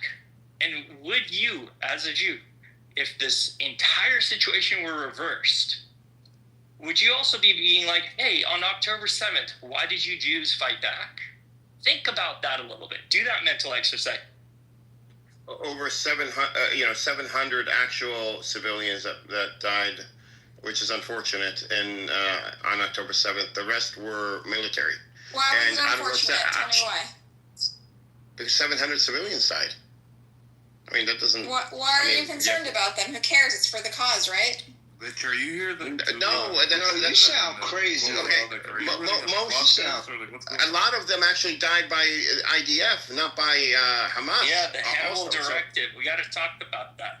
You know, mowing the lawn. Let's talk about mowing the lawn. You know about mowing the lawn? Yeah, mowing the lawn. I know about mowing the lawn. Why you only talk about October 7th? I was protesting mowing the lawn in 2014 and 2012. Mowing the lawn's been happening since But the protest didn't help. What helped was October 7th. That's you what think it helped? No. 16,000 dead children is not helping. Listen, We are now closer than ever to protecting our people forever. At the cost of 16,000 kids. And that's Fuck the you. and that's the price that Israel is willing to have us pay. No, it's the price that you're willing to pay for not violent us. resistance. We didn't do it. No, we didn't do it. Why don't you go Israel talk to did the this. Zionists and ask them why are they killing the 16,000? Yes. Why does it cost us this much It's for our like freedom? It's like the case of it's like the case of the bully. I It's like the case of support the the bully. Palestinian state Yeah, aspiration for a state. we don't want your support. Why are you addressing us with all these killings? We're not killing them. You put them in a situation with a We genocide. didn't put anybody in a fucking situation. What? Hold on. They calculated. Go talk to the They Zionists. miscalculated. That's what I'm saying. Buttercup. I know you know you're being biased right now, right? You're being biased, and I would protect you, but you're being biased. You cannot. These are the victims, and you're saying, well, maybe it's like if a woman is being battered, right? Oh, well, you know how your husband is. You know how your husband is, and no, it's called being long-term. Listen. Hamas is not looking out for their long-term strategic interests, just like Bibi's not looking for Israel's long-term strategic. You fucking Are idiot. you a military strategist? Long-term strategic interests. Are you a military strategist? Whether you realize it or not, you're like the Diet Coke of Zionists. You still got a little Zion. Okay, well, that's fine. I don't take it as an insult. I don't give a shit. Color butternut, bro. Fucking idiot. Wait, what the shush. fuck are you talking about, bro? Guys. Wait, come on, you're not gonna. I'm back. Guys, please don't abuse or we don't attack women and children. Please don't do that, man. Come on, man. Yeah, but she came here What to do you say mean I attacking? am anti-Zionist. No, I think somebody called her a B word. Please don't do that, man. No, nobody did. Nobody did. I called her a bitch. I called her a butternut. Come on, Abu. We don't attack women and children. Come on, Why man. the fuck is she fucking Calm down, brother. Calm down. Go fucking talk to the Zionists. She does talk to the Zionists. Hold on. Let's Wayfan, do you want to say something? I want to make sure I understand Buttercup. So Buttercup, are you saying that Hamas strategies is in line with Bibi's strategies? Is knowingly or unknowingly? 100%, and knowingly. Actually, there's letters between them because both of them benefit from continued violence and war. Both of them benefit from Sinwar and Bibi have communicated with each other about how it's mutually beneficial to continue to have violence, the cycle of violence. Can you say that? I'll provide a source, actually. He communicated this. Let Wayfan. Hold on, guys. Bias on purpose here. I think we're all being biased. I need new voices. I gave the mic to Wayfan. Please don't come off the mic. So thanks, Amir. I just want to make sure. So you are saying that there are two sides, and there are crazy people in both sides, and these crazy people are resonating each other, and both like let's call these crazy people the right, the most extremist fundamentalists of both sides, and they have hold power, and they are enabling each other. Yes. To grasp the power by like fueling these wars. 100%. Thank you. Intention. Okay, so I understand you. It's not that you are like doing Zionist propaganda. No. I'm sympathetic to the Palestinians more than Zionists. I'm more critical of I just want to say that I agree with you in a sense that there are these crazy people in Iran, which I'm originally from, and they hold the government and they just like hate United States. And there are these crazy people in the United States which they hold the power and just hate Iran, and they are fueling each other. So in that sense, I understand you, but I don't know about Palestine. Okay, can I ask a question, please? How are you guys? Haaretz has, I just want to say something about Haaretz because it's in the comments. Haaretz has put starvation and genocide on the front cover every day in Israel, which is a very provocative thing to do because all the Israelis are in denial. They've all served in the army and they don't want to believe what's happening. So for Haaretz to do this is very brave. They've been maligned and smeared by the government. And so to smear Haaretz as a Zionist rag is completely inaccurate. Haaretz has at great risk to their own reputation, consistently talked about genocide and starvation in Gaza. Yeah, can I ask the question? Yes. Before you ask your question, can you put the link for the 30 childrens that you mentioned earlier? Yeah, I'll find it. Yeah, Ms. Gaslighter, if you can put that, that would be... First time I hear about this 33 children. Even they killed by the Apache. And Palestinians don't have a badge. In the same time... What's a badge? Apache. Like a helicopter. Oh, okay. Military. Yeah, how many Palestinians... How many... Apache, okay. Apache, yeah. How many prisoners or whatever, Israeli prisoners in Hamas, how many they killed children, as you say, while Israelis, they are killing children every day. How many Israeli children or prisoner with Hamas killed by Hamas? None. Right? Even they are feed them food more than Gazans.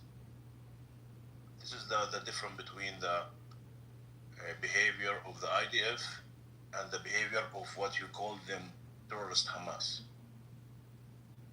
Right? Well, we could see the videos of the Palestinians that were released from the last exchange and how emaciated and how I think one of them lost a limb and the abuses they suffered. And you contrast that with the releases of the hostages from Hamas and how they were well fed.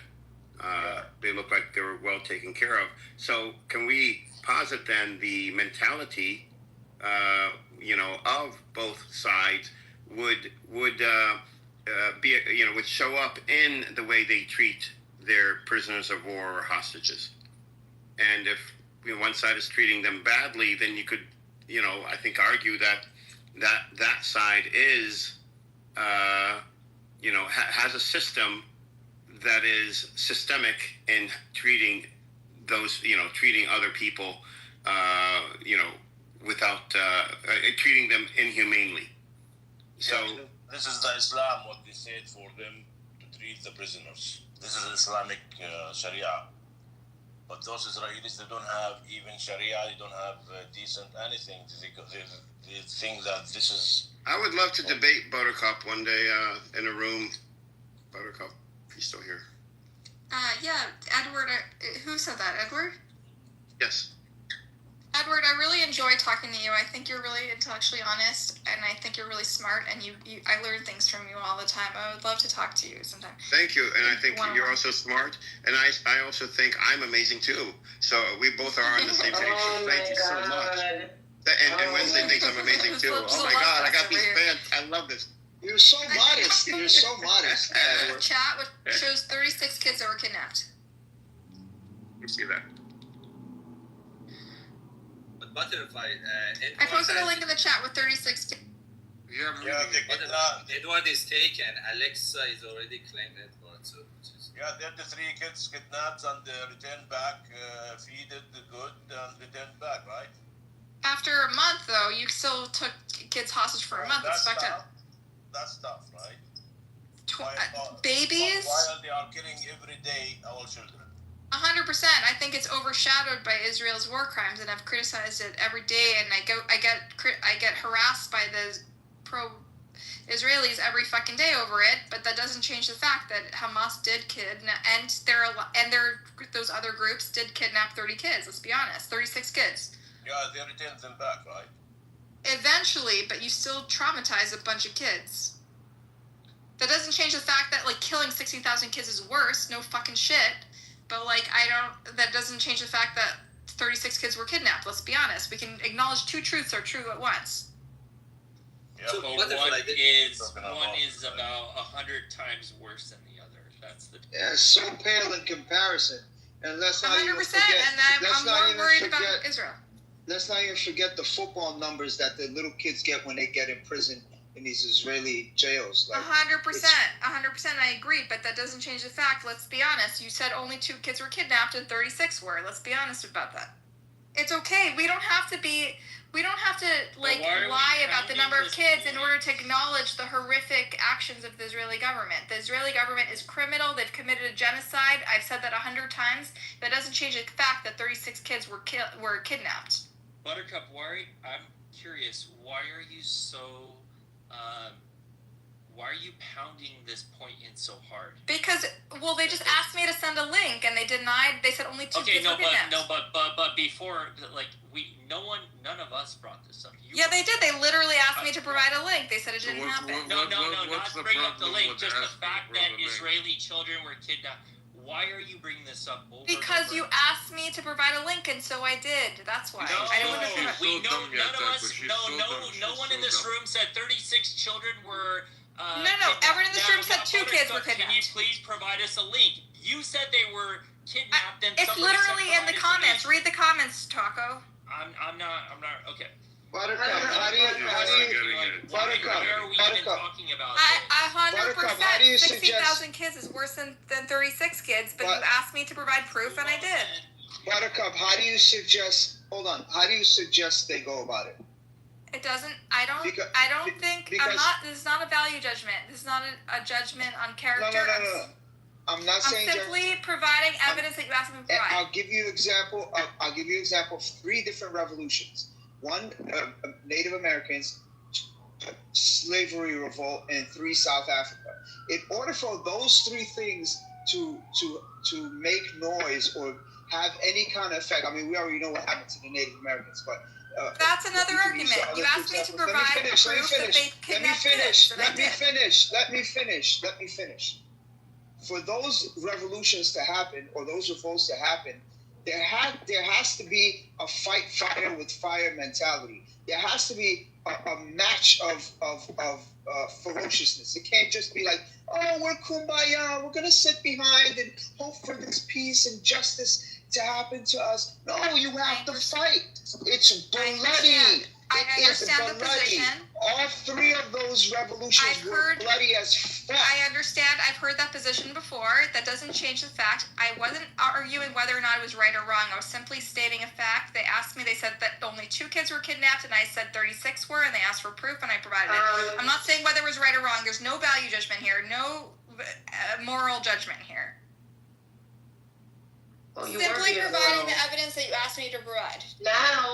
Now, but before that, you were being immoral. You kept on. I remember you cutting Edwin off. But you ever thought, just a thought, you ever thought that the reason why some of those children are being kidnapped is because Israel keeps on kidnapping the Palestinian children? So maybe they're like, oh, you want to know how it feels to take care of. I was just talking about that. I literally condemned it. That the Israel kidnaps kids that throw rocks. 100%. I agree with you. I never. Right. So, do you ever think the reason why the Israeli kids were kidnapped is because the Palestinians are tired of their children being kidnapped? So how about you feel the same thing we feel? Yeah, so Wednesday, exactly. This is the problem with if you're familiar with people who live in Palestine and Israel. What happens is it becomes this endless cycle, and they're like, you kidnap our kids. The problem is when you commit a genocidal act or you commit a war crime, that doesn't justify another war crime. That's what ends up in a cycle of violence, and people keep dying. Oh, and for people who live there, it's really, really problematic. Hold on. Let me finish. Go ahead. Can I just finish? This is the first time in a long time that they have struck back this, and I don't even think they even thought it was gonna even happen. Like, I think they were fucking surprised, to be honest with you. They didn't expect the raid thing to be there. It was just too perfect. Ours and the IDF, and no one from Israel was there, but that's something else. My point is, this is like the first time in a long time that they have been able to stand up for themselves. You can't, like, I don't know. Violence beget violence, but you keep on punching me in the face. I'm supposed to take the punch? No, isn't it? The question is, Are you in the toilet? Wednesday, Yo, the question is this. Now, hold on. Wait, fan, I was next. Wait, fan, hold on. Look, you're done, Wednesday? I am, thank you.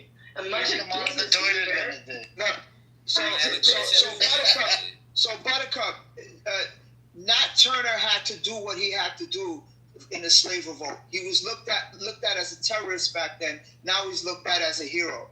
Mandela, same thing, was looked at as a terrorist. Then he ended up becoming the president of South Africa. The Native American chiefs who scalped the people and killed them were looked at as terrorists and now are revered. And there's football teams named after them. You understand what I'm saying? So they had to do what they had to do, and you can't just lean on the 36 children, 40 children, 50 children, 60 children. Well, it doesn't change it from being a crime against humanity. You cannot take children hostages. It's a net. Oh God. National standards are not applicable today, right? We have international law. History is history. They had international law. It doesn't mean you can erase international law. During apartheid, they had international law too. It wasn't that long ago. Apartheid ended in the early 90s. It wasn't that long ago. So you got to understand there is no justice without us. There's no peace without there being justice. There has to be justice. And so you support. That's fine. You support the kidnapping of kids. That's on the record, right? All right. You're not gonna do that. Hold on. You're not gonna do that with me. Well, then what are you trying to say? You ain't doing that with me. Be clear. You're going in circles. You're going in circles. I asked you to do. What do you want them to do? Obviously not, you idiot. I'm asking you. You seem to be endorsing it. I'm not seeming. You're seeming to ignore everything that happened. You're seeming to ignore everything that happened before October 7th. Either you endorse it or you don't. You seem to ignore everything that happened before October 7th. You're just like Taco said, just hammering home the things that happened during and after October 7th, seemingly forgetting everything that happened before. If a bully keeps punching you in the face and saying, look what you're making me do to you, look what you're making me do to you, or grabs your hand and punches you in the face, look what you make it, why are you punching yourself? Why are you punching yourself? What is that person gonna do? They're gonna retaliate. That is the only way to win in a revolution. This is a revolt, and there has to be things done. I don't endorse any violence at all. I'm a pacifist, but I'm not gonna sit back and say that they don't have to do what they have to do to get their freedom. A million Algerians died to win their freedom. So I mean, unfortunately, this is how our global system works. It's called solidarity. Just learn the word solidarity. If you're really in solidarity with the Palestinian people, be in solidarity with them. Don't sit there on your throne and say, "Oh, this is crazy. Why are they doing this? Why are they doing that?" Stand in solidarity if you're really going to be in solidarity. The Israelis tell me the same thing when they kill 16,000 kids, right? Oh, so I'm against killing and kidnapping all kids. So which side are you on? I'm saying all kids. You can stand in solidarity. You can stand in solidarity and still say things are wrong. I can stand in solidarity with the Palestinian people and say things are wrong. All kidnapping of kids is wrong. 100%. All kidnapping of kids, Palestinian or Israeli, do you stand in solidarity with the Palestinian people? Fuck you harder, bitch. Who the fuck you talking to? No, Mazi, calm down, brother. Calm down, Mazi, brother. Come on. Who the fuck you think you talking to? I didn't curse at you once. Mazi, think about this situation. All killing and kidnapping of kids is wrong. Are you in solidarity with the Palestinian people? Answer that motherfucking question. Jeez.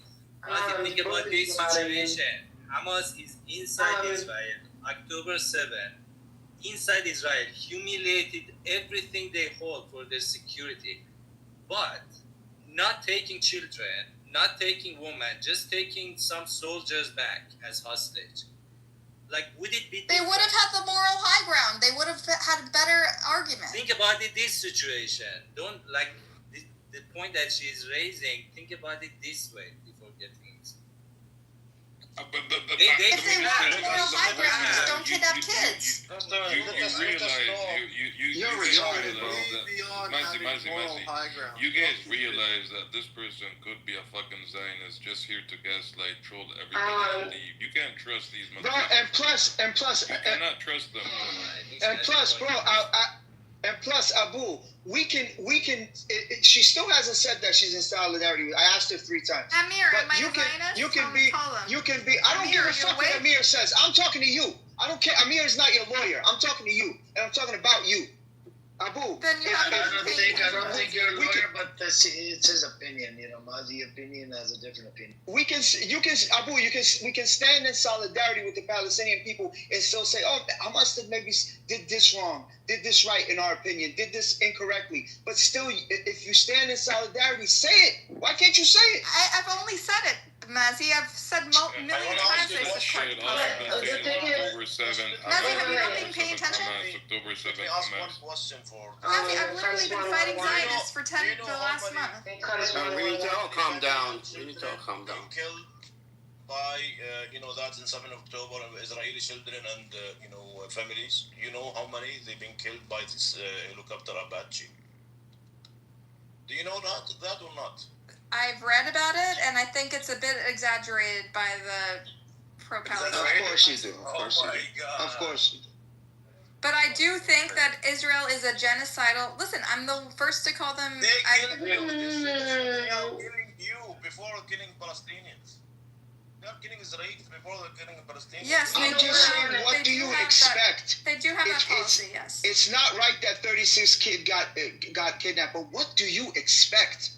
What do you expect after somebody's getting terrorized? Okay, this is a nuance and a thin line we disagree on. So can I just say something about this to both Mazi and Buttercup? So when it comes to the ICJ, war crimes are on paper they're considered equally on paper, but when it comes down to it, the war crimes from an occupier versus war crimes from the occupied,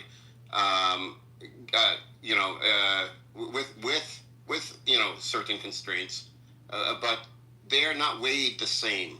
An occupier's war crimes are weighed more heavily because they are doing it in the context of occupation, as opposed to the occupied who are committing war crimes to be able to free themselves of the occupier. So in court, so on paper they're equal, but in court, the political and moral issues come up, and Israel, being an occupying force, would be in a major disadvantage when it comes to the war crimes question. Because they created that environment. Within reason, like Palestinians can't go around killing as many Israelis as possible. I mean, it's within reason. So each case is taken and looked at when it comes to occupation. Looked at separately, like uniquely, and so we can't equivocate the war crimes of Israel and the war crimes of the Palestinians as as weighted the same. They're not weighted. Can you provide evidence? Can you provide the law that says that it's weighted differently? Well, this isn't so. The law says it's weighted the same, but it's not the law. It's the application of the ICJ over the last 60, 70 years. Statistics. No, it's how the ICJ has seen and has ruled on, what an occupier has done versus what the occupied has done, and they've always leaned towards. Is there like an analysis that sums this up? There's multiple analysis that I could see if I could find one. Yeah. I'm curious. I want to learn. I'm curious. I didn't know there was a different application, and in my experience, I thought the law was equal on both sides. But this is new to me. Yeah. But this isn't unique to the ICJ. And like civil proceedings here in the U.S. Like if you go to court, you could have the same laws, but the one side would be found more let's say both sides broke it, but one side would be found more liable because of the circumstances. So, is it because Israel created that environment? Yeah, because of the occupation, automatically, right. And that's what the ICJ has ruled on before, like in South Africa, and in other cases that the occupier has more of a responsibility when it comes to war crimes, especially given the fact that they're an organized nation and can prevent war crimes, and people that do not have the same resources and are not a nation, it's more difficult for them to be able to police this type of activity, and at the same time, how are they going to fight against an occupier? So if you're occupying, it's similar to they call it the bloody hands concept, the legal concept here in the U.S. If you come into court and you're suing, but you have done things wrong or illegally in the past, then your credibility has gone down. Like your credibility is not good. Can I just say something? I'm so sorry that they say cum jokes to you, Vivi, Buttercup. Sam, what are you doing? What are you trying to convince her? She's a grown woman and she wants to be here. She will be here. You of all people talk bad about black women because you are hateful towards your own people and you don't like being a black American. You just sit several seats down, sir. Hey, Edward, question for you. So, can ICJ even go after Hamas? Hamas is not a governmental entity. There is no Palestine. I thought ICJ only can go after governmental, you know what I mean, personnel. It cannot go after non-governmental personnel. So Hamas cannot even commit a war crime because there is no government of Palestine recognized internationally. You see my point?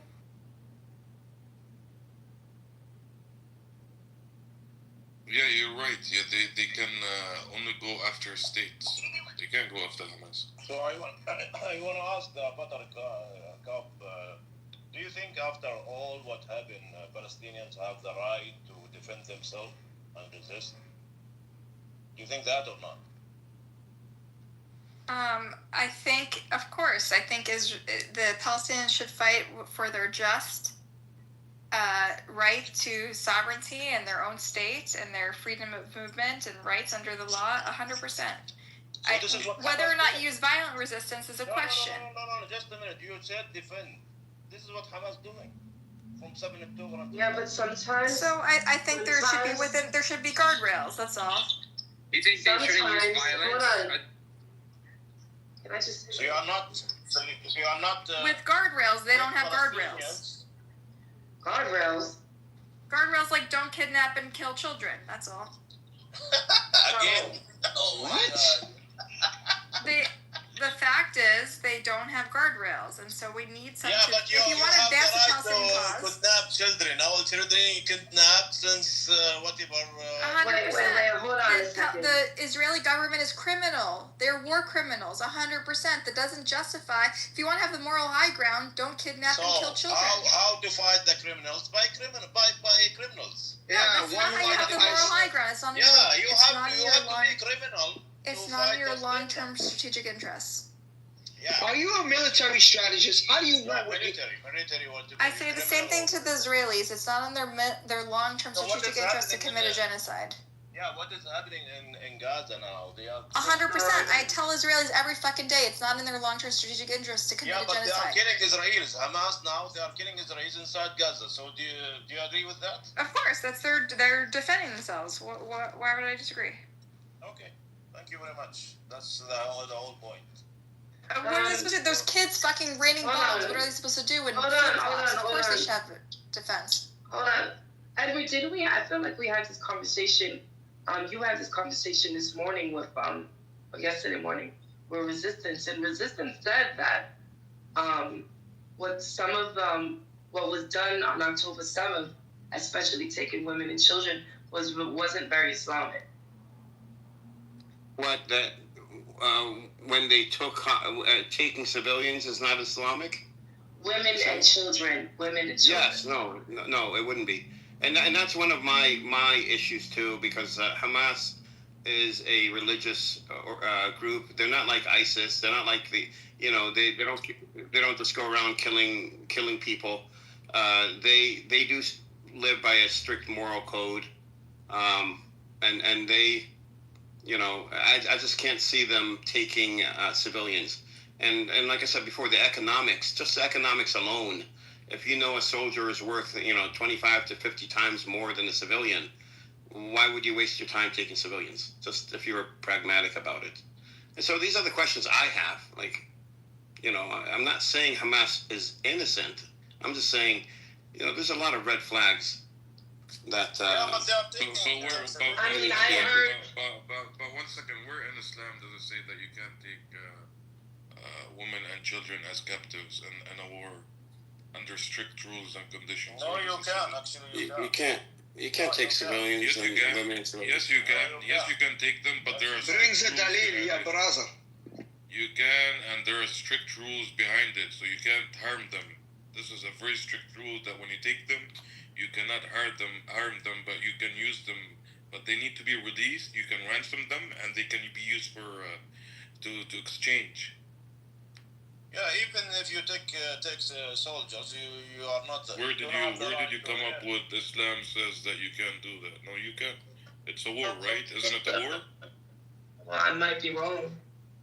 Isn't it a war? You can do it in a war, but again, you cannot harm those non-combatants. Yeah, and they did. They haven't harmed. Yeah, not harming. You cannot harm non-combatants. That's definitely in Islam. Yes, it's a very strict rule. It's not in the 21st century. No, Abu, in the 21st century, morality laws that most majority of people now accept. Religion doesn't change, brother. Like, it doesn't matter what century. I mean, there are a lot of Islamic laws which are immoral right now. Like, for example, multiple wife or slavery and khanis. So we have to be a little more realistic, I believe. Yeah, but they retain them. I'm not okay, you can be a little bit more realistic, but you can't come up and say that in Islam. Yeah, you can't change the rules, Abu. That's what you're saying. Yeah, you can't change it. Yeah. They exchanged the prisoners. All they came back safe and even feeded better than Gazans. So no, I mean like think about that this Bibi is doing this genocide based on some biblical Malak, whatever it is. That's why Amalek. Israel is not Amalek is the most hated nation in the world right now. So, but it is based on their religion, technically speaking. Who's Amalek? Sorry. Oh, you don't know who's Amalek? That's why Palestinians are dying with so easily. The Amalek were a tribe based on biblical texts that Can somebody explain it in Arabic? Amalek, what is this Amalek? No, it was a tribe that in the Old Testament, I think, where they were told to kill this tribe, men, women, children, animals, everybody, from head to toe, top to bottom. And then Netanyahu held up this scripture and said in a speech that we have to treat the Palestinians like Amalek, kill them all, men, women, children, everything. Yeah, but this fucking Netanyahu is not even religious at all. That fucker. He's playing to the base. He's playing to the right-wing base. He's he was historically a moderate. Not a moderate, obviously. He's like a fucking war criminal. But he wasn't like the far-right messianic lunatics who want to occupy and settle Gaza. He was just kind of a pragmatist, and then he just aligned himself with this base. And so when he talks about Amalek, he's speaking to this religious Zionist base, which is really extreme. Yeah, vote for me. Look at the definition. Exactly. And look at what's happening in Palestine. It's just I'm providing you with some of the political backstory. So, Abu Abaida, I wanted to correct something you said. So, when it comes to hostages, no, it's absolutely forbidden. I think what you're referring to here is after a battle, if there are women and children and elderly that are left and they're taken, then you can either set them free or ransom them. What's the difference? What's the difference, Edward? That's the same thing. The difference is the difference is you cannot go to take. How do you know they went to take? Maybe they went to get to. I'm talking about the Quran. I'm not talking about what happened on the ground. You can't have the intentions to specifically target civilians. Target or take them. You can't. Yeah, specifically target them. Yes. Yeah, you fighting the soldiers. There's some people left over. You take them. They're in prison. Prisoners of war. I don't know. After the fact. Yes. You cannot harm them. You cannot kill them. You cannot mistreat them. Any of that stuff. So I want to ask you also, Buttercup, about another question. What do you think about the Zionism going on in America, controlling the whole fucking politicals? Do you like it? You mean the narrative, like calling everything anti-Semitism? You mean, is that what you're talking about? No. The whole United States is, belong to those AIPAC or whatever.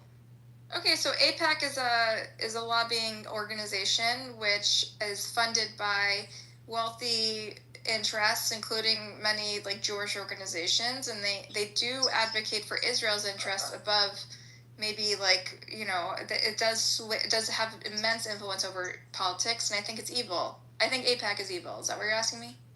Yeah. I think a lot of Jews would admit that AIPAC is evil, just like gun owners think NRA is evil because of our political system, which allows big interests to control our politics. So do you think that a lot of Jews like you, they understand what's going on and they support your idea? In my particular social circle, yes. But I would say it's a big problem. It's probably like 40-60%. If 40% of Jews are critical of AIPAC and critical of Israel and frustrated with this dialogue, and then probably 60% still blindly, reflexively support Israel no matter what it does. And so, but you're seeing a turning point, like you see in New York City. We elected a pro-Palestinian mayor, right?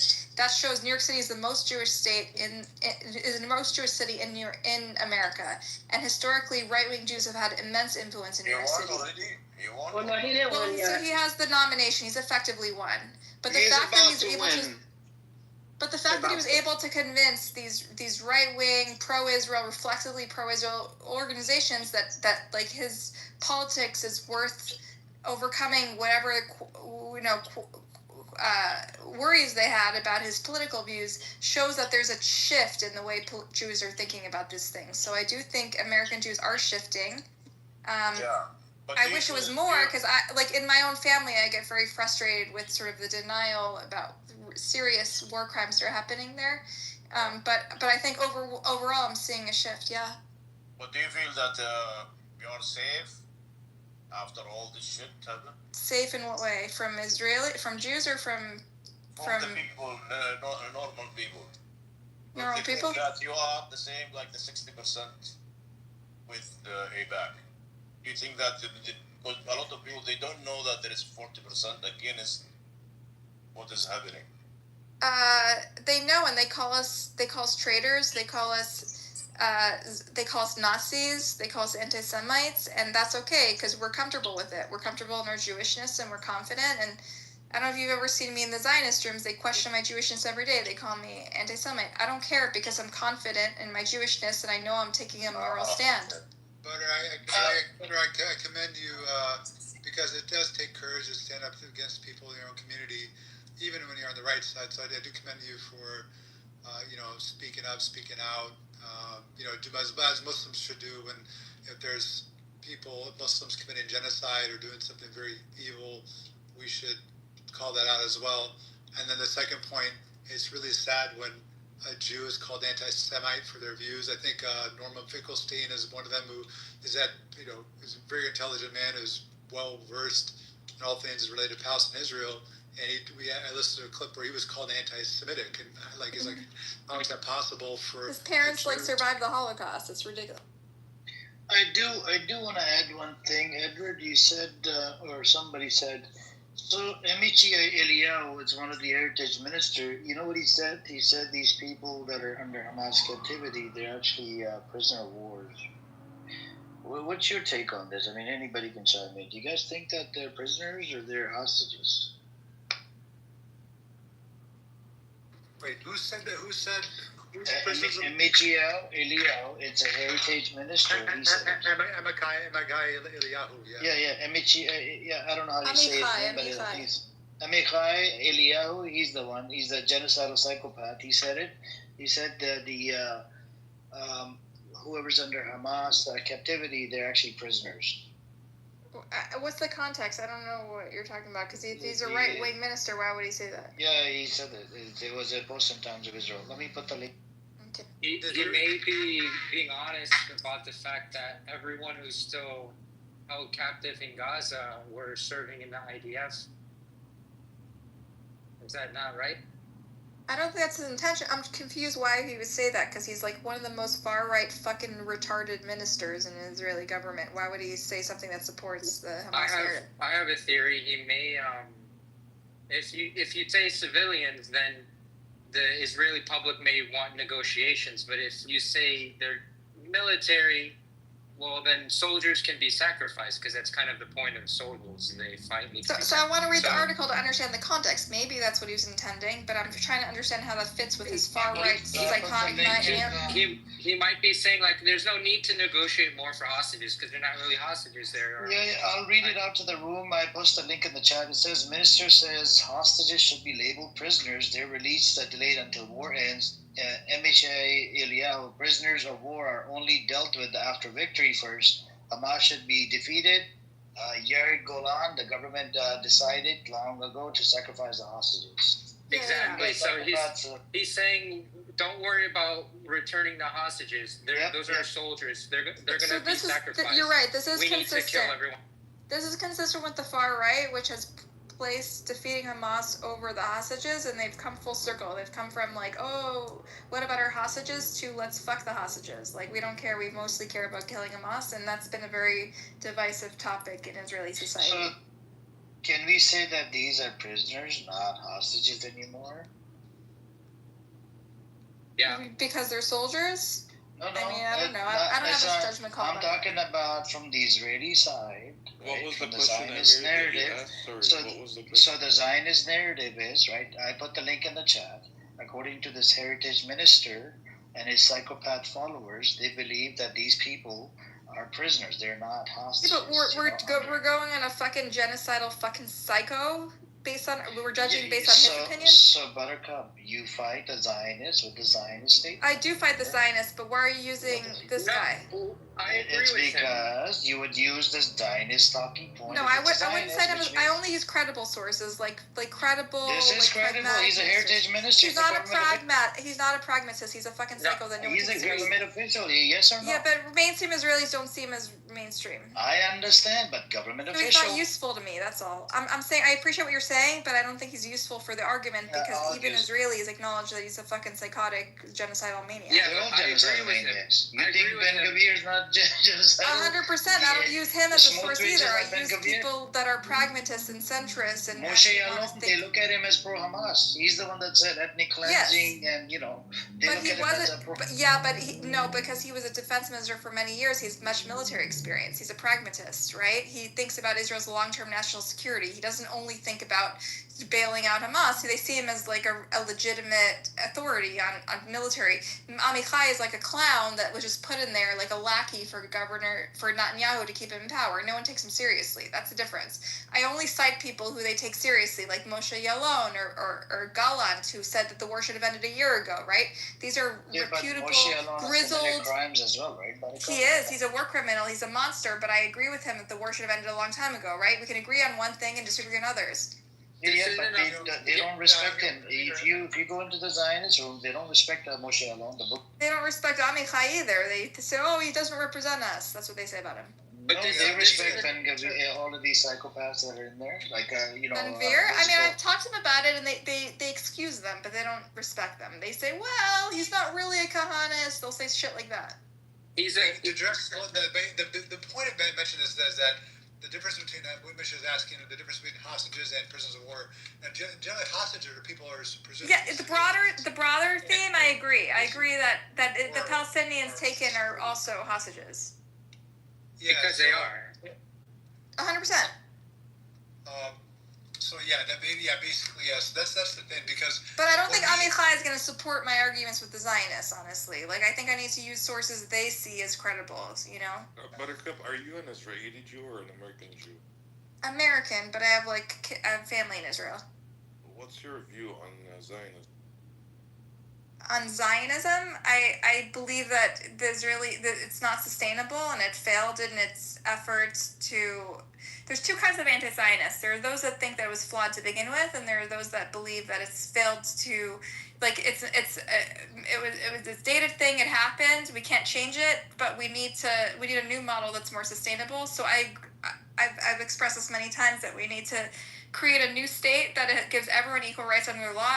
I'm kind of pro one state, but if people can't get along, maybe it's two states. But ultimately, it's urgent to me for both Palestinians and also for Jewish sustainability, for Palestinians to have equal rights under the law and to be able to have freedom of movement and agency and sovereignty. Like, it's fucking urgent, and it's for both the Palestinians and obviously the Jewish history and a Jewish reckoning. Like it's unconscionable what happened here in Gaza and what happened for the last 80 years. Yeah, so do you believe that you need Zionism to be a Jewish person? No, of course not. Judaism way preceded Zionism by thousands of years. Who gives a shit about Zionism? This is a modern movement. No, well said. Yeah, definitely. It says modern movement, late 1800s, espoused by Peter Herzl. Actually, there's other Zionist thought leaders years before him, but he's known as the father of Zionism. This is not to equate, because that's what the Zionist organizations want to do.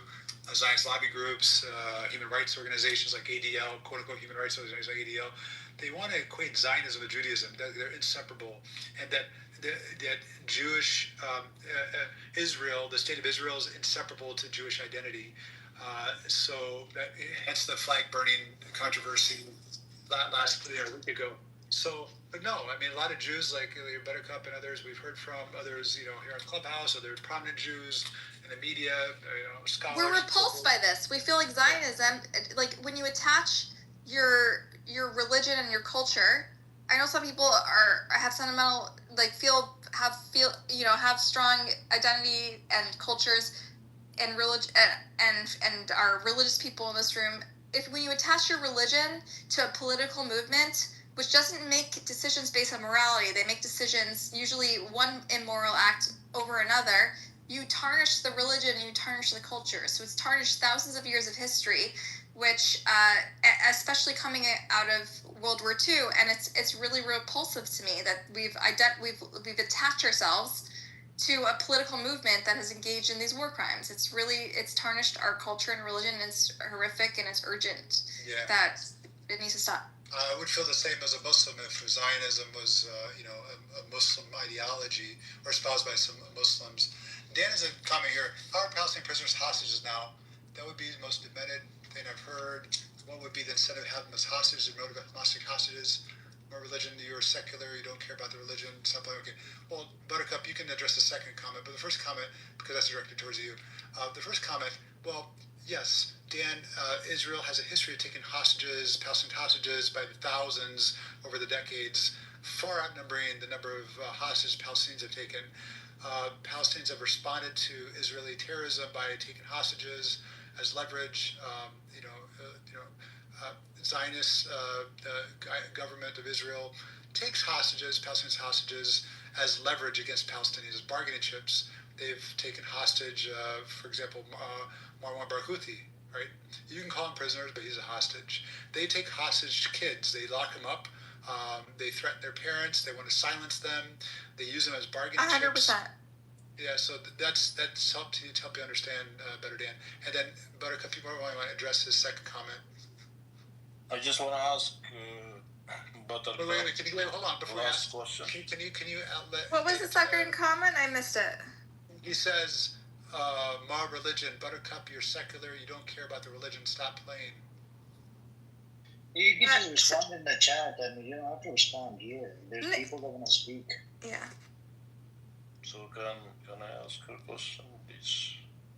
And Sam says they're Jewish when it's convenient. So they're just Dean, you could respond to it in the chat, brother. This app is made for the voice chat. We're not here to respond to every message. You can no, I'm just just saying for respond in the Buttercup chat. to respond to that. We have a big stage here. We need people voice. Oh yeah, go. Sorry, go ahead. If you're not on stage, you're a dimmy.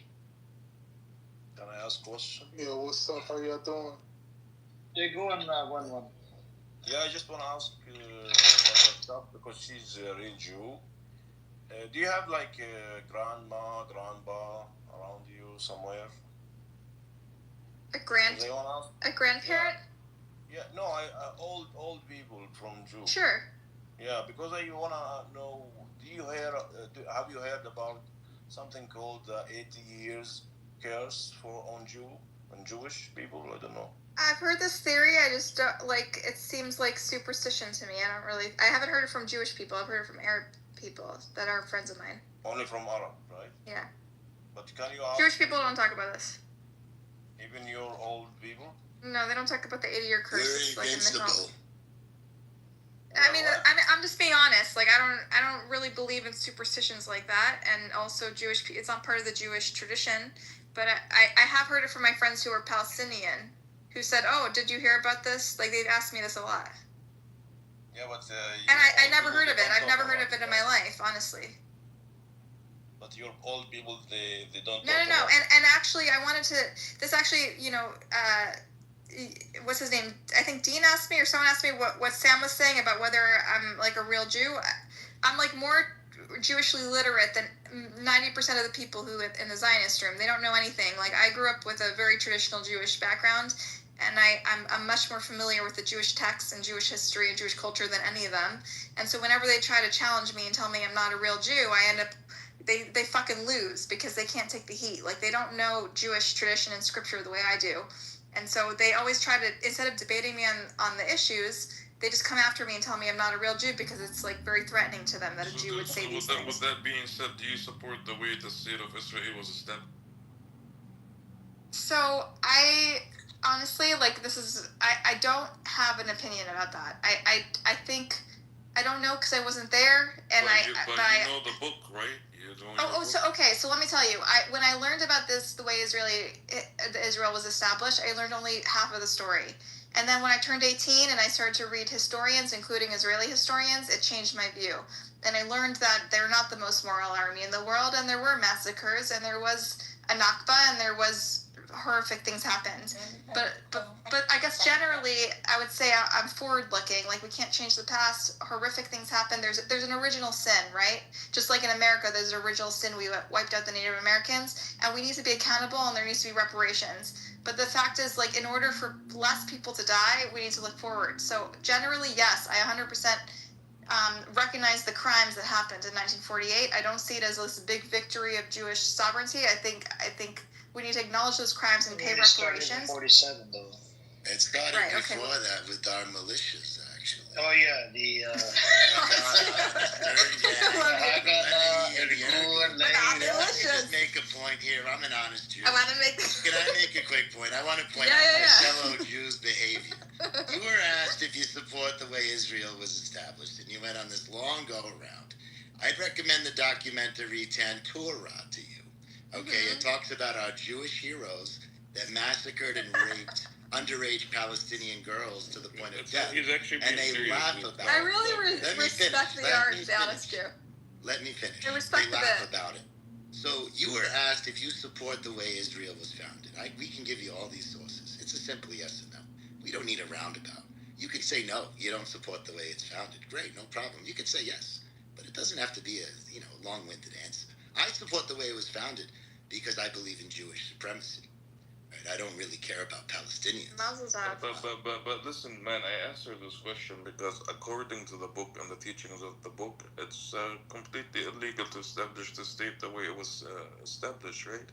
And she said that she knows the book and she's the most literate person on this app. Which book are you talking about? Torah or like which book are you talking about? Whatever book, you can choose one of the 5 and tell me if it aligns with any of the teachings of the books.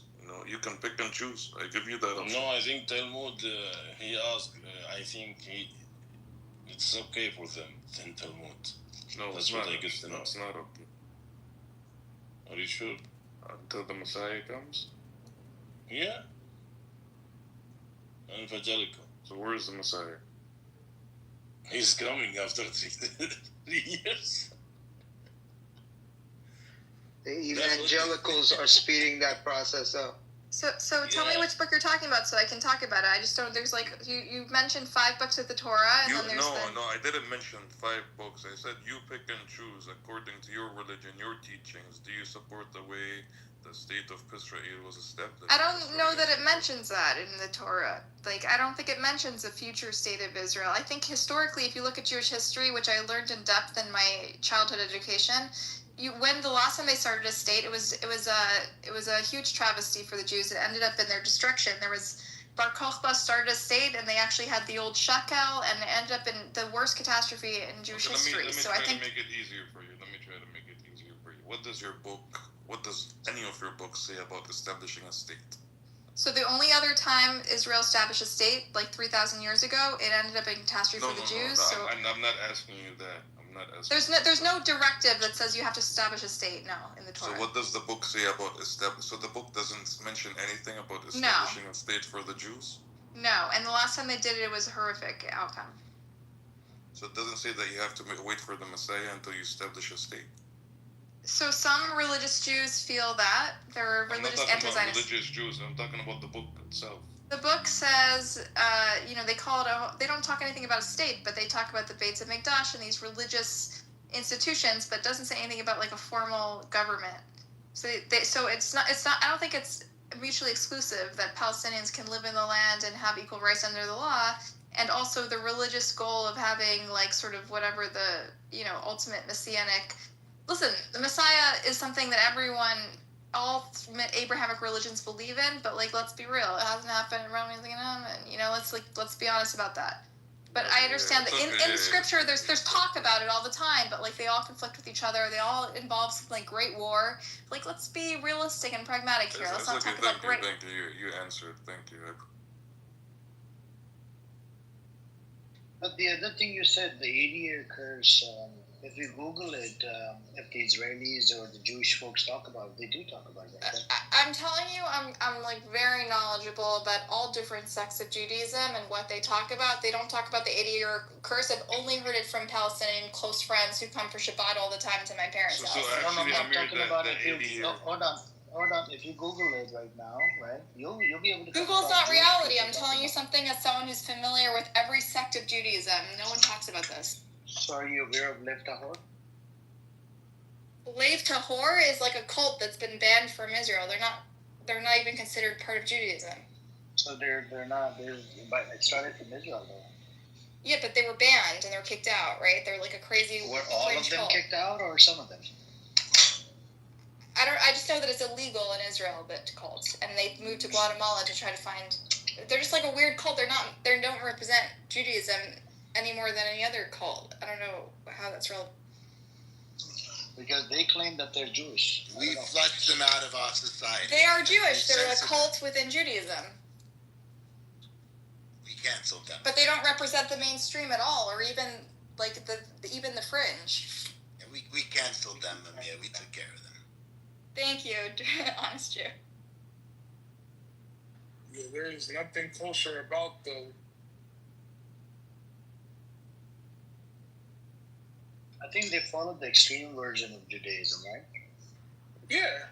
No, they're a spin-off. They're a spin-off. There's a lot of spin-offs. I don't know if you've been to Israel, but there's a lot of weird, culty spin-off shit. Like, people are all kinds of... It attracts all the weirdos, you know? Like the Satmar. The Satmars are fairly mainstream compared to Lev Tahor. Lev Tahor, they're really considered an extreme interpretation. Yeah. But I've met modern Orthodox Jews, I've met ultra-Orthodox Jews, I've met Reform, Conservative, and I've learned deeply about all of these movements and what they believe, and none of them believe in this 80-year-old course. I've only heard it from Palestinians. So Amir, actually, I don't know if Amir's the one that said it. I don't think the 80-year is part of the religion. It's not at all. There's no mention of it. I'm proficient in all the books of the Jews. I didn't say about the 80 But it year. did happen. I heard it from, I think, one of the officials. Did he not come on TV or something? or was it No, one of the it's officials? never from, happened. I wouldn't know. Israel? No. I literally, look into I studied all these books as a kid. I know them. They don't talk about 80-year-old. But it does happen. It does exist. It exists in the Palestinian narrative, not in the Jewish narrative. I don't know. Maybe Absolutely it's real, not. but it's. Absolutely not in the Palestinian narrative. I've only heard it from Palestinians. I've never heard it from Jews, and I'm familiar with all the different variations of Judaism. Yeah, sure, but look it up. You know? So you never heard of Google's not reality, dude. You never heard of what Abu said earlier when he said that some Jews say that they're not promised a land until the Messiah comes. You've never heard. No, that I've heard for sure. There's ultra Orthodox Jews who 100%. Anti-Zionists. Yeah. There's anti-Zionist Orthodox Jews, and they come from a religious perspective. They think that the scripture, the way I put the link in the chat. This is a Mizrahi organization. See if they're Jewish. Can you verify it, Abu? I put the link in the.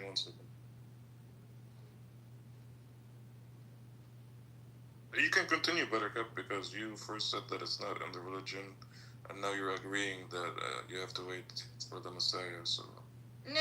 I said the 80-year curse is not in religion, but the idea, the anti-Zionism is in the religion. The land, establishing the land. What does that have to do with the 80-year curse? The 80-year curse. I'm just going back because. No. The anti-Zionist Judaism, it has a long legacy, and it's legitimate.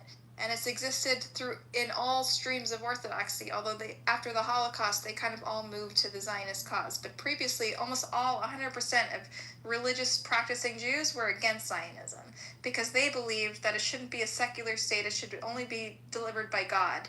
And, if you believe in some messianic age, then yes, it'd be delivered by God. But if you don't, sort of the evangelicals have, a really horrific outcome. Every Abrahamic faith has a horrific outcome during the end of times, but none of it ever happens, and so we maintain the status quo and people live peacefully. Also, Judaism, like Christianity, like Islam, have some horrific apocalyptic outcome, and that prevents the creation of a state, because you have to wait for the apocalyptic outcome, right? And because that never happens, ultimately that's a bulwark against the violent conquering of a people, because they're waiting for the religious, Messiah to come down from heaven and solve it. So where does this in what scripture is this present? There's a lot of all over. It talks because about earlier you said it's not in any scripture. No, I said the 80-year curse is not in any scripture. No, Messiah is all over the scripture. The 80-year curse came 2 minutes ago. Yeah, so I was only responding to Amir's talking about the 80-year curse. Messiah is all over the scripture.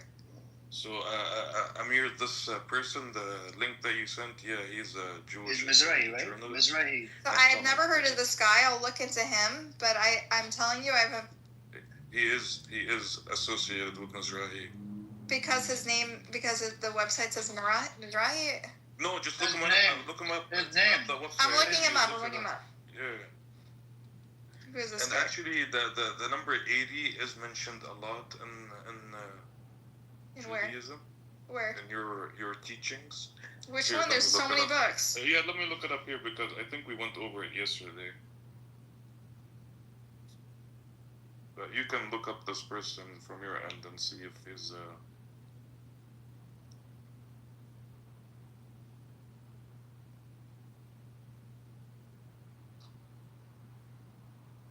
I mean, he might be just one nut job academic, I haven't. So we can't say. I'm telling you, I'm really familiar with every sect of Judaism. Listen. This is the problem. It's a Mizrahi organization. With you guys, is that first you say no, and then when we're close to finding something about them, you say maybe. No, I don't say maybe. I don't. Maybe no. Just look it up, bro. No, you're wrong. Abu, you're wrong. Abu, I'm familiar with all of the script. Literally, I had to study all of the books. You're not, because you said it doesn't. This one random fucking academic, he doesn't know what he's talking about. About the Messiah, you said no. Messianic, I never said no about the Messiah. Messianic is foundational to Jewish belief. So what does your teaching say about establishing a state before the Messiah? I already told you that. I said there's a Messiah is foundational to Jewish belief, 100%. What they the religious Jews think is that a secular state has no justification. They think that ultimately you have to wait for the Messiah, which never fucking happens. So you can wait forever.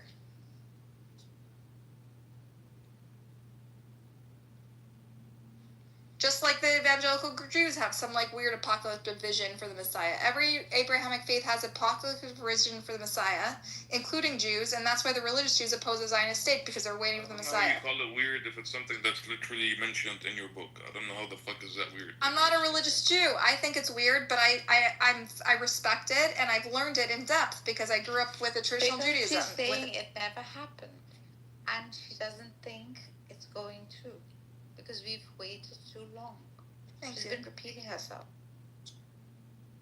Buttercup, you said you're familiar with a lot of the books. Does that include the Talmud? Yes, I actually, the other day they told me I'm not a real Jew, and they started quizzing me on really basic shit about Judaism, and I recited the Talmud by heart in Hebrew. And even then, because they don't know the Talmud, they thought it was... they don't know. Most of them only know. They know very nothing. basic. They're fucking ignorant. Yeah. They didn't even know that I had to argue with them about the Israelite kingdom and how it broke up, and like they had no idea. I'm like, why am I arguing with you about your own history? They don't know shit. They're like fucking ignorant Jews. Yeah. So I did. I think you might find this interesting, Buttercup. I put in a scholarly article regarding generally what has happened with Gaza in this war. But the reason I pasted it is because it talks about the systemic obligations that a state or occupier has versus the sort of non-systemic obligations that an occupied people have. For example, to show that the way they think of war crimes, committed by an occupied people versus an occupier, they're not thought of the same way. Like, it doesn't mean that Hamas, would not be held accountable for war crimes, but it would not be considered a systemic accountability throughout the organization, probably at an individual level, as opposed to Israel, which would be considered, the whole nation under the ICJ or the UN framework, because it is the occupier itself. So it's just proving that they look at them both differently, not dismissing them, just looking at them both differently. Yeah, I mean, I don't dispute it. I'm reading this and it looks like an argument, like a legal argument, more than that's what's happened historically. But I think it's a valid argument, and I'm interested in learning more about it. Yeah, you could look at Uganda and South Africa for historical legal precedents. But yeah. Okay, thanks for sharing that. I'll read it.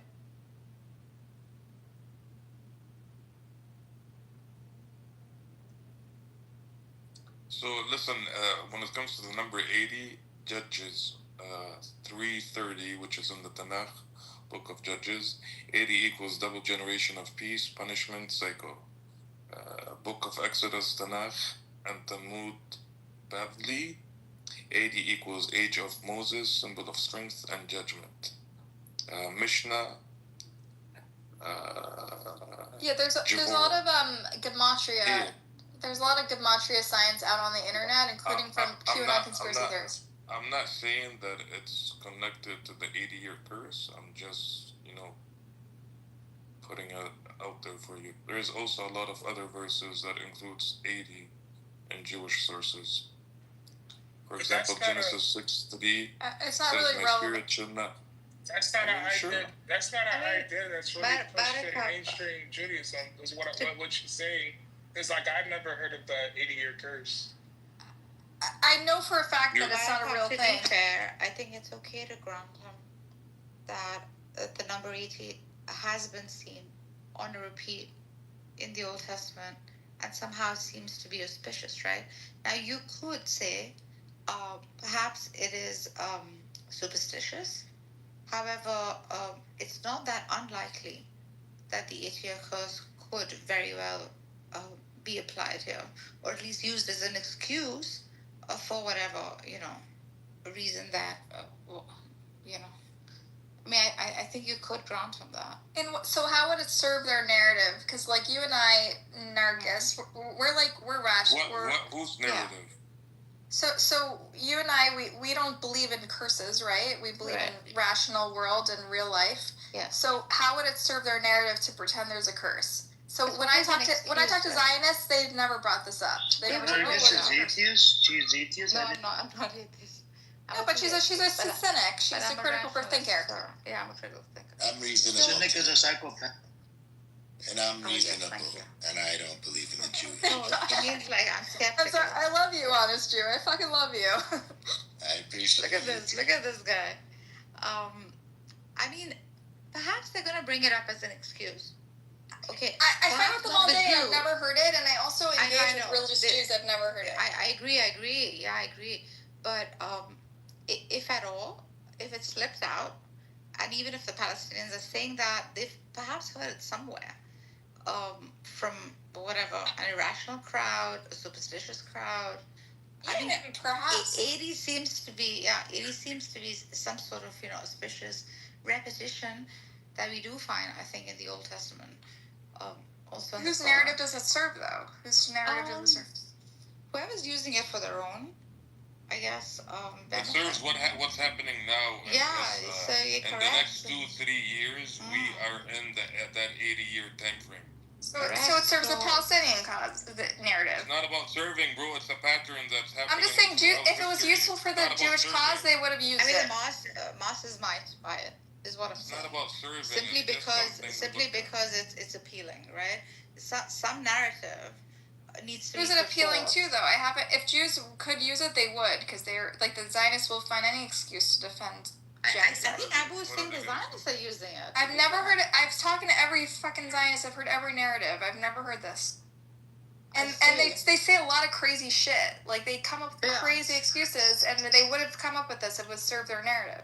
So what are they going to say? Like, the Zionists that you sit with, they're going to say, like, in the next 2 years, we're going to face hardship. We might be exiled. We're the time frame is good. Is good. that what you're expecting from It's just weird that I've only heard it from my Palestinian friends and not from any Zionists. But the time frame simply is an excuse to exterminate. It's obviously serving some sort of purpose. So the way I've heard it is that the reason a lot of people think that Zionism is failing and that Hamas won in this battle. Because they're being isolated and they're getting recognized by all these countries. So there is a perception that the Hamas won, even among Zionists. They've lost this, at least the public relations war, the moral high ground, everything. They've ceded. So the only way it serves the narrative that Israel is losing. And now they're getting their due course. They're getting what they deserved. That's the narrative it serves. And so I think the Zionists who are super defensive and pretend this massive failure is not happening, that doesn't serve them. True. It would serve a very small community of true, honest Zionists, I guess. But I've never heard it from them, and I engage with them. These are my family members, Yeah, I just think it could be superstitious, perhaps. Or maybe just look it up, you never but heard it but before. I think Abu is saying it's there, and I heard it too. I actually did when my friend brought it up. My Palestinian friend said, "Hey, have you heard of this?" And I looked into it. I couldn't find any reference in the Torah. I see. So we're right now we're not saying that. I speak Hebrew. I speak Aramaic. I read the text in all the ancient scripts. There's nothing like that in the Torah. So who just said that the 80-year curse? There's all kinds of crazy shit on the internet. It's just not true. That's all. Who said that the 80-year curse is in the Torah? So it's not in Judaism. So I don't know where it came from, but it's not from the Jewish narrative. It's from a different narrative. Do you think the Zionist state is in the book? Possibly, I don't know. I haven't analyzed it. It's not right now. Maybe later in the end times. So just like they're able to build a state, they're able to make up whatever bullshit that comes to their mind. It's a narrative that sells. That's what I'm not saying they wouldn't. They sure would. They lie about all kinds of shit. I'm just saying they haven't. Buttercup, all I'm saying is, right? You gotta think outside the box. Right? The state but they haven't used that lie yet. Maybe they will in the future, but they haven't yet. So Jewish history does show recurring cycles when roughly 80-year spans of prosperity strengths are followed by hardship or exile. which fits the symbolic pattern drawn from, I think this is about What is this, 90 Wikipedia? judges, Moses' age. Why does it matter? Because I studied Judaism in depth, and this is not a real narrative. I read it for you. You then go look From it up. what? So it doesn't Provide matter a where I got it source. from. Provide an actual source. It doesn't matter. It does matter because you're claiming Judaism This is a summary. This is a summary. Of what? This is a summary that combines everything that I mentioned earlier about Then we need attribution. What's the summary from? Click on the attribution. 1 second. Let me give you the fucking verses, bro. Hold on 1 second. Here, Rob, dude, Rob, right? You also studied the scripture. This is not a real thing. It's never happened. We're not saying that it's in the fucking scripture, bro. It's not in the fucking scripture. The probably scripture an doesn't talk about the addition. 80-year curse. But I also talked to Zionists, and they say all kinds of crazy shit. حسيتيزي شو انك حمارة قص اخذ شكلك بإيدي. Stop You know what? cursing It's me. not there. It doesn't exist. It doesn't exist. Bro, it doesn't exist. It's not there. The history doesn't say anything about it. It's made up by fucking Netanyahu. It's okay. Relax. Talk about something else. Yola, go ahead. Okay. Nargis, but I want you to check out my link. Yeah. It has to do with Mizrahi Jews. But I have heard it. So- I've heard it. So I they're can't Arab. provide- They're Arab because I Jews, can't by the way. Mizrahi are Arab Jews, right? And some of them are from Iraq, some of them are from Palestine, some of them are from all over the place, but they're Arab Jews. I see. So it's an organization. If you check out that website that I posted, Why don't we They ask have the that, Zionists in the audience? Come up if you've heard of this narrative. I don't know. You want to come up? Yeah, I this never is heard of a. something I like never that heard of might a exist, state. right? They've been talking Even a lot though of it shit in the exists, doesn't comments. mean- Come up if you heard of this narrative with the It 80 doesn't mean it holds truth value. However, that it exists can be acknowledged, right? Even if it's like amongst two people. perhaps. maybe two people, but I haven't met those two people. Yeah, yeah. So that's what Abu was saying. Yeah, it's true. Those two things could be true at the same time. It's possible that one guy in that article believes this, but also, as someone who's very familiar with a lot of different Jewish subcultures, I haven't encountered.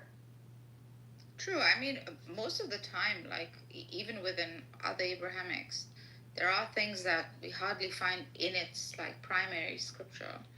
However, like you'd have additions such as these to serve purposes or just to make narratives. I don't know, to fulfill like selfish needs. I mean, this is all a possibility, right? I think Abu was just highlighting that. Yeah, listen, I'm not excluding the possibility. Of course not. Yeah, yeah.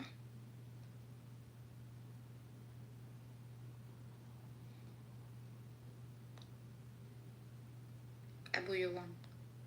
I don't want to win, bro. Like, driving me nuts, to be honest with you. Why are you getting so upset? I'm not upset, bro. I never said it's in the book. I'm just drawing the connection, you know? Yeah. Like, it's as simple as she going and looking up what is the 80-year curse of the Jews. I've looked it up many times because my friends who are Palestinian brought it up to me, and I looked Okay, it up. let's look it up together. Let's look it up together. 80 feet to be. But we can't use Wikipedia. We need to use authentic.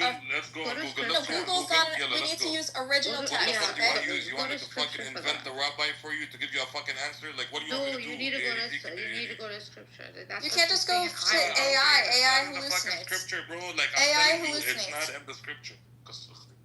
It's not in the scripture. Okay then. It's not in the fucking scripture. It's in the history. It's not in the fucking scripture. Like hadith, maybe. Now say it one more time. Now repeat it again. It's not a hadith. They don't believe in hadith, Nargis. No, they have. I learned about it through Netanyahu. Huh? I learned about the 80-year curse through Netanyahu. You're quiet all That's this fucking time, bro, and now you speak like all this time you're quiet, and now I was busy.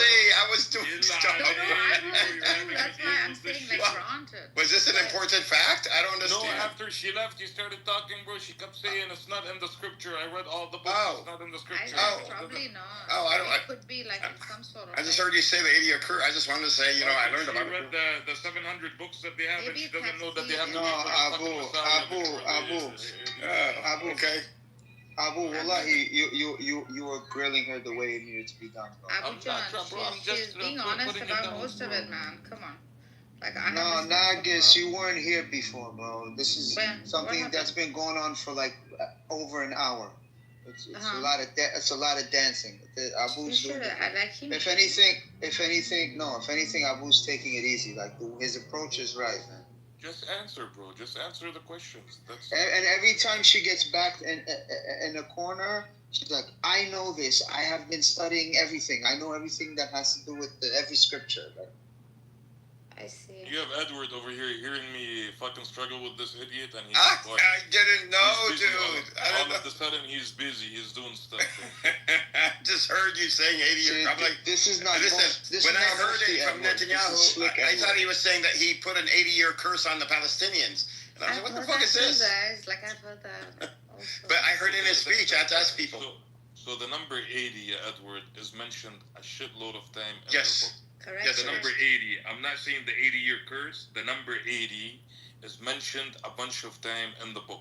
Yeah, and it has to do with destruction, though. After 80, like 70 is old or mature, and then 80 is It has destructive. different meanings. It has different meanings. One of them, yeah, it could be exile and punishment and all that stuff. But the 80-year curse specifically is part of their history. Like, they experienced it. Every 80 year, something happens. You know what I mean? Like, yeah, I've heard that. Yeah. That's why I was saying, like, granted. Since we've heard it, granted. It's okay to grant it. Well, It's Netanyahu not said it. I mean, if Netanyahu said it and he says, I will protect you from the 80-year curse. Netanyahu, Edward, I don't have any data on Netanyahu said it. He absolutely said it. I heard, that's where I learned from. I heard he said it in the video. It's not, I don't have it, brother. I don't have it. Well, you don't have it, but I heard it.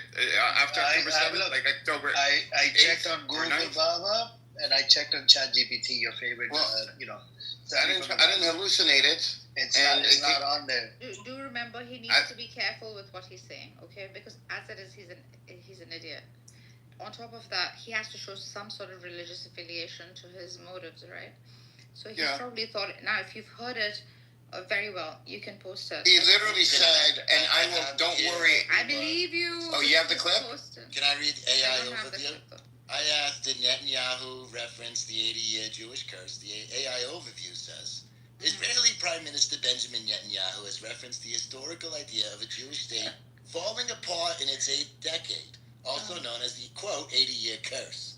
He has not explicitly referenced to it as a quote-unquote curse. Can you put the article in the chat?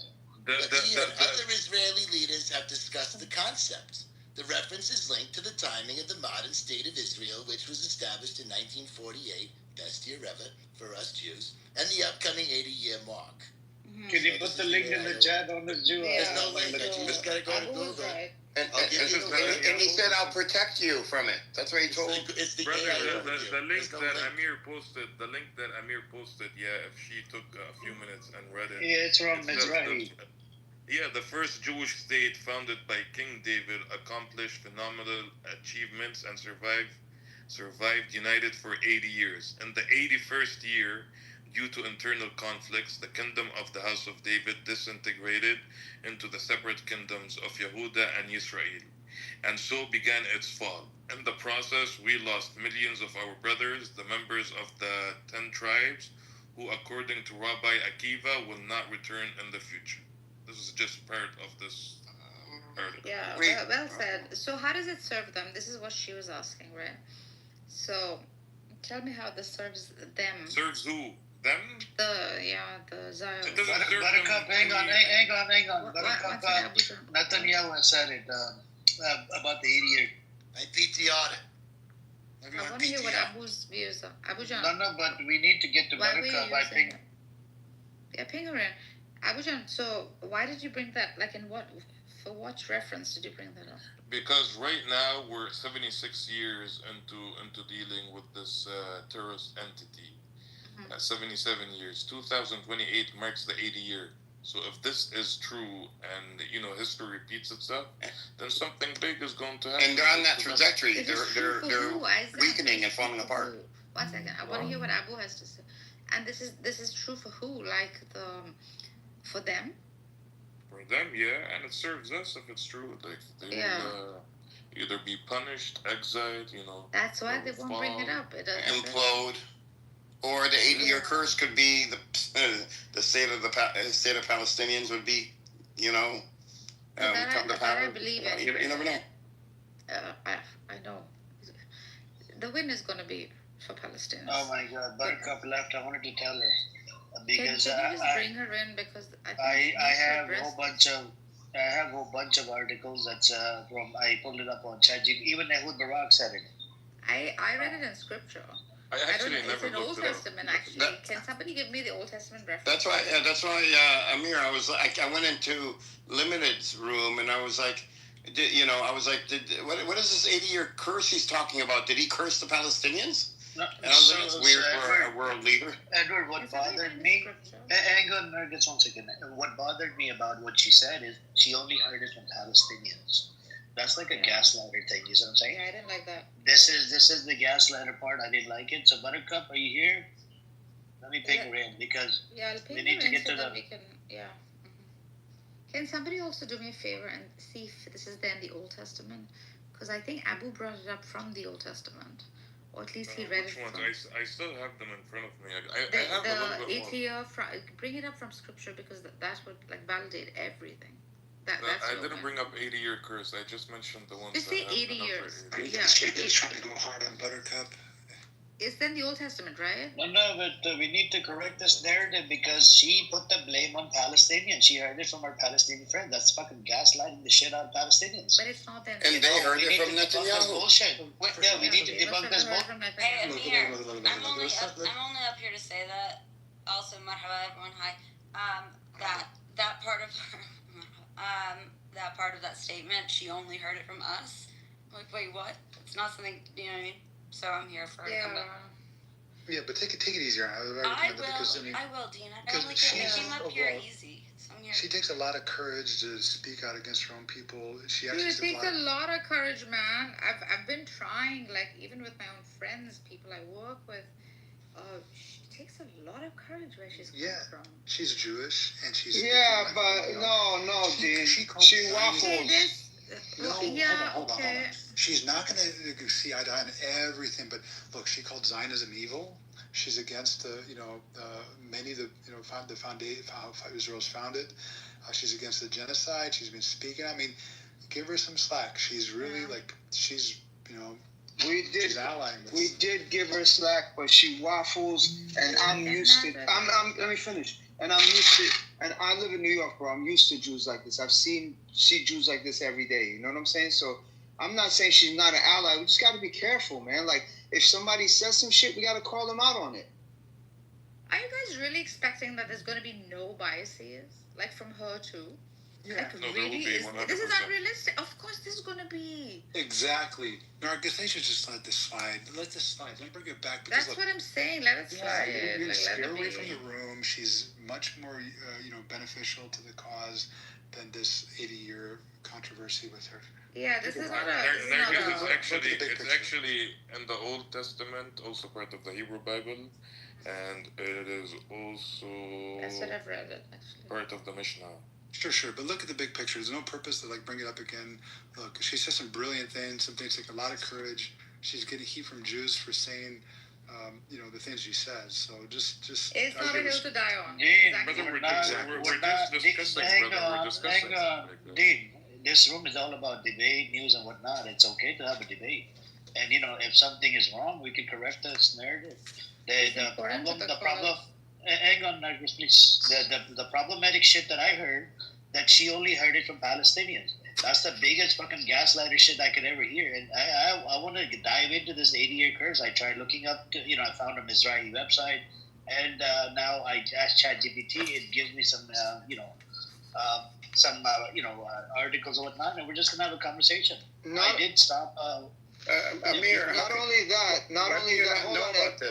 Hold on. Not only that, but Abu, we brushed over the part where at first she was saying that in the scriptures it didn't exist. That they were saying that the Jews said they're not supposed to return to.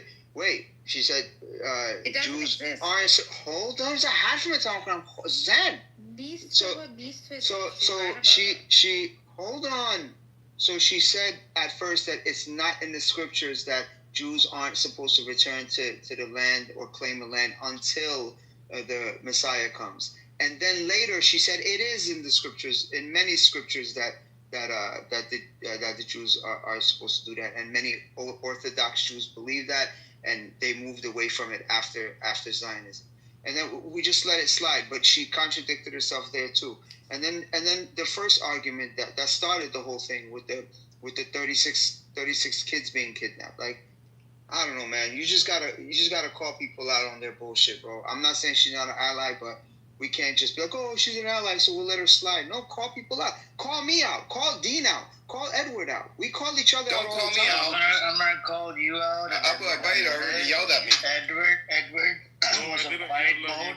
Edward was on quiet mode when Abu was going through this, the suffering all by himself, right? Talking to the person.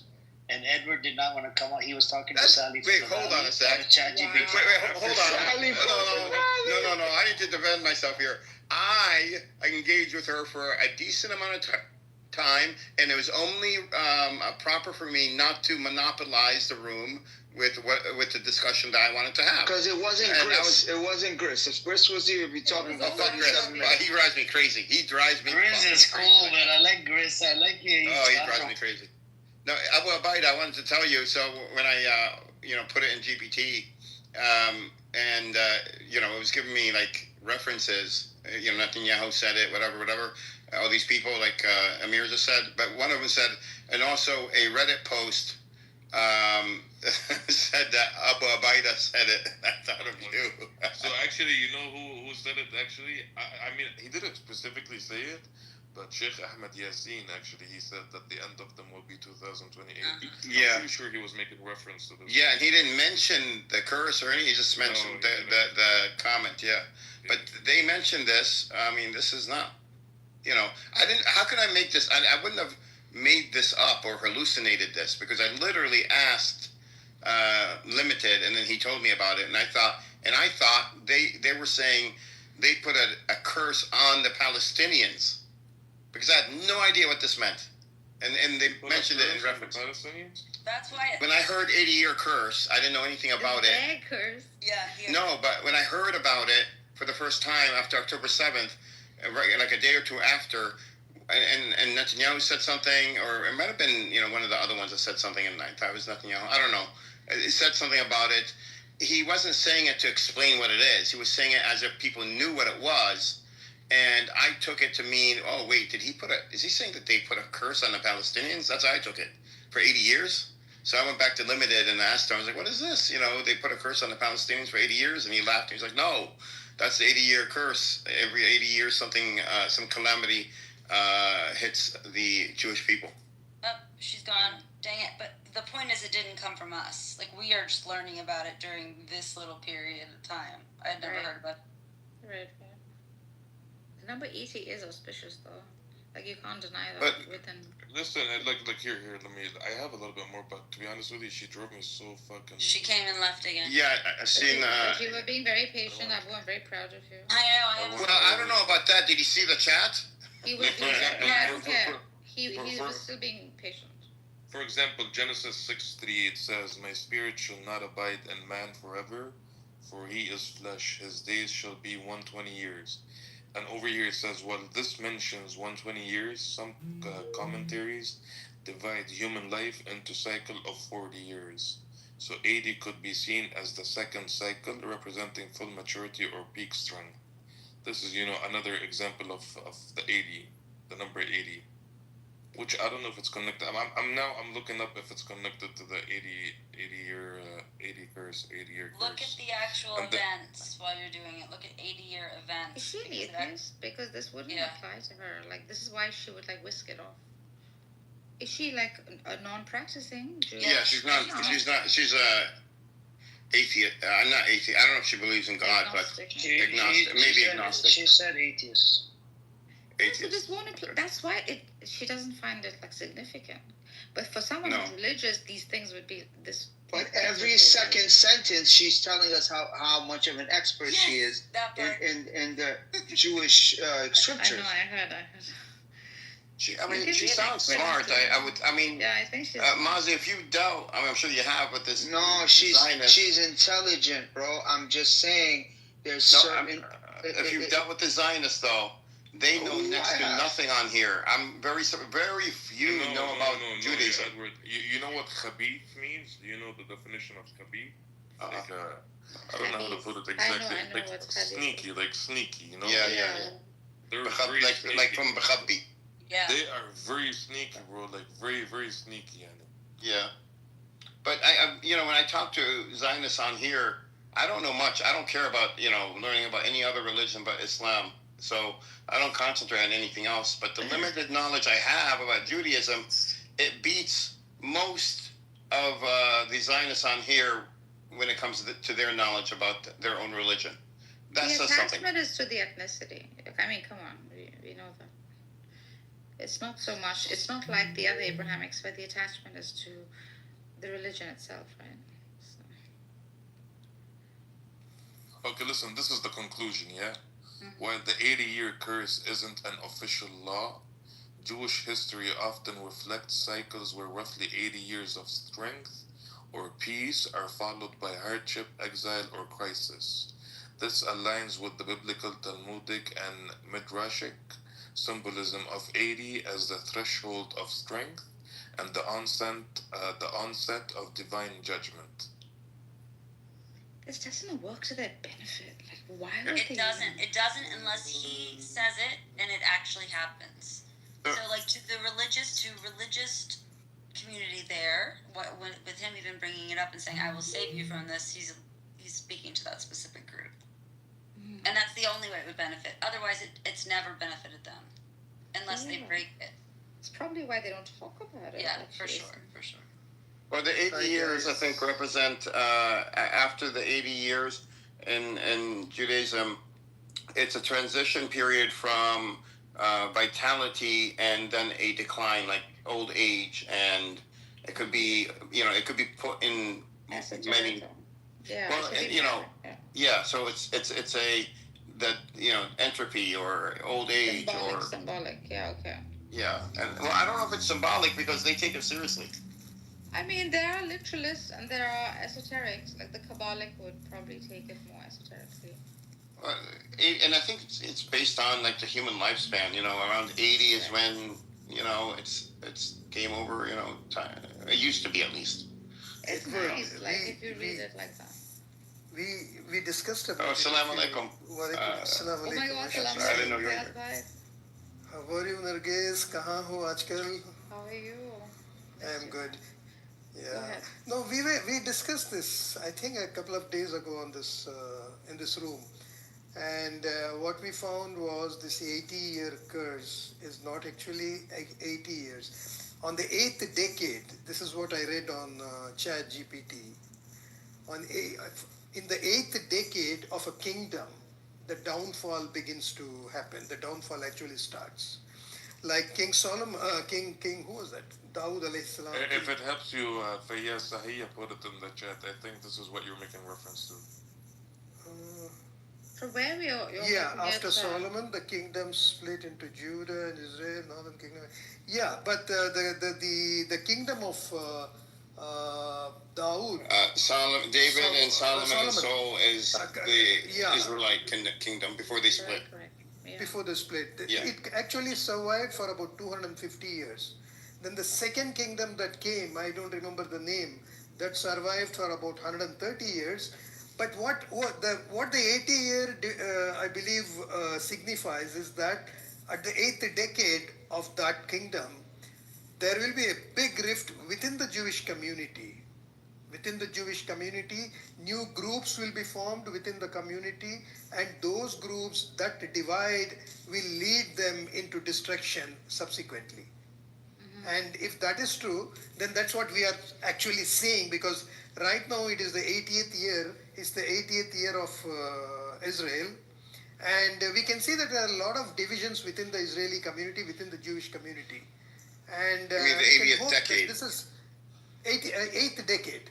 80th year, 8th decade. So we hope that it will lead to the collapse and destruction of this genocidal kingdom. But there will be, amongst them, I think, more awakened Jews. The younger ones. This generation already has a shift. Yeah. So nice, but nice to watch it. Karma is so beautiful. Yeah, all the black rabbis will come out. I can't. You know. And the other point that you said, Narges, is a very good point, that we give so much importance to the religion, to the holy book, to the prophet. They don't seem to give. And I'll give you one example.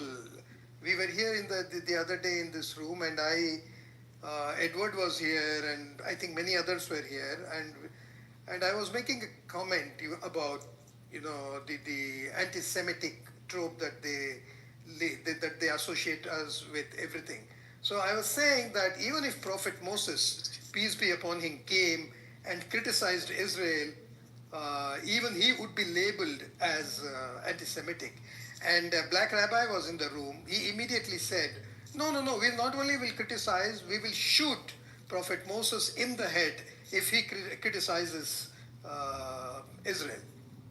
That's the kind of attachment that they have for their prophets. It's the love for the land. And so that's how they all feel.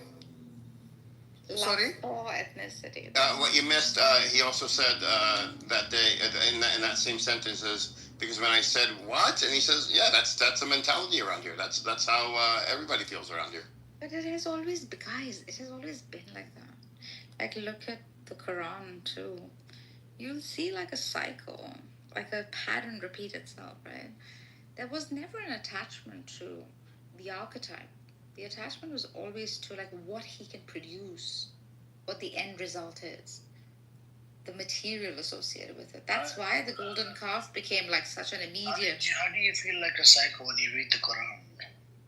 Huh? You said you just made a comment. No, it's a cycle. She's talking about Musa, with the people, how they treated Musa. Like he leaves like circular. the golden calf. Like it seems to be like an attachment to what are you going to give me? What's my end product? What's in it for me? Irrespective of like who that prophet is, what he's saying, etc. She said in all Abrahamic religions, which is true, there is that at the end. Yes. It's true. But in a way, like not just Abrahamics.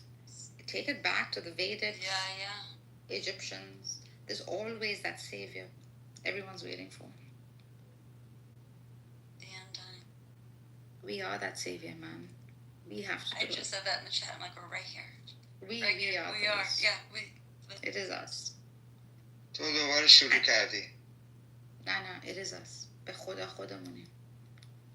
We've waited too long, and if at all one will come, we have to lead the path for it. At least open a world so that one can welcome such an archetype. We are those saviors. No, I mean, this is the whole. I think every moment of history, people who live in that moment, they are struggle. Life is a struggle. So you need, like, if you are bringing an idea out, then say, okay, these laws are ideal laws. So you have to give this promise to people that one day everything will be fine. Like, for example, you talk to your kids, like they're always worried, and they say, don't worry. Somebody will come and save all of us. You always look for that savior outside of But I mean, to be honest, I have talked to many Jews. Their ideology is slightly different from Christian and Muslims. In their religion, their God is not innocent. Their prophets are not innocent. Like, they can, and they do. If you go, like, talk to rabbis, many times they're sitting and arguing, oh, God here made mistake. This is impossible for Muslims to go and sit somewhere and say, oh, Prophet Muhammad made a mistake.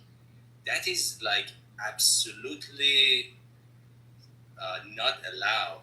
Or, for example, for a Christian to say, oh, Jesus here made a mistake. But for Jews, and that's one of the reasons that they are more progressive when it comes to science, because they question anything. Yeah. They don't have any fixed assumptions that you cannot question this. They question everything. Yeah, there is and no they love to argue, right? No, but that's an advantage. Really, that's an advantage. Like it allows. I mean, an advantage and disadvantage because their morality is not fixed right now. They're like, we are killing babies, so what? You know. I mean, this is a kind of disadvantage. You can. That's not true. They're just not following the moral laws of. I mean, for money, they can do anything. Nah, you're just seeing the product, but you can't say the religion in itself doesn't have morality. It has a lot of morality in it. I know they have a lot of morality, but once you can question anything, then it can lead to this. Right now, they are questioning, like, the morality of killing kids. They're questioning the morality of the genocide. Can I? How religious people can do that? I can understand. Like, can I just correct something you said? Just correcting it. That's all. I'm sure you didn't mean it. So we don't believe that the Prophet Sallallahu Alaihi Wasallam is infallible or did not make mistakes. We believe that he's infallible in terms of his character and his divine, the divine revelation that he received. But when it comes to, the mortal sort of matters, like any other person, that he, he can make mistakes. Mistakes are not the same as sinning. No, they're not the same as sinning. It's right? It's tark al-awla. The little mistakes, but that again is only true within like. I just want to, for the audience, just to put that out there. I don't want that to spread. That's all.